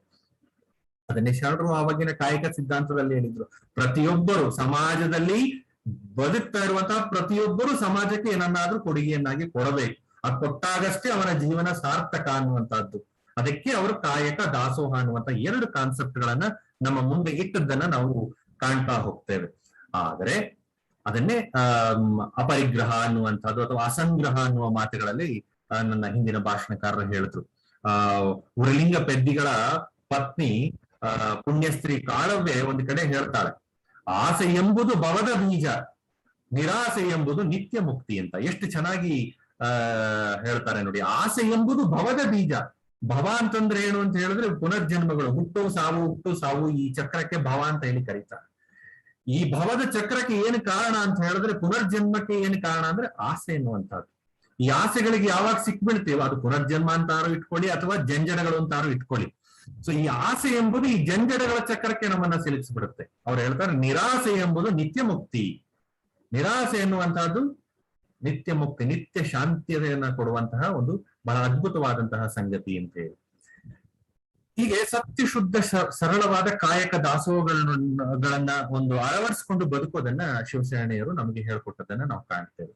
ಇದಾದ ನಂತರ ಇಷ್ಟಕ್ಕೆ ಅವರು ಶರಣೆಯರು ನಿಂತು ಬಿಡ್ಲಿಲ್ಲ. ವಚನಕಾರ್ತಿಯರಲ್ಲಿರುವಂತಹ ವೈಶಿಷ್ಟ್ಯ ಏನು ಅಂತ ಹೇಳಿದ್ರೆ, ಅವರು ವಚನಕಾರರಿಗಿಂತ ಯಾವುದೇ ವಿಚಾರದಲ್ಲೂ ಕಡಿಮೆ ಇಲ್ಲ. ಅನುಭಾವದ ವಿಚಾರದಲ್ಲಿ, ಆಧ್ಯಾತ್ಮಿಕತೆಯ ವಿಚಾರದಲ್ಲಿ ಅಥವಾ ತತ್ವಜ್ಞಾನದ ವಿಚಾರದಲ್ಲಿ ಶರಣರಷ್ಟೇ ಸಮರ್ಥ, ಅದಕ್ಕಿಂತಲೂ ಒಂದು ಹೆಜ್ಜೆ ಮುಂದೆ ಇದ್ದಂತಹ ಶರಣೆಯರನ್ನ ನಾವು ಕಾಣ್ತಾ ಹೋಗ್ತೇವೆ. ಅಂತಹ ಶರಣೆಯರಲ್ಲಿ ನಮಗೆ ಮುಖ್ಯವಾಗಿ ಕಾಣೋದು ಅಕ್ಕ ಮಹಾದೇವಿ. ಅಕ್ಕ ಮಹಾದೇವಿ ವಿಚಾರ ನಿಮಗೆಲ್ಲ ಗೊತ್ತೇ ಇದೆ, ಪದೇ ಪದೇ ಭಾಷಣಗಳಲ್ಲಿ ಕೇಳಿರ್ತೀರಿ. ಹೀಗಾಗಿ ಆಕೆಯ ವಿಚಾರಗಳನ್ನ ನಾನು ಹೇಳಲಿಕ್ಕೆ ಹೋಗೋದಿಲ್ಲ. ಆಕೆಯನ್ನು ಬಿಟ್ಟು ನೀಲಾಂಬಿಕೆ, ಬಸವಣ್ಣನವರ ಪತ್ನಿ ನೀಲಾಂಬಿಕೆ. ಇತ್ತೀಚಿನ ದಿನಗಳಲ್ಲಿ ನೀಲಾಂಬಿಕೆಯ ವಚನಗಳನ್ನ ನಾನು ಹೆಚ್ಚು ಓದ್ತಾ ಇರಬೇಕಾದ್ರೆ ಎಷ್ಟರ ಮಟ್ಟಿಗೆ ಆಕೆಯ ವಚನಗಳು ನನ್ನನ್ನು ಕಾಡ್ತಾ ಇದ್ರೆ ನಾನು ಹೇಳಲಿಕ್ಕೆ ಆಗೋದಿಲ್ಲ. ಅಷ್ಟು ಅದ್ಭುತವಾದಂತಹ ವಚನಕಾರ್ತಿ. ಬಸವಣ್ಣನವರಷ್ಟೇ ನಾವು ಬಸವಣ್ಣನವರಿಗೆ ನಿಂತು ಬಿಡ್ತೇವೆ, ಬಸವಣ್ಣನವರಿಂದ ಮುಂದೆ ಹೋಗೋದಿಲ್ಲ. ಆದ್ರೆ ಬಸವಣ್ಣನವರ ಪತ್ನಿ ನೀಲಾಂಬಿಕೆಯ ವಚನಗಳನ್ನ ಒಂದು ಸಾರಿ ಓದಿ, ಒಂದು 200 ವಚನಗಳಿದೆ. ಒಂದೊಂದು ಅದ್ಭುತವಾದಂತಹ ವಚನಗಳು. ಕೆಲವು ಉದಾಹರಣೆ ನಾನು ಮುಂದೆ ಹೇಳ್ತೇನೆ. ಎಲ್ಲಕ್ಕಿಂತ ಹೆಚ್ಚಾಗಿ ಮುಕ್ತಾಯಕ್ಕನಂತಹ ಫಿಲಾಸಫರ್, ಅಲ್ಲಮನಂತಹ ಒಬ್ಬ ಮಿಸ್ಟಿಕ್, ಒಬ್ಬ ದೊಡ್ಡ ತತ್ವಜ್ಞಾನಿಯನ್ನ ಸಂವಾದದಲ್ಲಿ, ಅನುಭವ ಮಂಟಪದಲ್ಲಿ ನಡೆದಂತಹ ಒಂದು ಸಂವಾದದಲ್ಲಿ ಯಾರಾದ್ರೂ ಅಲ್ಲಮ ಪ್ರಭುಗಳನ್ನ ಅಳ್ಳಾಡಿಸಿದ್ರ ಅಂದ್ರೆ ಅದು ಮುಕ್ತಾಯಕ್ಕ. ನಾವು ಶೂನ್ಯ ಸಂಪಾದನೆಯಲ್ಲಿ ಓದಬೇಕು. ಅಲ್ಲಮನ ಅಕ್ಕ ಮಹಾದೇವಿಯ ಪ್ರಸಂಗ ಇರಬಹುದು ಅಥವಾ ಅಲ್ಲಮರ ಮತ್ತು ಮುಕ್ತಾಯಕ್ಕನ ಪ್ರಸಂಗ ಇರಬಹುದು. ಜಗತ್ತಿನ ತತ್ವಜ್ಞಾನದ ಒಂದು ಸಾಹಿತ್ಯದಲ್ಲಿ ಆ ಪ್ರಸಂಗಗಳಿದೆಯಲ್ಲ, ಅತ್ಯಂತ ಅದ್ಭುತವಾದಂತಹ ಪ್ರಸಂಗಗಳು. ನಾವು ಸುಮ್ಮನೆ ಹೇಳ್ತೇವೆ, ಪ್ಲೇಟೋದ ರಿಪಬ್ಲಿಕ್ ಸಂವಾದಗಳನ್ನ ನಾವು ಕೋಟ್ ಮಾಡ್ತೇವೆ. ಅದ್ರ ವಾಸ್ತವವಾಗಿ ನಮ್ಮ ಸಾಹಿತ್ಯವನ್ನ ನಾವು ಎಷ್ಟರ ಮಟ್ಟಿಗೆ ಓದಿದ್ದೇವೆ ಅಂತ ಒಂದ್ಸಾರಿ ನೋಡ್ಬೇಕು. ಅಲ್ಲಿರುವಂತಹ ಅದ್ಭುತವಾದಂತಹ ಸಾಹಿತ್ಯ, ಎಂತ ಚಿಂತನೆ ಅವರು ಆ ಸಂದರ್ಭದಲ್ಲಿ ಮಾಡಿದ್ರು ಅಂತ ಹೇಳಿ. ಅಲ್ಲಮ ಮುಕ್ತಾಯಕನ ಸಂವಾದದಲ್ಲಿ ಮುಕ್ತಾಯಕ್ಕ ಅಲ್ಲಮರಿಗೆ ಹೇಳ್ತಾರೆ ಒಂದು ಮಾತು, ನೀವು ಗಮನಿಸ್ಬೇಕು. ಅಲ್ಲಮರಂತ ಮಹಾತ್ಮರಿಗೆ ಹೇಳ್ತಾರೆ, ನುಡಿಯ ಹಂಗಿನ್ನು ನಿಮಗೆ ಹಿಂಗದು, ನಡೆಯ ನಿಂತು ಪರರಿಗೆ ಹೇಳುವಿರಿ. ಬರೀ ಮಾತಿನಲ್ಲೇ ನೀವು ನಿಂತು ಬಿಟ್ಟಿದ್ದೀರಲ್ಲ, ಮಾತಿನಿಂದ ಮುಂದೆ ನಡೆ, ನಿಮ್ಮ ನಡೆಯಲ್ಲಿ ಏನಿದೆ ಅಂದ್ರೆ ಅಲ್ಲಮರನ್ನೇ ಆಕೆ ಜಂಕಿಸಿ ಕೇಳಿದ್ರು ಅಂದ್ರೆ ಮುಕ್ತಾಯಕ್ಕನ ಸಾಮರ್ಥ್ಯ ಏನಿದ್ದಿರ್ಬೇಕು. ಒಂದು ಕ್ಷಣ ಯೋಚನೆ ಮಾಡ್ಬೇಕು, ಮೈ ರೋಮಾಂಚನ ಆಗ್ತದೆ. ಆ ಕಾಲದಲ್ಲಿ, ಈಗಿನ ಕಾಲದಲ್ಲಿ ಕೇಳಬಾರ್ದು ಯಾರು ಬೇಕಾದ್ರೂ. 12ನೇ ಶತಮಾನದಲ್ಲಿ ಅನುಭವ ಮಂಟಪದ ಅಧ್ಯಕ್ಷ ಸ್ಥಾನದಲ್ಲಿ ಕುಳಿತಿದ್ದಂತಹ ಮಹಾಜ್ಞಾನಿ ಅಲ್ಲಮರನ್ನ ಆ ರೀತಿ ಮುಕ್ತಾಯಕ್ಕ ಕೇಳಿದ್ರು ಅಂತ ಹೇಳಿದ್ರೆ ಆಕೆಯ ಜ್ಞಾನ, ಆಕೆಯ ಸಾಧನೆ ಯಾವ ಮಟ್ಟದಲ್ಲಿ ಇದ್ದಿರಬೇಕು. ದುರಾದೃಷ್ಟ ಆಕೆಯ ಕೆಲವು ವಚನಗಳು ನಮಗೆ ಸಿಕ್ಕಿರೋದು ಬಹಳಷ್ಟನ್ನ ಕಳ್ಕೊಂಡ್ ಬಿಟ್ಟಿದ್ದೀವಿ. ಬಹಳ ದುಃಖದ ಸಂಗತಿ ಇದು. ಬಹಳಷ್ಟನ್ನ ನಾವು ಕಳ್ಕೊಂಡ್ ಬಿಟ್ಟಿದ್ದೇವೆ. ಉಳಿದಿರುವ ಕೆಲವು ವಚನಗಳಲ್ಲಿ ಆಕೆಯ ಅದ್ಭುತ ತತ್ವಜ್ಞಾನ ನಮ್ಗೆ ಅರ್ಥ ಆಗುತ್ತೆ. ಅದನ್ನೂ ಕೂಡ ಓದೋರು ಇವತ್ತು ಇಲ್ಲ. ಇದು ನಮ್ಮ ಸಮಾಜದ ಮತ್ತೊಂದು ಬಹಳ ದೊಡ್ಡ ದುರಂತ. ಅದೇನೇ ಇರಲಿ. ಹಾಗೇನೆ ಅಲ್ಲಮ್ಮ ಅಕ್ಕ ಮಹಾದೇವಿಯ ಪ್ರಸಂಗ ನೀವೆಲ್ಲ ಕೇಳೇ ಇರ್ತೀರಿ, ಯಾರಾದ್ರೂ ಉಪನ್ಯಾಸಗಳಲ್ಲಿ ನಿಮ್ಗೆ ಹೇಳೇ ಇರ್ತಾರೆ. ಎಂತಹ ಅದ್ಭುತವಾದ ಸಂವಾದ ಅವರಿಬ್ಬರ ನಡುವೆ ನಡೆಯಿತು ಅಂತ ಹೇಳಿ. ನಾನು ಹೇಳ್ಬೇಕಾ ಅನ್ಕೊಂಡಿದ್ದು ಯಾರ ಬಗ್ಗೆ ಅಂತ ಹೇಳಿದ್ರೆ ನೀಲಾಂಬಿಕೆಯ ಬಗ್ಗೆ. ಎಂತಹ ಅದ್ಭುತ ವ್ಯಕ್ತಿತ್ವ. ಬಸವಣ್ಣನವರ ಪತ್ನಿ ನೀಲಾಂಬಿಕೆ, ನೀಲಮ್ಮ ಅಂತಾನೂ ಕರೀತಾರೆ, ನೀಲಲೋಚನ ಅಂತಾನೂ ಕರೀತಾರೆ. ಎಂತಹ ಅದ್ಭುತವಾದ ವ್ಯಕ್ತಿತ್ವ. ಬಸವಣ್ಣನವರಿಗೆ ನಾವು ನಿಂತು ಬಿಡ್ತೇವೆ, ಬಸವಣ್ಣನವರ ಪತ್ನಿ ಎಂತಹ ಅದ್ಭುತವಾದ ವ್ಯಕ್ತಿತ್ವವನ್ನು ಹೊಂದಿದ್ರು ಅನ್ನೋದ್ರ ಬಗ್ಗೆ ನಾವು ಓದ್ಲಿಕ್ಕೆ ಹೋಗೋದಿಲ್ಲ. ನೀಲಮ್ಮ ಎಂತಹ ಮಾತನ್ನ ಹೇಳ್ತಾಳೆ. ಸ್ತ್ರೀಯರೆಲ್ಲರೂ ನಿಜಕ್ಕೂ ಸ್ಮರಿಸ್ಕೊಳ್ಬೇಕು. ಆಕೆಯ ಒಂದು ಮಾತಿದೆ, ನಾನು ಹೇಳ್ತೇನೆ. ನೀಲಮ್ಮ ಒಂದು ಮಾತನ್ನ ಹೇಳ್ತಾಳೆ, ಏನು, ಹಂದೆ ಎಲ್ಲ ನಾನು ಹರುಷದ ಧೈರ್ಯವುಳ್ಳ ಹೆಣ್ಣು ನಾನು. ತನಗೆ ತಾನು ಹೇಳ್ತಾ ಎಂತ ಮಾತನ್ನ ಹೇಳ್ತಾ, ಹಂದೆ ಅಂದ್ರೆ ಹೇಡಿ ಅಂತ ಹೇಳಿ, ಹೇಡಿಗೆ ಹಂದೆ ಅಂತ ಕರೀತಾರೆ. ನಾನು ಹೇಡಿ ಅಲ್ಲ, ನಾನು ಸ್ತ್ರೀ ಎಂದ ಮಾತ್ರ ನನ್ನ ಹೇಡಿ ಅಂತ ನೀವು ಪರಿಗಣಿಸಬೇಡಿ. ನಾನು ಯಾರು? ಹರುಷದ ಧೈರ್ಯ ಉಳ್ಳ ಹೆಣ್ಣು ನಾನು. ಹರುಷದ ಧೈರ್ಯ, ಎಂತಹ ಪದವನ್ನು ಬಳಸ್ತಾರೆ ನೋಡಿ. ಹರುಷದ ಧೈರ್ಯವುಳ್ಳ ಹೆಣ್ಣು ನಾನು, ಕಾಮವ ಅಳಿದವರಾದ ಕಾರಣ, ಅಂದ್ರೆ ಆಸೆ, ಕಾಮ ಅಂದ್ರೆ ಆಸೆ, ಆಸೆಗಳನ್ನೆಲ್ಲ ಬಿಟ್ಟ ಕಾರಣ ಬಸವನ ಹಂಗು ಎನಗಿಲ್ಲವಯ್ಯ. ಬಸವಣ್ಣ ತನ್ನ ಗಂಡನ ಹಂಗೆ ನನಗಿಲ್ಲ, ನಾನು ಅದನ್ನು ಬಿಟ್ಟು ಮೀರಿ ಬೆಳೆದಿದ್ದೇನೆ ಅಂತಹ ಮಾತನ್ನ ನೀಲಮ್ಮ 12ನೇ ಶತಮಾನದಲ್ಲಿ ಹೇಳಿದ್ಲು ಅಂತ ಹೇಳಿದ್ರೆ ನಾವೆಲ್ಲ ಹೆಮ್ಮೆ ಪಟ್ಕೊಳ್ಬೇಕು. ಅಂತಹ ಅದ್ಭುತವಾದ ವ್ಯಕ್ತಿತ್ವಗಳ ಅನುಯಾಯಿಗಳು ನಾವು ಅಂತ ಹೇಳಿ ನಾವು ಎದೆತಟ್ಟಿ ಹೇಳ್ಕೊಳ್ಬೇಕು. ಅಂತಹ ಅದ್ಭುತ ವ್ಯಕ್ತಿತ್ವ ಅವರದಾಗಿತ್ತು. ಎಂತ ಫಿಲಾಸಫಿ, ಎಂತ ತತ್ವಜ್ಞಾನವನ್ನು ಹೇಳ್ತಾಳೆ ನೀಲಮ್ಮ. ಇನ್ನೊಂದು ಕಡೆ ಹೇಳ್ತಾಳೆ, ಅರುಹನರಿಯಲು ಕುರುಹ ಮರೆಯಬೇಕು. ಅರುಹ ಅಂದ್ರೆ ಜ್ಞಾನ. ನಿಜವಾದ ಜ್ಞಾನ ಅನ್ನುವಂತಹದ್ದು ನಮಗೆ ತಿಳಿದು ಬರಬೇಕು, ಕಲಿಬೇಕು ಅಂತ ಹೇಳಿದ್ರೆ ಏನನ್ನ ಅಂದ್ರೆ ಕುರುಹ ಮರೆಯಬೇಕು. ಕುರುಹ ಅಂತ ಹೇಳಿದ್ರೆ ಈ ದೇಹ ಅಂತಾನು ಇಟ್ಕೊಳ್ಬಹುದು, ಲಿಂಗ ಅಂತನಾದ್ರು ಇಟ್ಕೊಳ್ಬಹುದು. ಈ ದೇಹ ಯಾವುದು? ನಾನು ಗಂಡು ನಾನು ಹೆಣ್ಣು ಅನ್ನುವಂತಹ ಈ ಗಂಡು ಹೆಣ್ಣು ಅನ್ನುವಂತಹ ಈ ಲಿಂಗ ತಾರತಮ್ಯ ಭಾವದನ್ನ ಬಿಟ್ಟು ನಾವು ಮೇಲೆ ಏರಿದಾಗ, ನಾವು ಆತ್ಮದ ಮಟ್ಟಕ್ಕೆ ಏರಿದಾಗ ಅಷ್ಟೇ ನಿಜವಾದ ಅರಿವು ಅನ್ನುವಂತಹದ್ದು ನಮಗೆ ಗೊತ್ತಾಗ್ತದೆ ಅನ್ನುವಂತಹ ಮಾತನ್ನ ನೀಲಮ್ಮ ಹೇಳೋದನ್ನ ನಾವು ಕಾಣ್ತೇವೆ. ಅಷ್ಟೇ ಅಲ್ಲ, ಎಲ್ಲಕ್ಕಿಂತ ನನ್ನನ್ನ ಕಾಡ್ದಂತ ಒಂದು ವಚನ, ನೀಲಮ್ಮನ ಒಂದು ವಚನ ಅಂತ ಹೇಳಿದ್ರೆ, ಬಹುಶಃ ನಾನು ಸ್ವಲ್ಪ ಮಟ್ಟಿಗೆ ಜಗತ್ತಿನ ಎಲ್ಲಾ ಫಿಲಾಸಫರ್ಗಳನ್ನ ಆದಷ್ಟು ಓದ್ಕೊಳ್ಳಿಕ್ಕೆ ಪ್ರಯತ್ನ ಮಾಡ್ತವನು, ಆದ್ರೆ ಎಲ್ಲೂ ಕೂಡ ಇಂತಹ ಅದ್ಭುತವಾದ ವಚನವನ್ನ, ಇಂತಹ ಮಾತನ್ನ ನಾನು ಯಾವ ಫಿಲಾಸಫರ್ಗಳ ಬಾಯಿದ್ದು ಕೇಳಿಲ್ಲ. ಇತ್ತೀಚೆಗೆ ನನಗೆ ಬಹಳ ಕಾಡ್ತಾ ಇದೆ ಆ ವಚನ. ಆ ವಚನ ಯಾವುದು ಅಂತ ಹೇಳಿದ್ರೆ, ನೀಲಮ್ಮನ ಒಂದು ವಚನ ಹೇಳ್ತಾಳೆ, ಮಡದಿ ಎನ್ನಲಾಗದು ಬಸವಂಗೆ ಎನ್ನನು. ಮಡದಿ ಎನ್ನಲಾಗದು ಬಸವಂಗೆ ಎನ್ನನು. ನನ್ನನ್ನ ಬಸವಣ್ಣನ ಹೆಂಡತಿ ಅಂತ ಕರಿಬೇಡಿ, ಅನ್ಲಿಕ್ಕೆ ಆಗೋದಿಲ್ಲ. ಹಾಗೇನೆ ಪುರುಷನೆನಲಾಗದು ಬಸವನ ಎನಗೆ. ನನಗೆ ಬಸವಣ್ಣನವರನ್ನ ಗಂಡ ಅಂತನೂ ಅನ್ಲಿಕ್ಕೆ ಆಗೋದಿಲ್ಲ. ಯಾಕೆ ನೋಡಿ, ಇಲ್ಲಿ ಹೇಳ್ತಾಳೆ, ಉಭಯ ಕುಳವ ಹರಿದು ಬಸವಂಗೆ ನಾ ಶಿಶುವಾದೆನು. ಬಸವ ಎನ್ನ ಶಿಶುವಾದನು.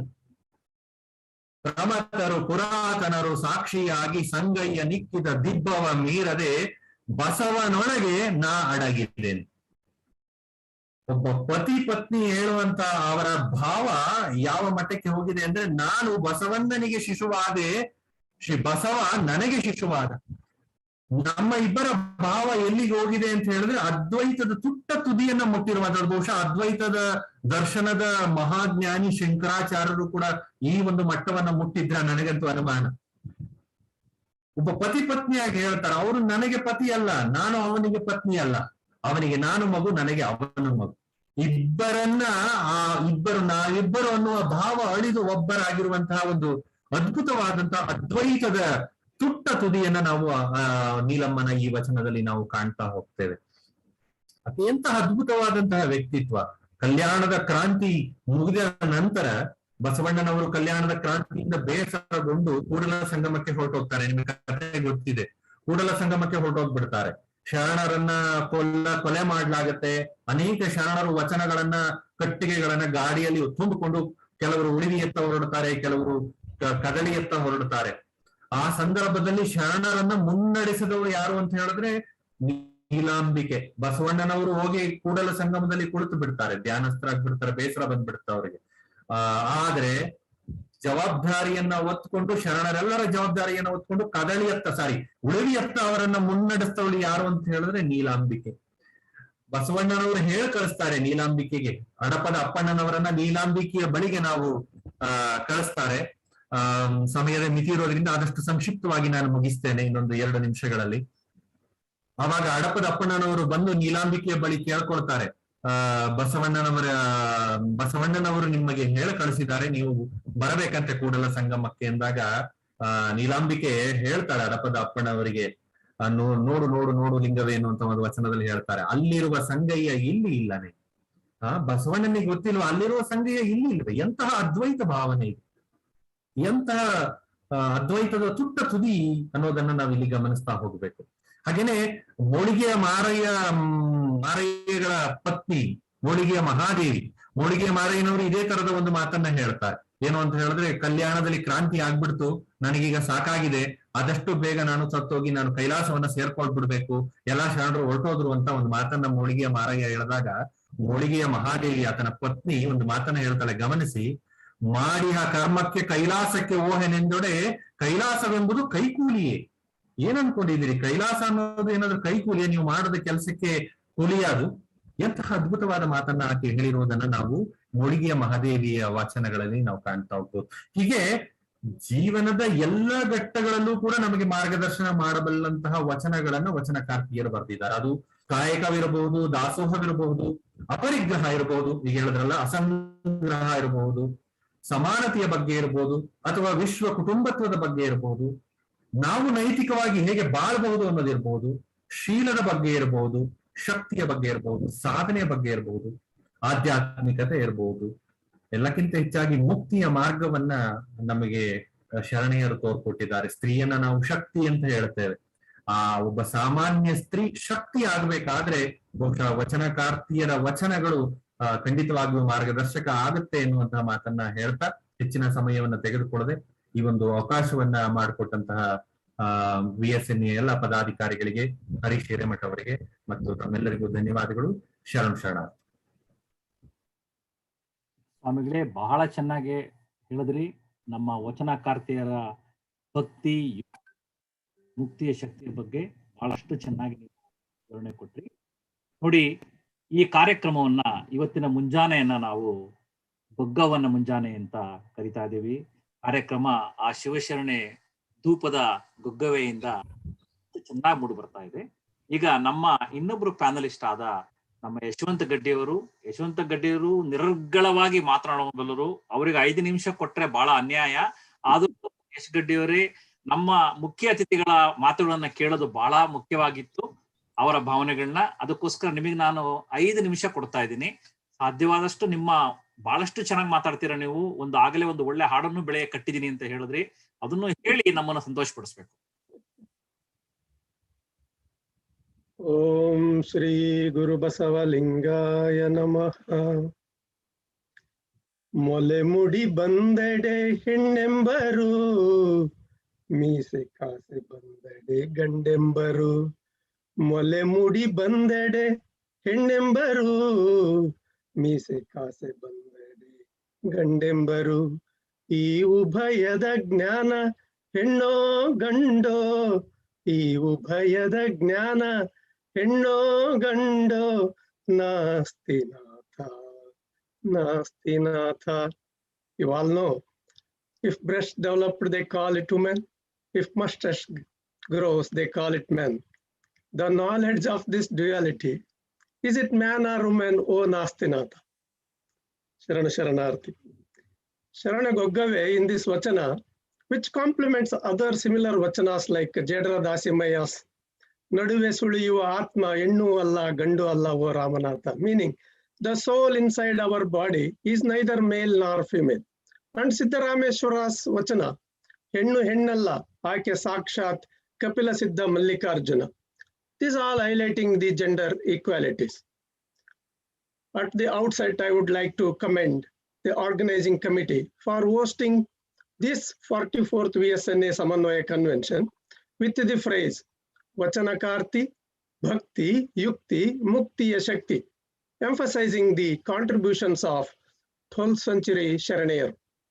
This is probably the first time in the history of VSNA conventions that such importance is being given to the lesser known Vachanakartis like Akka, Akkamma, Satyakka, Goggave, 4 Kalaves, Sankave, and so on. Indeed, as the phrase says, Vachanakartis of 12th century are powerhouse, the source of inspiration to achieve mukti, the salvation through bhakti, the devotion. Their ukti, their vachanas, contain yukti, the wisdom. It is well known that by 12th century CE, religious and social texts such as Yatra Narestu Pujante Ramante Tatra Devataha, meaning where women are honored, divinity blossoms there, they were all just on paper. and there was discrimination against women everywhere. There was discrimination based on one's birth, the occupation one did as well, right? It was 12th century Sharanas who gave equal importance to men and women, which is very evident from their vachanas, including those I quoted in the beginning. If you look at the data, currently there are about 21,000 vachanas that of 12th century vachanas that are available to us, which are written by about 260 Sharanas. Out of those 260, about 31 or 33 vachana or vachanakartis. These Sharanes came from all strata of the life, which Swamiji mentioned. In the form of vachanas, they expressed their feelings, observations, dissent to the discrimination they had faced, solidified the faith they followed. The subject of most of their vachanas are bhakti, the devotion, vairagya, the detachment, the tenets of the faith they followed, like panchachara, the 5 virtues, ashtavaranas, the 8-layered sheath our philosophy talks about, Guru, Linga, Jangama, Padodaka, Prasada, Vibhuti, Rudraksha, those things.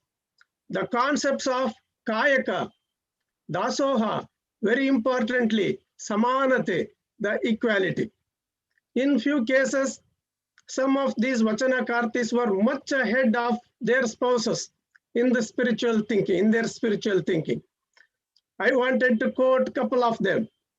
Prakash already told about Aidaki Lakkamma, and Swamiji already mentioned about Basavanna's Vichara Patni, Neelambike, about when Basavanna sent a message through Adapada Appanna to join him in Kudala Sangama during the Kalyana Kranti. She questions, Allige Annannu bara helidarante, Alliruva Sangayya illillave, Alli illi amba ubhaya sandeya, Balla Mahatmarigidu Gunave anta. He already quoted, so I don't, in fact, I made a 10 minutes video of the same. Basically, this is coming from Janapada Vachanas, if I remember correctly. Neelambike says the same thing in a different form. Anyway, Swamiji also mentioned about Molige Mahadevi, the wife of Molige Maraya, who was once a queen. And when he expresses the desire to go to Kailasa, that is getting united with the Linga, she smiles and says, you know, by doing Kayaka, Dasoha, Shiva Yoga, one becomes Linga himself or herself.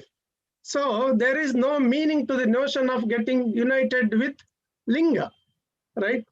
So to answer the question, how we can adopt, utilize these concepts portrayed in the Vachanakartis in our lives today, the main things that we can adopt from these vachanas are the importance of Kayaka that we all do, and the dignity of the labor. They came from all the strata, right? The importance of Achara, the virtues, and the importance of Dasoha. And more importantly, treat every other human being equal. That is the main thing that we can take it from our 12th century Vachanakartis. Thank you for giving this opportunity to me. ಯಶೋರೆ, ನಿರರ್ಗಳವಾಗಿ ಮಾತಾಡುವಂತಹ ಸಕಲ ಕಲಾ ವಲ್ಲಭರಿಗೆ 5 ನಿಮಿಷ ಬಹಳ ಅನ್ಯಾಯ. ನಾವು ನಿಮ್ಮನ್ನು ಮರೆಯಲ್ಲ. ನಿಮಗೆ ವಿಚಾರ ವೇದಿಕೆಯಲ್ಲಿ ನಿಮ್ಗೆ ಎಷ್ಟು ಬೇಕೋ ಅಷ್ಟು ಸಮಯವನ್ನ ನಾವು, ಈಗ ನಮ್ಮ ಸಜ್ಜನನ್ನ 2 ವಾರಕ್ಕೊಂದ್ಸಲ ಅಂದೇರೆ, ಇಷ್ಟು ಆಸಕ್ತಿ ಇದ್ರೆ ಬೇಕಾದ್ರೆ ಪ್ರತಿ ವಾರ ಮಾಡಿ ನಾವು ನಿಮ್ಮ ಮಾತುಗಳನ್ನು ಕೇಳ್ತೀವಿ. ತುಂಬಾ ಮನೋಜ್ಞವಾಗಿ ಮಾತಾಡ್ತೀರಾ ಯಶೋರೆ. ನಮ್ಮ ಒಂದು ವೀರಶೈವ ಸಮಾಜದ ಹೆಮ್ಮೆ ನೀವು, ನಮ್ಮ ಹೆಮ್ಮೆ. ನೀವು ಮಾಡಿರುವಂತ ಸಹಾಯಕ್ಕೆ ನಾವು ಯಾವತ್ತೂ ಚಿರಋಣಿ. ತುಂಬಾ ಸಂತೋಷ. ಸಜ್ಜನ ದೊಡ್ಡ ಮಾತು ಒಂದೇ ಒಂದು, ಸ್ವಾಮೀಜಿಗಳ ಮುಂದೆ ಮತ್ತೆ ಪ್ರಕಾಶ್ ಅವರ ಮುಂದೆ ನಾನು ಒಂದು ತೃಣಕ್ಕೂ ಸಹ ಸಮಾನ ಅಲ್ಲ ಅಂತ ನಾನು ಭಾವಿಸ್ತೇನೆ. ಧನ್ಯವಾದ. ಸಜ್ಜನಣ್ಣ, ಇನ್ನು 2 ನಿಮಿಷ ಇರೋದು. ಇನ್ನು 1 ನಿಮಿಷ ನಿಮಗೆ ಸಮಯ ಇದೆ. ಕೊನೆ ಒಂದು ಮಾತು ಹೇಳಿ ಇದನ್ನು ಮುಗಿಸಿ ನಾವು ಮುಂದೆ, ಡಾಕ್ಟರ್ಗಳು ಕಾಯ್ತಾ ಇದ್ದಾರೆ. ಡಾಕ್ಟರ್ಗಳಿಗೆ ನಾವು ಬಹಳ ಲೇಟ್ ಮಾಡಬಾರ್ದು. ನಮಗೋಸ್ಕರ, ನಮ್ಮ ಗೋಷ್ಠಿಗೋಸ್ಕರ 30 ನಿಮಿಷ ಕೊಟ್ಟಿದ್ದಾರೆ ಅವರು. ಹಾಗಾಗಿ ಅದನ್ನ ಬೇಗ ಮುಗಿಸ್ಬೇಕು. 1 ನಿಮಿಷ ಸಜ್ಜನಣ್ಣ. ನಮಸ್ಕಾರ ಎಲ್ರಿಗೂ. ನಾನು I am A professor by profession. ನನಗೆ ಸಾಮಾನ್ಯವಾಗಿ ವೇದಿಕೆ ಕೊಟ್ಟಾಗ 1.5 ಗಂಟೆ ಮಾತಾಡೋದು ತುಂಬಾ ಈಸಿ, 1 ನಿಮಿಷದಲ್ಲಿ ಹೇಗೆ ಮಾತಾಡ್ಲಿ. ಆದ್ರೆ ಈ ಹಿಂದಿನ 3 speakers, all the 3 speakers have really made me speechless.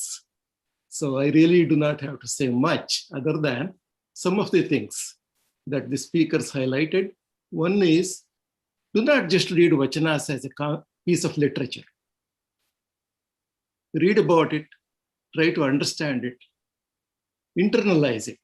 In fact, I have been preaching that for years and years, and that is how I started my Vachanaya Week blog, saying that if you read one Vachana today and reflect on it for one whole week, hopefully you'll be able to understand it, you'll be able to internalize it. If you can keep that attitude, I think it is worthwhile. And listening to the speakers today, that is obvious, that's what we need to do. One thing that always bothers me in a way about when I'm reading these vachanas, really speaking, the context in which the vachana is put together is not always evident. Most of the vachana, Kartiyar vachanas, we can understand the context. We can understand the context in which Lakama talked about Maraya's work. We can understand the context in which Akkamahadevi's conversation went with Alma Prabhu.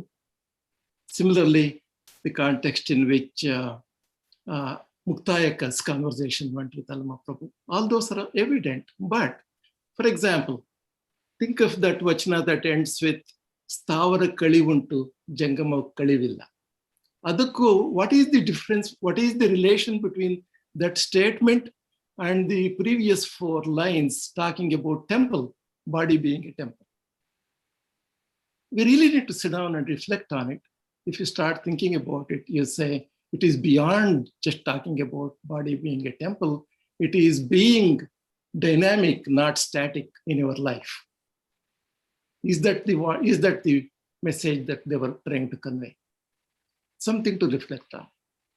Along the same line, yesterday I talked about my favorite vachana, that is Ivanarava, Ivanarava.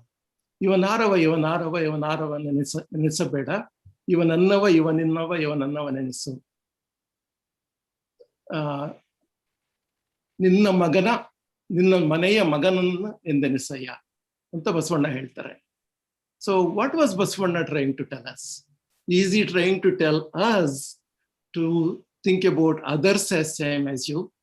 Or was Basavana so kind of still feeling, saying that my bhakti is not good enough to reach his house, being his son? What is the context? So we need to reflect on these vachanas from all points of view. It takes more than 1 week to reflect on each vachana.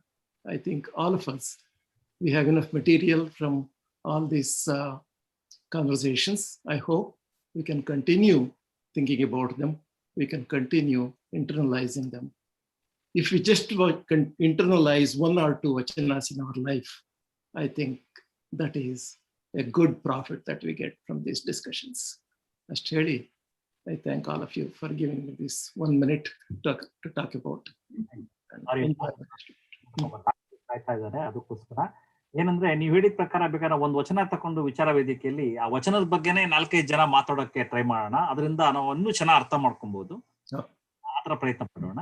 ಈಗ ನಾನು ಪ್ರಕಾಶ್ ಅವರಿಗೆ ಮತ್ತು Swamiji doctor Sharath Chandra Swamiji ಅವರಿಗೆ, ಮೈಸೂರಿನವರೇ, ಅವರಿಗೆ ಇಲ್ಲಿ ಬಂದು ಇಷ್ಟು ಚೆನ್ನಾಗಿ ನಮ್ಮ ಜೊತೆ ಭಾಗವಹಿಸೋಕ್ಕೋಸ್ಕರ ನಮ್ಮ ವೀರಶೈವ ಸಮಾಜದ ಎಲ್ಲ ಸದಸ್ಯರ ಪರವಾಗಿ ಧನ್ಯವಾದಗಳನ್ನ ಅರ್ಪಿಸ್ತೀನಿ.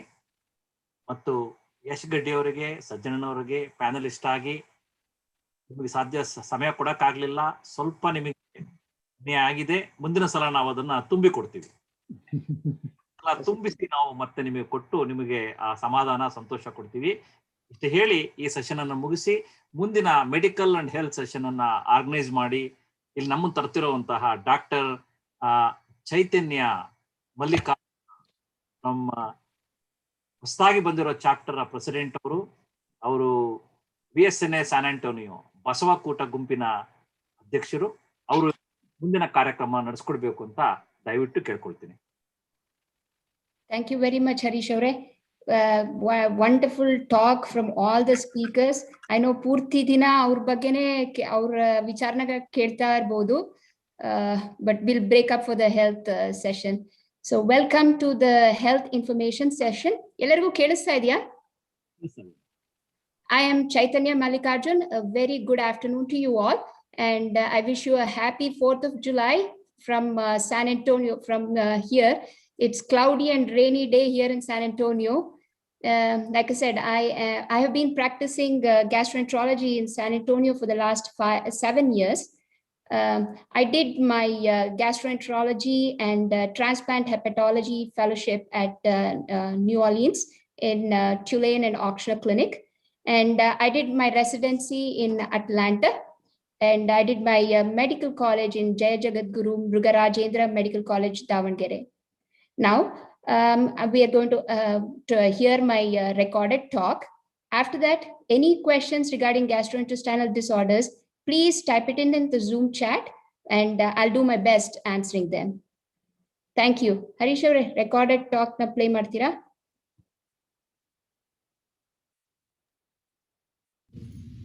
Namaskara, ಎಲ್ಲರಿಗೂ ಶರಣು. I am Chaitanya Mallikarjun. I'm a gastroenterologist in San Antonio, Texas. Today, I'll be talking about abdominal pain. When is it a real problem? Before I start my talk, I want to thank VSNA committee for giving me this opportunity. A big kudos to the VSNA president and his team for achieving this enormous feat of virtual VSNA convention. Abdominal pain is a common problem and the most challenging complaint here in my practice. It's a symptom of wide variety of mild to serious disorders and conditions. Abdomen, or commonly referred to as the belly or the stomach, is the area between the lower chest and the groin. For medical purposes, this is divided into 9 quadrants, and usually it is from the on your right side of on your right hand to the left hand. The upper abdomen is divided into the right upper quadrant. This area contains the liver, gallbladder, and part of the stomach. The mid-abdomen, or the epigastric area, contains the stomach, and on the left upper quadrant is the spleen. The mid-abdominal region is divided into 3 quadrants: the right and the left lumbar area that have the kidneys, and the belly button area, or the umbilical area, that also houses the stomach, the large intestine, and the small intestine. The lower abdomen is divided into 3, which is the right and the left lower quadrant, that mostly includes the large intestine, reproductive organs, and the suprapubic area, which has a bladder. And all of these also include the blood vessels that are spread out in all the quadrants, and the covering, which contains the abdominal muscle wall and the nerve ending and the nerves. Today, I'll talk mostly about the gastrointestinal organ conditions that cause abdominal pain pertaining to adults. Location, nature of the pain, and associated symptoms depend on the affected organ.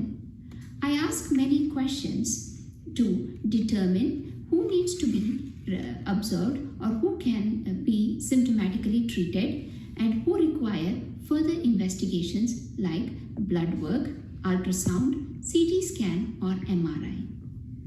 Abdominal pain is a real problem needing immediate medical care when the pain starts all of a sudden and is associated with fever, nausea, vomiting, yellow eyes or skin, and inability to pass gas. The pain is usually present in one location and can be severe in nature. I'll go over a few such serious conditions. Appendicitis. The appendix is a small organ which usually is dysfunctional, and it is present to the end of the large intestine, or it is actually present to the beginning of the large intestine. It is located in the right lower quadrant. Appendicitis causes pain which can be mild or severe and starts in the right lower quadrant or around the belly button area. This is usually associated with nausea, vomiting, and fever. Pancreas is the organ present behind the stomach. Inflammation or swelling of the pancreas can cause severe pain in the mid-abdominal area. This can also radiate to the back. This is usually associated with nausea, vomiting, and rarely can have yellow eyes and yellow skin. Gallbladder issues can cause inflammation that can cause pain, which is usually colicky in nature and usually present in the right upper quadrant. The bile pipes in the liver, when get blocked by stones or tumors, can also cause pain in the right upper quadrant area or the mid-abdomen area, and this is usually associated with nausea, vomiting, or yellow eyes or yellow skin. In intestinal obstruction, pain can be generalized and present in any part of the abdomen, and this is usually associated with inability to pass gas or have a bowel movement. In a condition called as inflammatory bowel disease, there is swelling in the wall of the GI tracts, and there can be ulcers in the large or the small intestine. These conditions include ulcerative colitis or Crohn's disease. Here, because of the swelling in the wall of the GI tract, patients can have diarrhea, blood in stools, or generalized abdominal pain. Diverticulitis is infection in the lining of the large intestine. People with age can develop outpouchings in the wall of the colon called as diverticuli. When these diverticuli get impacted with stools or polyps or growths, the bacteria can overgrow and can cause infection. This usually presents as a pain in the lower abdomen and is usually associated with fever. Now, I'll tell you about a condition which does not involve the GI tract but involves a urinary tract. Blockages or stones that block the urine flow can cause pain, which is compared to childbirth. This condition can be associated with bloody urine or burning sensation while passing urine. Now, I'll go over a few conditions that cause mild to moderate pain, can go on intermittently for a few days, culminating into a serious issue, but when diagnosed early, they can be treated so that there won't be a long hospital course. Peptic ulcer disease. In this condition, you can have a burning sensation or pain, mostly present in the upper abdomen. In acid reflux, you can have a heartburn that goes up your chest, and in a condition called as hepatitis, where there is swelling in the liver, which can be due to medications, viral infections, or alcohol, you can have a dull, aching pain present in the right side of your abdomen. Now, I will talk about a few conditions that does not involve the abdominal wall, but can cause abdominal organs, but can cause pain. This include cardiac conditions where you can have pain in the right upper abdomen. This condition is usually associated with shortness of breath. Sometimes, when you have pneumonia, that is an infection in the lungs, you can have pain in the upper abdomen. This is usually associated with cough and fever. In patients with diabetes, when their blood sugars are really high, they can have abdominal pain without having any organ involvements. In a condition called as shingles or varicella zoster, there is reactivation of the chickenpox virus that causes rash along the nerve path. When this condition involves the abdominal wall nerves, there can be pain generalized in the abdominal wall, but the abdominal organs may not have any involvement. This is a good reminder for people above 50 years of age to have their shingles vaccine done. Sometimes doing aggressive exercises can cause muscle injury to the abdominal wall muscles and can cause pain. Now, I'll go over a few GI conditions that cause abdominal pain but do not have any serious diseases going on. In this condition, usually the pain lasts few seconds, can be anywhere in the abdomen. It can be sharp or dull in nature, but then this is not really worrisome because there is no serious pathologies or diseases going on in the organs. This pain can happen with overeating, gas, constipation, indigestion, or irritable bowel syndrome. Loud, rumbling sounds caused by moving gases in the intestine is not a worrisome feature as long as you're having bowel movements and having flatulence.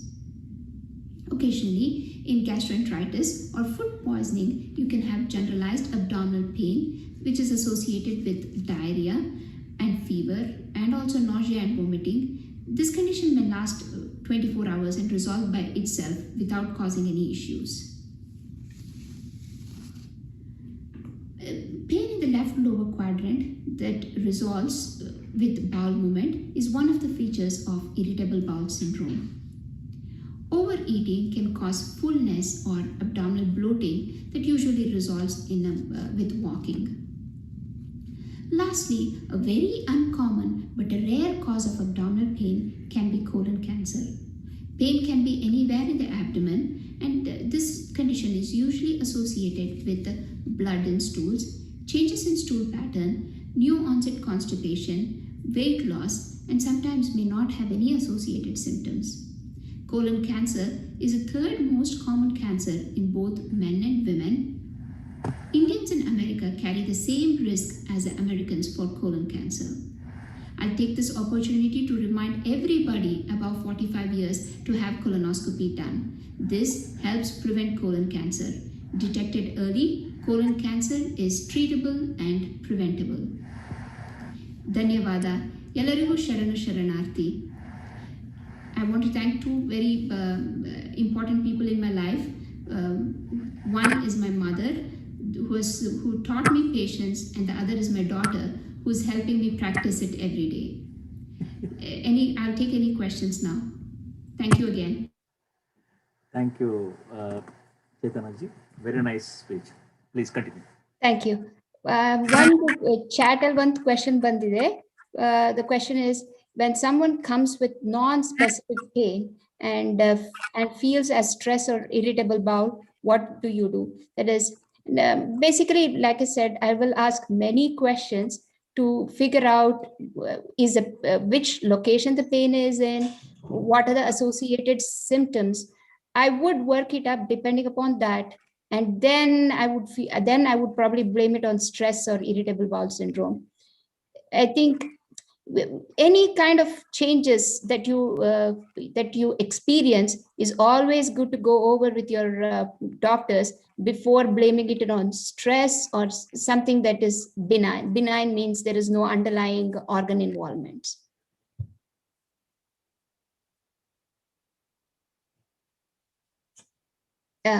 YouTube ಅಲ್ಲಿ ಏನಾದರೂ questions ಇದೆಯಾ check ಮಾಡ್ತೀರಾ? ಮಾಡ್ತೀನಿ, ಒಂದು ನಿಮಿಷ ಬಂದೆ. ಇಲ್ಲ ಚೇತನ್ ಅವರೇ, ನನ್ನ ಪ್ರಶ್ನೆ ಉಂಟು. ಈ ಆಸಿಡ್ ರಿಫ್ಲೆಕ್ಸ್ ಅಂತ ಕೆಲವು ಸಲ ಆಸಿಡ್ ರಿಫ್ಲೆಕ್ಸ್ ಅದು what is the sign of that one? Is it good or bad? When it is going on, acid reflux is like a burning sensation in your chest or abdomen area. It depending upon how long it has been going on, and if we are able to control it with the medications or the things that we try to figure out, and if it's been going on for a long time and you have other symptoms, like you had this for more than 10 years, you're kind of overweight, you're a smoker. Usually people in the white race, they can develop what we call as a Barrett's esophagus, or changes in the lining of the esophagus due to constant acid exposure. They have a small increase in chance of developing esophageal cancer. That is of course what we want to prevent when people have acid reflux. Coffee, I think everybody loves coffee. Coffee relaxes the upper esophageal sphincter and lets the acid in the stomach go up and cause a burning sensation. And I know just losing 10 pounds can relieve that pressure on the abdominal wall and help in decreasing the symptoms of acid reflux. And then diet plays a very major role in our health. Like I introduced our health session on the video, on the teaser, Uta balavaniಗೆ ರೋಗವಿಲ್ಲ. So you have to be really thoughtful when you eat. You do have to eat a wholesome diet. I know most of us are vegetarians, but certain things like citrus fruits, strawberries, blueberries, increase acid, can cause acid reflux. Eating too much at a time. So I always recommend people to eat small portion sizes. Stop before you feel like you can eat another 5 or 10 bites, because distending the stomach causes the relaxation of the sphincter again and have the acid come up your throat. And other things is to avoid a lot of cheese and and again, wholesome diet. Include everything in your diet and whole grains. Oil wise, I don't think we have a lot of preferences. Anything is good, and don't stick to one thing. Always keep changing. I see one question on the chat. What is fatty liver? Why is it caused? How to prevent it? So fatty liver can be caused by we call it as a metabolic syndrome. Being overweight, having a waistline that is really big, having diabetes, having dyslipidemia or problems with lipids leads to fat deposit. And this goes on for decades, and the fat deposit happens in the excess calories get deposited as fat molecules in the liver cells. This fat molecules are irritants to the liver cells, causing them to die and releasing substances that can cause scarring in the liver and leading to what we call as cirrhosis or hardening of the liver. This is the same mechanism what alcohol does to the liver also. We want to prevent it, because once there is scarring in the liver, there is no going back. And when you have that, causes a lot of changes in the blood flow of the body and can lead to what we call as ascites, or fluid buildup in the belly, can lead to thickened blood vessels in the esophagus that cause damages and can cause liver cancer. So preventing fatty liver is, of course, losing weight. Like I said, the diet, eating small portions and exercise. 30 minutes a day, can be any type of exercise. Doesn't have to be yoga, doesn't have, I mean, of course, yoga is wonderful because it includes all joints, all little muscles of the body. Any kind of exercise that makes your heart rate go up. 30 minutes a day, at least 5 days a week, is a key to prevent fatty liver.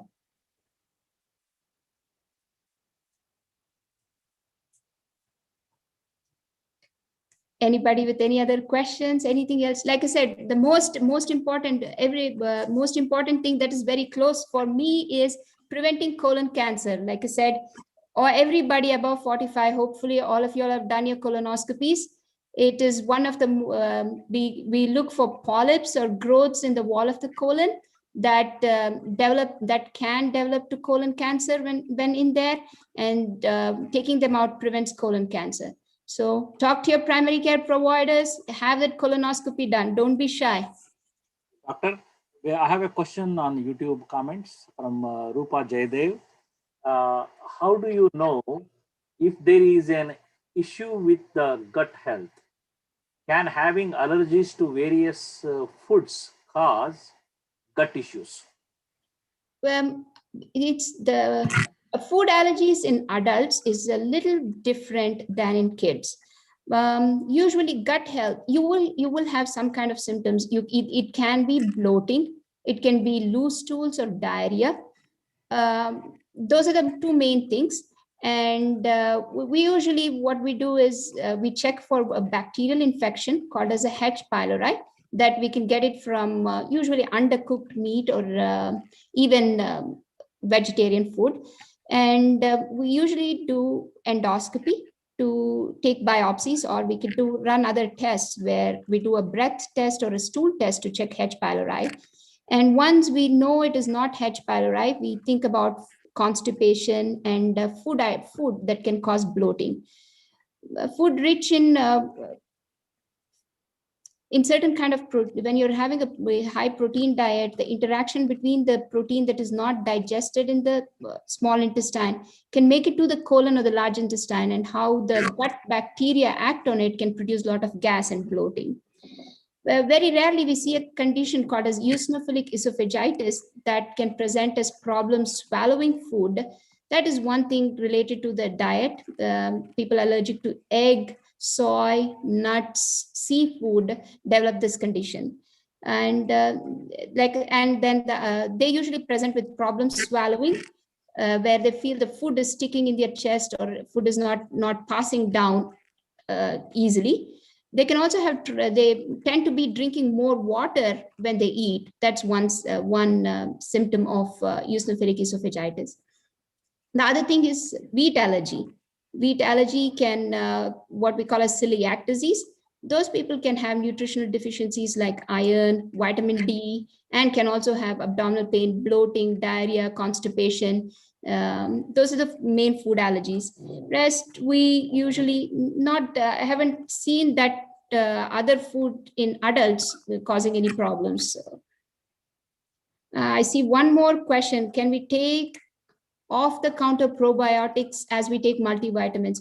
Yes, probiotics have been a good source of lot of things. They're considered good for your fatty liver, even depression. They seem to help with depression too, because the way they seem to change the gut bacteria in the colon, and the interaction between the undigested food and the gut bacteria cause a lot of changes. And they are good, but in the last year or two, we are seeing data that taking them forever may not be a good idea, because they can cause a kind of fogging of your brain. So I'd say take it for 6 months, stop it, and then you can retake it, maybe change to a different brand, give it about another 1 or 2 years, and you can take it again. Yogurt is a good source of bacteria. So if you're eating yogurt, I don't think you need to take any probiotics over the counter. That was a wonderful question. Harish avare, nimdenaದ್ರು questions idya? Illa, aitama. And if you agree, then we can go to the next. Yes. Yeah, sure. Let me introduce the next speaker, Dr. Ajit Rampuri. He is a doyen of the medical field, having worked for more than 50 years. During this long time, he has worked in various roles and capacities, including as professor, academic council member, member of board of examiners in several universities, and later as a director in both government and non-government settings for profit and non-profit organizations in 6 countries and 14 institutes. He has been an entrepreneur since last 2 decades, leading 4 companies for profit, and also heads a social enterprise and is a philanthropic foundation. Now let's hear from Dr. Rampuri.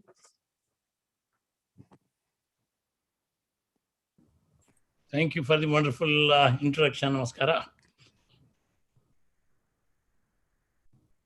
Harish avare? ಬಂದೆ ಹಾಕ್ತಾ ಇದ್ದೀನಿ sir. Now. So the second subject of my topic today is on climate change. If you reflect back on your earlier days or take a moment to look around, you will suddenly realize that the environment you have been born and are living in has been changing constantly without you ever thinking or noticing it. This has been going on relentlessly since Homo sapiens, with the development of our frontal lobe, started manipulating nature without realizing the profound impact this was going to have on future generations of all species on this planet. Indeed, if I say IPCC, that is Intergovernmental Panel on Climate Change, a UN agency, has estimated that an increase in temperature of just 1.5 degrees would kill 30% of the species on this planet. Few among us will believe it. Yet, this is the sad reality, my friends. It is horrific that some of us may see it within our own lifespan, but even more tragic is that our children and then our great-grandchildren are even more likely to suffer this loss. Yes, climate change is real, it is grave, and it is very serious. To say that climate change resulting from our abuse and destruction of nature has created an existential crisis for mankind, it is not an exaggeration at all. So this talk is to give a wake-up call to act in time before it is too late for future generation and for all other life forms on this planet who depend on this. If they are able to survive the devastating destruction which it appears that we are hell-bent on causing, we must act now. Communities of humans all over the world refer to nature as Mother Nature, Dharti Ma, as we say in Kannada, Bhumi Tai. The sad truth is we all use these words several times without blinking an eye or thinking about what they really mean. The story I'm going to tell centers around this critical relationship we have with nature. Kannada, there is a word, Shabda ide alva, hasu hokkagi ante. So nam sambandha prakriti jotege aa tara ide. The English translation for that word is delicately interwoven coexistence. This refers to entire ecosystem, the fine balance that human societies must maintain in order to survive and prosper on this planet. To start at the very beginning, as we know, the primordial life form spontaneously and of course accidentally about 2.5 billion years ago, so that it means it has taken us about 2,500 million years to evolve from that primordial life form to Homo sapiens. Homo sapiens themselves evolved about 300,000 years ago in Africa from hominids. And then after evolving from hominids, the Homo sapiens walked out of East African savannas about 67,000 years back to all over the world. So environmental degradation began at that point of time. That is the reality. Till that time, all the life forms, including human beings, has evolved within natural things and natural life. So there was coexistence and a fine balance in the sense, individual life forms are finite, whereas the survival instinct for all species is also there. So in other words, this survival instinct leads to the perpetuation of the species, though individuals die. So for that activity to continue, there has to be a fine balance among the things which are available in the nature. But fast forward, once man started denuding the nature or destroying the nature more than what is required for the survival, the climate change started then itself. So that happened about 67,000 years back, as I said, when he moved out of African savannas and started settlement all over the other continents. And from that 67,000 years to till 50,000 years, he was hunter-gatherer, and he was literally surviving again at the edge of the periphery of the survival. But when, for the first time, there was a primitive settlement and primitive agriculture formation about 10,000 years back, that was the game changer, because for the first time in the history of on this planet, there was definitive changes in the balance between mankind and the nature. In the sense, man started exploiting the nature on a perennial basis, farming the agriculture later on, which led to the mass agriculture and larger increase in the population density. Then that led to the formation of the large settlements, eventually leading to the villages and the cities, and then more agricultural farming, and eventually that led to the commerce. And fast forward, once the population began to grow, commerce increased, the industrial development took place, and still later in the industrial revolution happened, and the moment industrial revolution happened, this was entirely a game changer in the sense that till that point of time, nature had abundant supply of resources as it had evolved over billions of years. But once the industrial revolution happened, man started producing things artificially. In other words, they were not biodegradable. So there was no recycling of these products. Hence, there was then the resource deficit started on the planet. At the time, we started exploiting more and more the nature without giving a thought on that. And then later on, it further expanded to build large cities and then roads. And the industrial revolution further led to the vast growth in construction activities as well as development of cities. And vast stretches of roads were laid down. Earlier, as I said, roads were made of natural products, but once industrial development happened, we started using man-made products which are not perishable at all. And then later on, with the advent of hydrocarbons, we started using the hydrocarbon products, that is tar and other products, and even plastic also, which is not at all biodegradable. And this led to the further deterioration in the natural things of order. And once man led the production of the hydrocarbons, he led, I think, he put not last nail in the coffin of the death of the natural cycle of life on this planet. Along with this, production of the hydrocarbons and the laying of the billions and billions of miles of roads, railroads, and then waterways also were exploited, and huge ocean-going ships were started carrying the products from one continent to other continent. This led to the total destruction again of the nature, and there was ever increase in the amount of the hydrocarbons which are being formed every day recklessly, I should say. Along with these hydrocarbons, the greenhouse gases also, because of the industrial revolution, happened to increase. And this together, for the first time, resulted, that is the hydrocarbons as well as the greenhouse gas emissions, resulted in the, in breaking the hole in the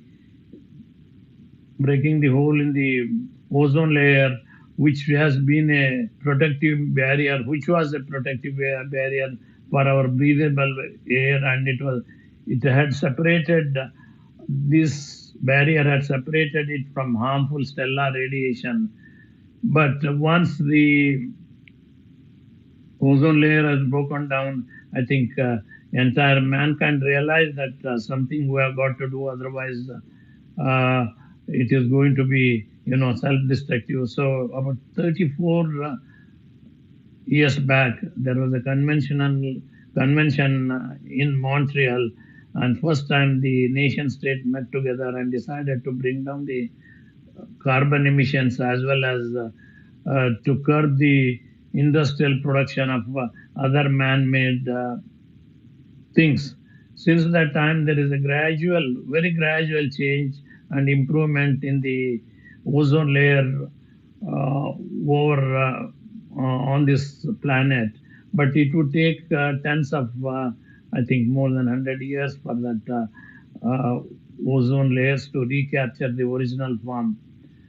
Aside from the agriculture, shipping, oil and plastic, many of the pesticides and drugs and supplementary food and cosmetics were also causing long-term damage on all life forms, including humans. Only of late, so 20, 30 years, we have realized that these products also cause an effect on our genes. So the term we use here is what is called epigenetics.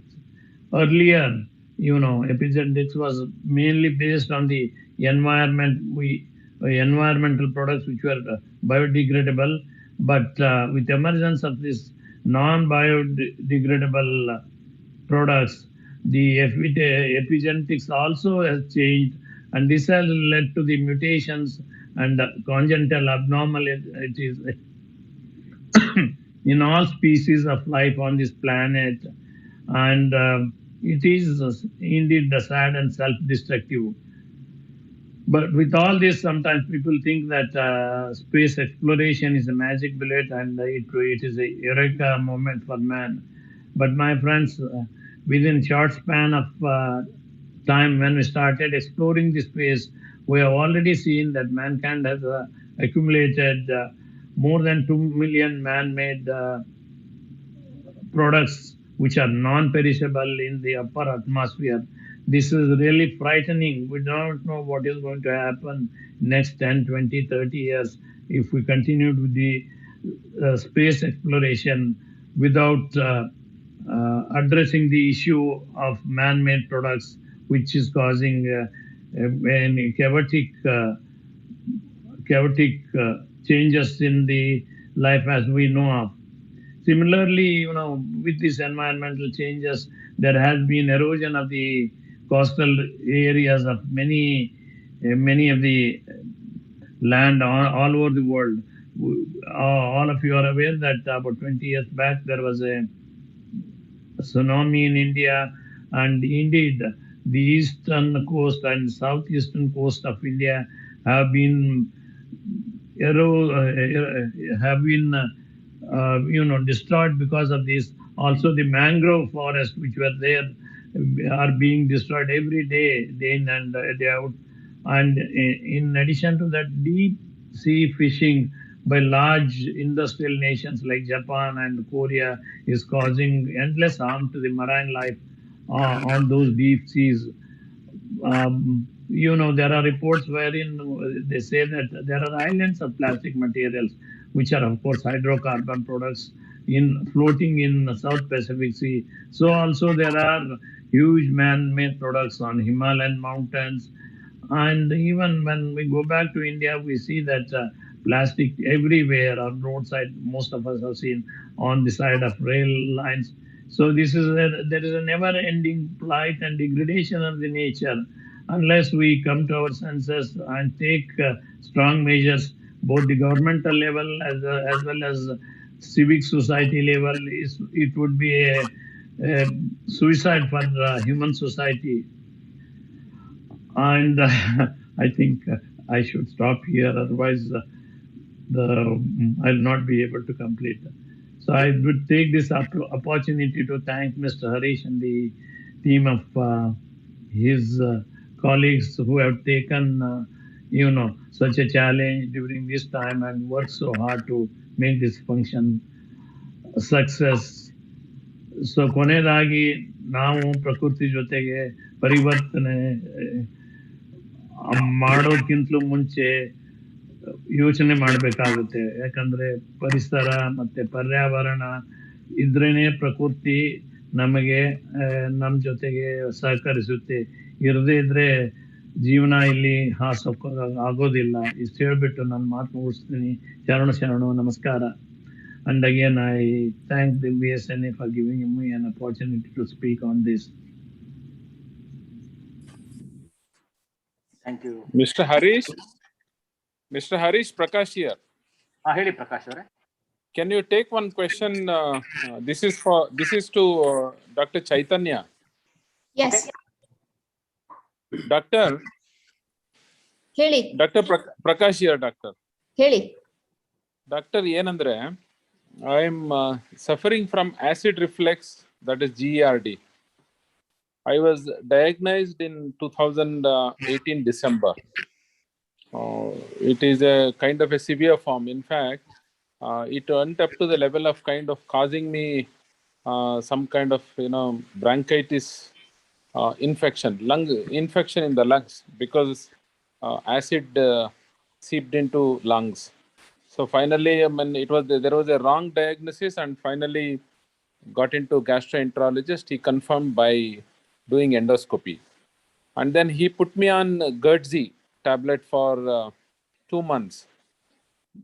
It healed up, and disappeared, and then he revisited after another 1 year. Then spoke to the doctor. He said, take the same tablet for 1 month. I took it. I think it went off. Now, couple of months back, I got it severely burning.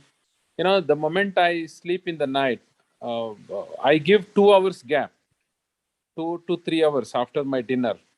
When I sleep, I can feel acid flowing into my esophagus. Now again, consulted the doctor in Manipal. He has put me on medication, Pantacid for 1 month. My question is, does acid reflux usually recur? If so, what is the risk factor involved in it, doctor? Yes, I think couple of things we have to know here is, on the endoscopy, was there a hiatal hernia? That is where the sphincter is kind of loose and lets the stomach go up and down the opening in the diaphragm. So that kind of explains that little bit of distension in the stomach, or even changes in the pressure in the thorax or the stomach can cause the contents in the stomach to reflux up. That will, how big the hernia is will help us decide. Dr. Hernia is ruled out. Okay. The lower esophagus sphincter is perfectly in this position. I think it is 43 centimeters or whatever. I mean, if I remember it properly. Okay. There is no dislocation of that, and hernia is ruled out. There was no hernia in it. Okay, and taking the pantoprazole for a long time should be okay too.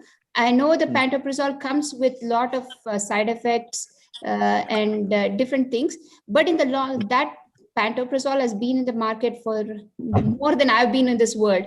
It's a wonderful medicine. I know it is linked to C. diff or Clostridium difficile infection in the colon.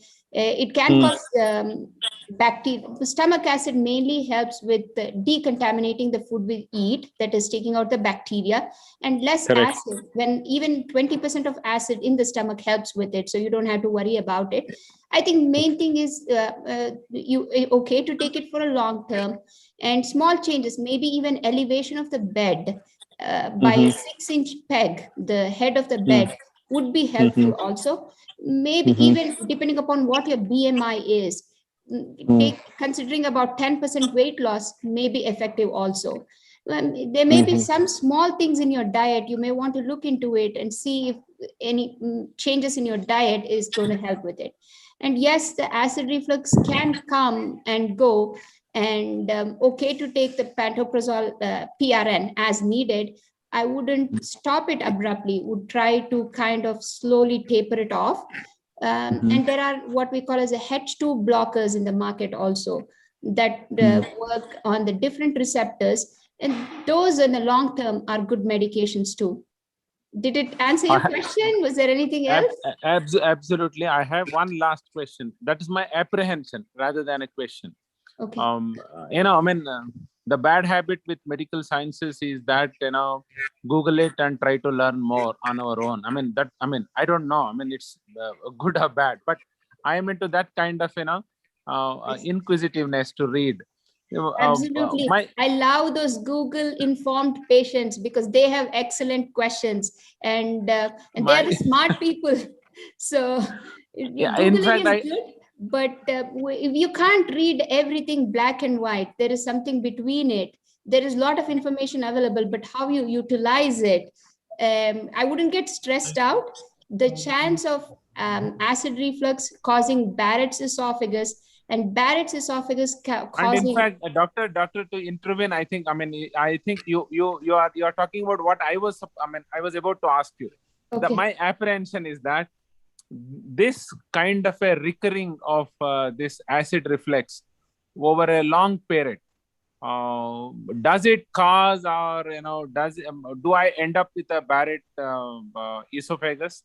For say 6 years, 7 years, if the acid reflux come and go, and ultimately over a period of time damaging or causing my tissues to transform into kind of tissues which exist in the intestine. and end up with the Barrett's esophagus. Is it a chance or a possibility, doctor? Like I said, gastroesophageal reflux disease going on for more than 10 years. If you are obese, that is overweight, those, and then if you're a smoker, alcoholic, those are the main things that can lead to Barrett's esophagus. And usually, like I said, your gastroenterologist is your friend. You need to go see him often, and maybe an endoscopy in 3 to 5 years to make sure you don't have, you're not developed Barrett's esophagus. And if at all, by any chance, you develop Barrett's esophagus, we consider the length of the Barrett's esophagus also. And then the chance of developing esophageal cancer after developing Barrett's esophagus is 0.5%. Correct, I'm aware.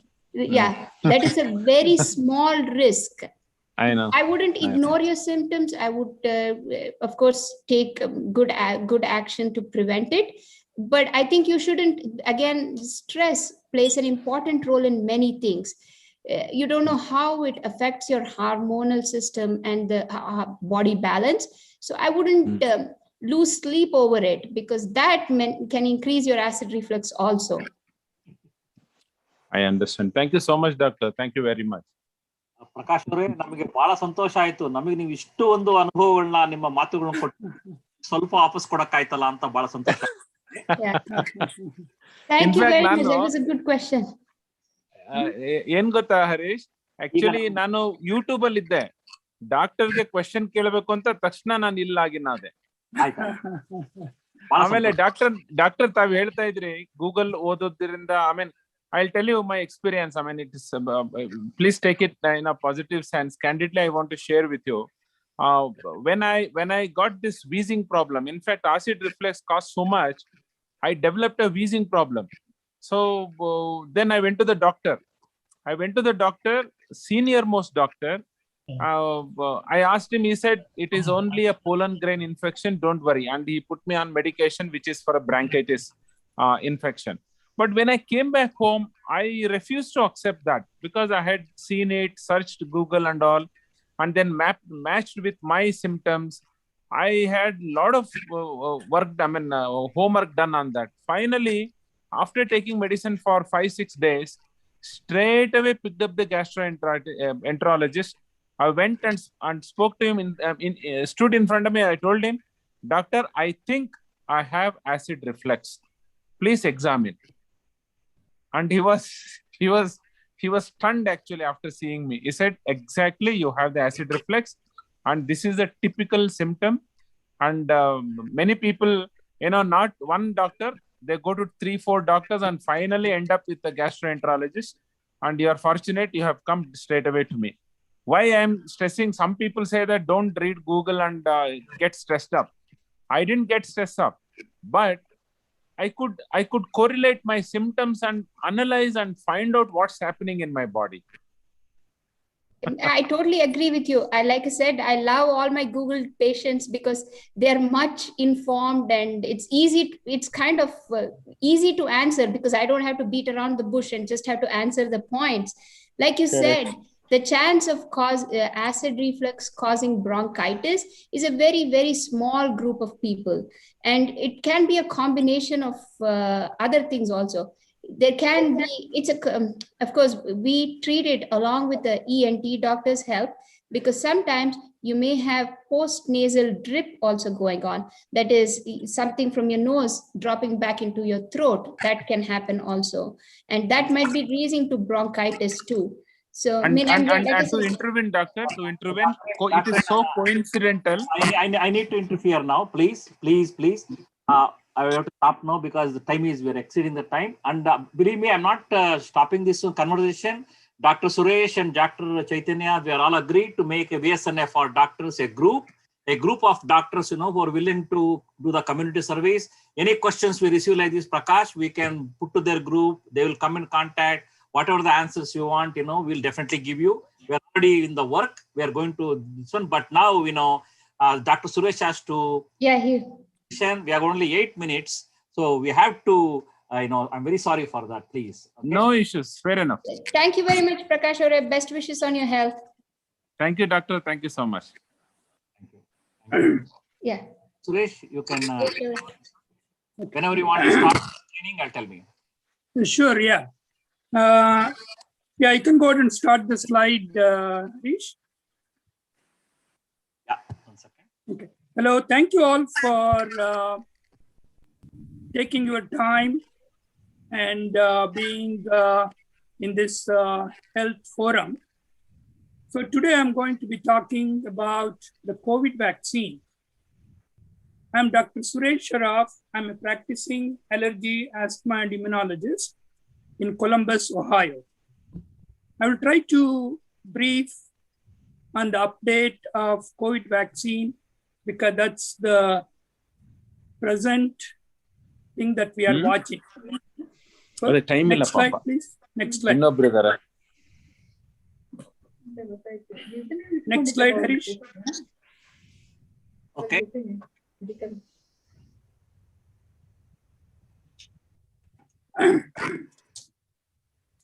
That's okay. See, as of now, more than 180 million people have been infected with the COVID virus and more than 4 million deaths. It has devastated our world with loss of lives and loss of livelihood. COVID-19, as you know, started in Wuhan, China as early as November 19 and started spreading all over the world within a span of 3-4 months. WHO declared the viral disease as a worldwide pandemic in April 20. Next slide. So then came the COVID-19 vaccines and the development of the vaccine. The scientists were alarmed with what is happening in China and started working on the vaccine as early as January of 20, much before it was ever declared as a pandemic. The most important thing is this COVID vaccine happening within a span of 10 months is a miracle of technology. It used to take years to decades to develop the vaccine. That is one of the reasons we are seeing a lot of this vaccine hesitancy. So I will try to go through how and why the scientists have been able to bring it to the patient within a span of 10 months. One good thing that happened with this COVID vaccine is that these coronaviruses, the group that causes the COVID, was well known to the medical research community, so they did not have to start from the scratch. There are already hundreds of coronaviruses causing respiratory issues. So in March of 2020, when it became a pandemic, the world research got together, World research got together and then to stop the devastation of our existence. So they came up with a global research and then formed a team. This was the first time that all the countries in the world, particularly Europe and United States, joined together and made a declaration to spend more than $8 billion to make sure we are coming up with a solution within a span of 1 year. That was their goal, was to have the vaccine by end of 2020. So with US government, NIH, and CDC decided to buy 300 million doses upfront. So that was a guarantee. That was a guarantee to get on the vaccine. So for the first time in the world, vaccines were made and ready to go before the approval from any country. So let us come to the technology a little bit. In addition to the funding, so the next was the technology. So gene sequencing of COVID-19 virus was published on the website as early as January 20, and that was 10 days after the pneumonia caused the Harish, you can go back. Yeah. No, yeah, you can go back, Harish. Okay here? No, go back a little bit further. No more, yeah. Okay, that's fine, yeah. So then, so the world had two options. They had to come up with a vaccine. So first is called genetic vaccines, which some of the technology has not even been tried before, which has been successful. So those are the mRNA vaccine, and most vaccines need to go through 3 phases of study. The first phase usually in a small segment of people, and then goes to the phase with second group, which is going to include healthy people plus the people with other diseases. Then goes to the phase 3, where more than 10,000 people are included in the study. Actually, I was also part of the study where we were in the pilot study in the phase 3. So with this mRNA vaccine, will deliver the viral genetic sequence that was on the website with that formula. They were able to put it, the messenger RNA, into our blood cell through an injection, and that message is utilized by our immune system to produce the antibodies against the virus.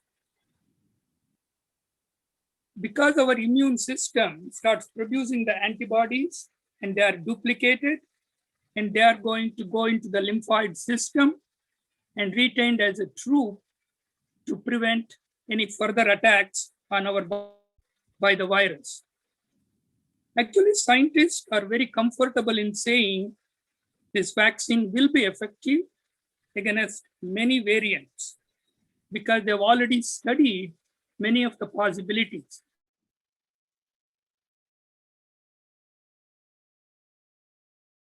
They can come up with a change within a matter of weeks if there is any unexpected mutation. Then, next slide, please. Yeah. Next slide. So the genetic vaccines were messenger RNA, Pfizer, and Moderna. Next slide.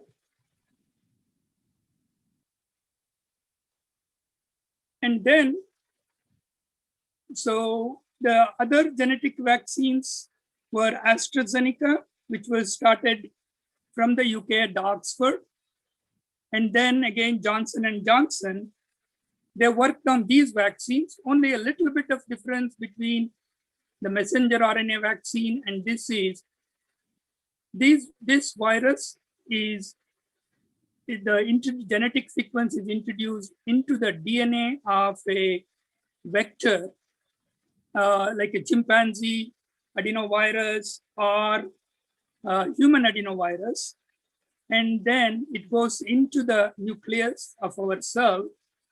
From there, the message comes out into the surrounding area, and the process is similar to the messenger RNA vaccine. Simultaneously, next slide.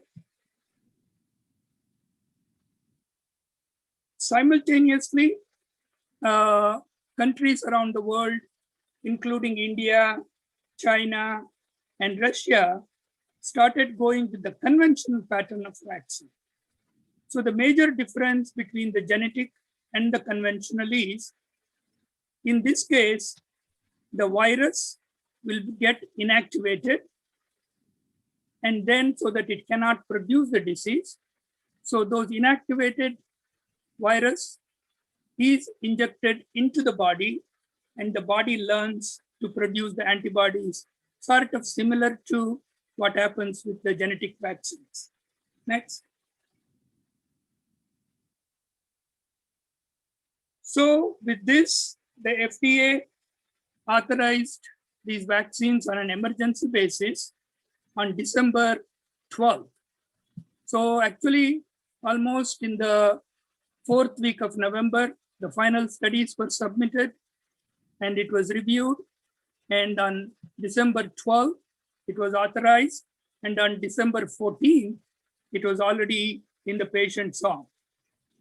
This was the major wonder that was done by the combination of funding, research, and the technology.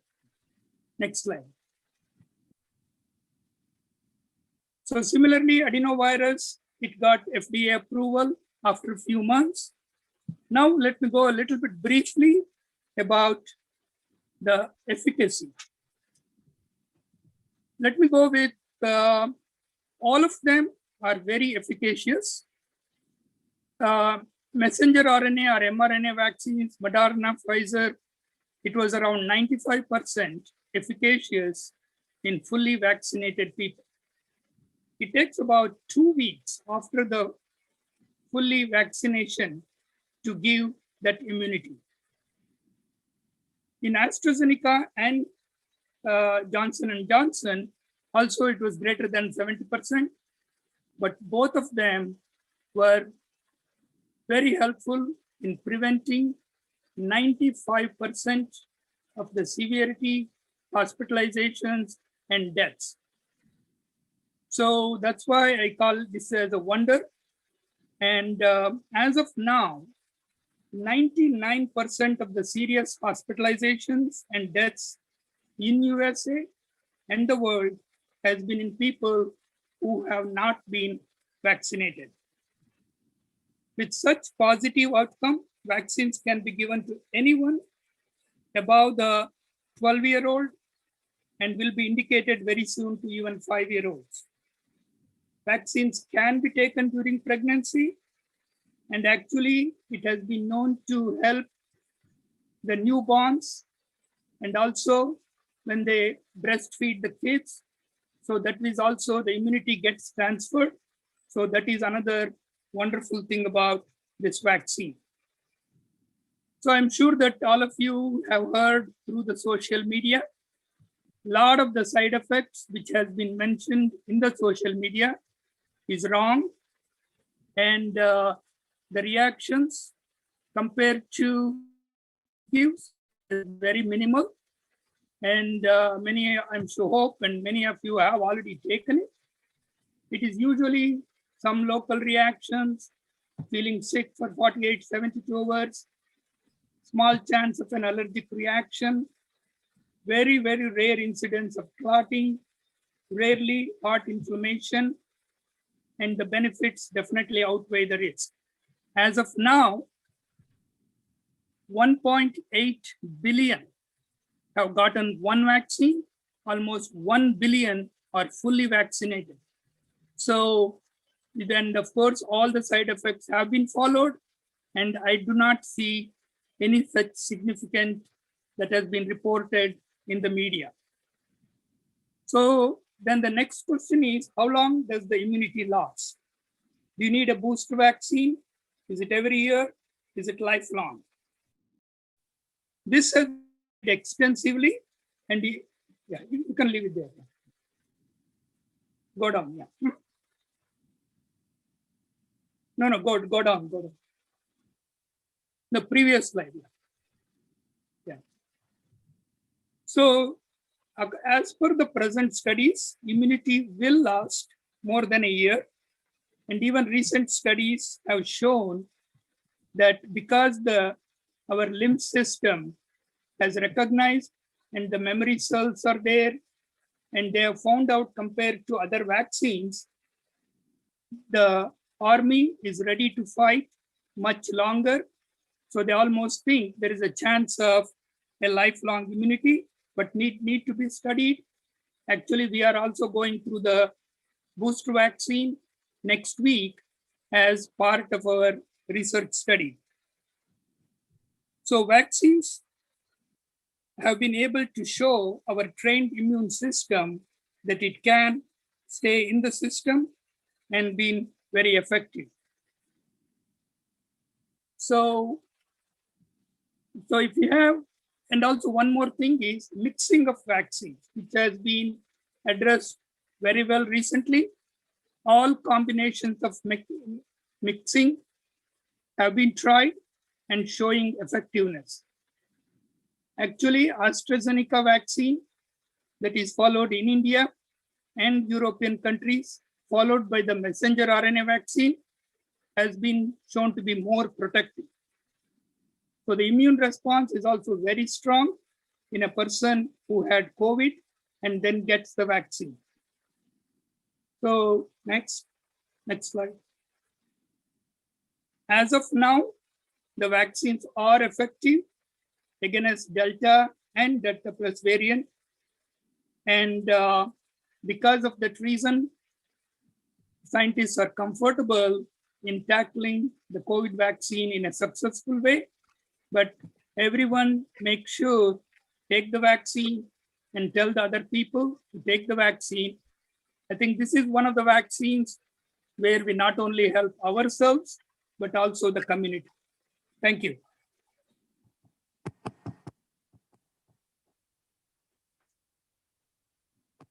Thank you, Suresh. Excellent presentation. Chaitanya ji, you can continue. Any questions to Dr. Suresh or Dr. Ajit Rampure? Please feel free to ask this question. One question I had was, of course, taking young kids to vaccination. Should we? How worried should we be about this heart condition? Is it something reversible, or is it something that's going to stay on for a long time? Good question, Chaitanya. I'm glad you asked it. Actually, you know that the inflammation that has been found in the children has been very temporary and can be cured, and there has not been any long-term kind of damage, at least as far as the present studies. So really the question is, most importantly, that particular kid, if they had the real COVID virus, they would have had a much, much worse myocarditis and pericarditis. So it is really the question of chances. Yeah. I have one more question. The pregnant women, how concerned should we encourage pregnant women to get the vaccine? Is there any precautions, or is there anything that they should be looking for when they get the vaccine? See, particularly these messenger RNA vaccines, in the extensive studies, in the 43,000 trials, and again afterwards continued with the pregnant people, it has been shown to be remarkably safe. And that's why more and more there have not been any reported side effects or any problem at all, particularly with the immunity carrying on to the children, with breastfeeding. And see, the major reason is messenger RNA is the technology, because it bypasses the nucleus, it directly goes into the cytoplasm, and the messenger RNA virus that is given automatically gets out of your system within a matter of hours. Thank you very much, Dr. Sharoff. It was a wonderful and informative information on the vaccines and environment and coronavirus. And I hope you all had a good education on the gastrointestinal symptoms. Thank you. Thank you very much. I have some comments here on the YouTube. Can I share, Doctor? Sure. Yeah, the people have written Ajit Rampure's, the speech was very excellent, and his concern for the environmental issues was very well appreciated. And if anybody has any question to Ajit Rampure, Dr. Ajit Rampure, please let us know. You have any questions? Yeah, I have one question. I know, Dr. Rampuri, we've heard a lot about this genetic shifts and drifts in the coronavirus when it's in the environment. How important role does it play? Is it going to create more variants, or how is there any way is there something we can do to prevent it? Voice. Audio. Audio. Yeah. Now it's there, right? Yeah, you can hear. Yeah, excellent question, Chaitanya. That's a beautiful question. You know, unlike the multicellular organisms, viruses are such a small ultramicroscopic structures, right? In a given day, I don't know how many of you are aware or have given a thought on that. There are over billions of these organisms are reproduced, right? It is inevitable that, in fact, I had another talk, and Harish didn't find time, I think, to present that, wherein the multiplication happens so rapid and so fast. Naturally, mutations do happen. These mutants take over. Especially RNA virus are known to, unlike DNA virus, they are more amenable for mutations. So it is never-ending game in nature. Always there will be new mutations and new form. That is my short answer to that. You are not going to beat the race, because again, earlier I mentioned the survival instinct is in all life forms. So we look always subjectively from our point of view, right? But the reality of the fact that's how the nature has, we have evolved with the nature 2.5 billion years back, right? Each and every living being has that genetic instinct to perpetuate. No matter what we try to, it's like a police and a thief and, cat and mouse. Beyond that, I have no comments on that. No, we are all very confident in the medical field. I'm sure we'll win over this game and come out with flying colors. Yeah, but I beg to differ. Actually, what have we done? Sorry, Suresh. What have we done with the nature? We are destroyed in the process, right? How much of our materialistic aspirations? Each of us have such a big houses. We have 4 cars at home, and we just think straight-jacketed that we would overcome that. Unless we keep that in our mind and heart. This is passionate. After having been in the field last 50 years, I never thought of this. This happened to me like a eureka moment. About a few months back, an institute, NITE Institute, called me to give a talk on environment along with the COVID. I was taken back. Why they're asking me to talk on environment? Then suddenly I realized that it is much more, a long-term problem for entire humanity, right? You look at our own upbringing and how much plastic materials we are using. Right now at your home, I can see many things which are made up of plastic, right? Are they perishable? Absolutely true. I am. My specs are plastic. We think that we overcome. Prevention is always better than the cure. First, like I mentioned about the epigenetic effects, right? So the cosmetics, the drugs which are causing a change on our genes, they are not reversible, right? So these are my thoughts on that. Yeah, I don't know. Absolutely right. Like you said, I'm a culprit in that, of course. Yeah, all of us, please. All of us. No, like Swamiji said, to get to simplicity, I think it is going to take big efforts. Yeah, but we have to be conscious of that fact. First time I realized, like I said, that's why it's an eureka moment, I said, right? So it's a profound change we have to do. How much we need in life?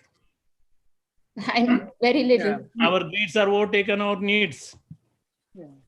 It's never ending chase. Swamiji also says, Taranas also says same thing, right? How much we need to live on this planet. True. Thank you, Dr. Rampure. Thank you, Chaitanya, for really helping to make this health seminar successful. And thanks, Harish, for giving us the responsibility to do this. Thank you all. Thank you very much for giving me the screen presence. Thank you. Sharan Sharanati. Thank you. In fact, Dr. Suresh Rao, Dr. Chaitanya Mallikarjun, and Dr. Ajint Rampure, you should not be thanking us. We have to be sincerely thanking you on behalf of Veerasaiva Samaja of North America and all its members and board members. We sincerely thank you for coming forward and giving this one. As we all discussed already, we will have a small interest group like VSNA for doctors, wherein, our members can approach us, to get your guidance, because there will be some guidance. For example, see, the best example is our Prakash Ji. Even though he's in Mysore, he was able to approach you because, his communication and networking. If you all agree, we'll form that group, and you can do your little bit, your own small contribution to your own community, the people who are following the will of Shiva Sharanas and Shiva Sharanes. Okay. Thank you. I close this. We are coming to the end of the Charane Dupada Goggavana Munjane. ಈ ಕಾರ್ಯಕ್ರಮವನ್ನ ಮುಗಿಸ್ತಾ ಇದೀವಿ. ಸ್ವಲ್ಪ ಸಮಯ ಆಯ್ತು, ಯಾಕಂದ್ರೆ ಕೆಲವೊಂದು ಮಾತುಗಳು ಸ್ವಲ್ಪ ಜಾಸ್ತಿ ಆಗಿದ್ದಕ್ಕೆ, ಪ್ಯಾಷನೇಟ್ ಆಗಿದ್ದಕ್ಕೆ ಒಂದು 10-15 ನಿಮಿಷ ಜಾಸ್ತಿ ಆಯ್ತು ಸಮಯ. ಅದಕ್ಕೆ ಕ್ಷಮೆ ಕೋರ್ತೀವಿ. ನೀವೆಲ್ಲ ಭಾವಿಸಿದ್ದಕ್ಕೆ ಗುಗ್ಗವನ ಒಂದು ಕೊನೆಯ ಒಂದು ವಚನ ಹೇಳಿ ಈ ಗುಗ್ಗವನ ಕಾರ್ಯಕ್ರಮವನ್ನ ನಾವು ಮುಗಿಸೋಣ. ಗುಗ್ಗವ ಈ ರೀತಿ ಬರೆದಾಳೆ, ತುಂಬಾ ಸಿಂಪಲ್ ಆಗಿ ಬರೆದಾಳೆ. 2-3 ಸಾಲಲ್ಲಿ ಭಕ್ತರು ಜಂಗಮದಲ್ಲಿ ಕಟ್ಟಿ ಹೋರಲೇಕೆ, ಭಕ್ತರು ಜಂಗಮದಲ್ಲಿ ಕಟ್ಟಿ ಹೋರಲೇಕೆ, ಧೂಪದ ಹೊಗೆ ಎತ್ತ ಹೋದಡು ಸರಿ, ಎತ್ತ ಹೋದಡು ಸರಿ, ಇದು ಸತ್ಯವೆಂದೇ ನಾಸ್ತಿನಾಥ, ಸತ್ಯವೆಂದೇ ನಾಸ್ತಿನಾಥ. ಅವಳ ಅಂಕಿತ ನಾಮ ಬಹಳ ಮನಸ್ಸಿಗೆ ಇಷ್ಟ ಆಯ್ತು, ನಾಸ್ತಿನಾಥ ಅಂತ. ನೋಡಿ, ನಾವು ಇದನ್ನ ಇವ್ರು ಗೊಗ್ಗವ ನೆನೆಸ್ಕೊಂಡು ನಾಳೆ ಯಾರು ಗೊಗ್ಗವ ಅಂತ ಹೋಗಿ ನಾವು ಹುಡುಕಿ ಅದ್ರ ಬಗ್ಗೆ 4-5 ವಚನಗಳು ಓದಿದ್ರೆ ನಾವಿದು ಕಾರ್ಯಕ್ರಮ ಅವಳಿಗೆ ಅರ್ಪಿಸಿದ್ದು ಸಾರ್ಥಕ ಆಗುತ್ತೆ. ಇಷ್ಟು ಹೇಳಿ ಕಾರ್ಯಕ್ರಮನ ಮುಗಿಸ್ತಾ ಇದ್ದೀನಿ. ಧನ್ಯವಾದಗಳು. ಇನ್ನು 40 ನಿಮಿಷದಲ್ಲಿ ಬಿಸ್ನೆಸ್ ಫೋರಂ ಶುರುವಾಗ್ತಾ ಇದೆ. ನಮ್ಮ ಪ್ರಭು ಪಾಟೀಲ್ರು ಅವರ ಒಂದು ಎಕ್ಸ್ಪೀರಿಯನ್ಸ್ ನ ಅವ್ರು ಹೇಳ್ಕೊಳ್ತಾ ಇದ್ದಾರೆ. ಮತ್ತೆ ಅದಕ್ಕೆ ಆದ್ಮೇಲೆ ವುಮನ್ಸ್ ಅನುಭವ ಫೋರಂ, ಎಕ್ಸಲೆಂಟ್ 7 ಜನ ಪ್ಯಾನಲಿಸ್ಟ್ಗಳು ವುಮೆನ್ ಫೋರಂ ಬರ್ತಾ ಇದ್ದಾರೆ. ಬಂದು ಖಂಡಿತ ಅದರಲ್ಲಿ ಭಾಗವಹಿಸಿ. ನಿಮ್ಗೆಲ್ಲರಿಗೂ ಧನ್ಯವಾದಗಳು. ಮತ್ತೆ ಸಿಗೋಣ. Thank you. ನಮಸ್ಕಾರ.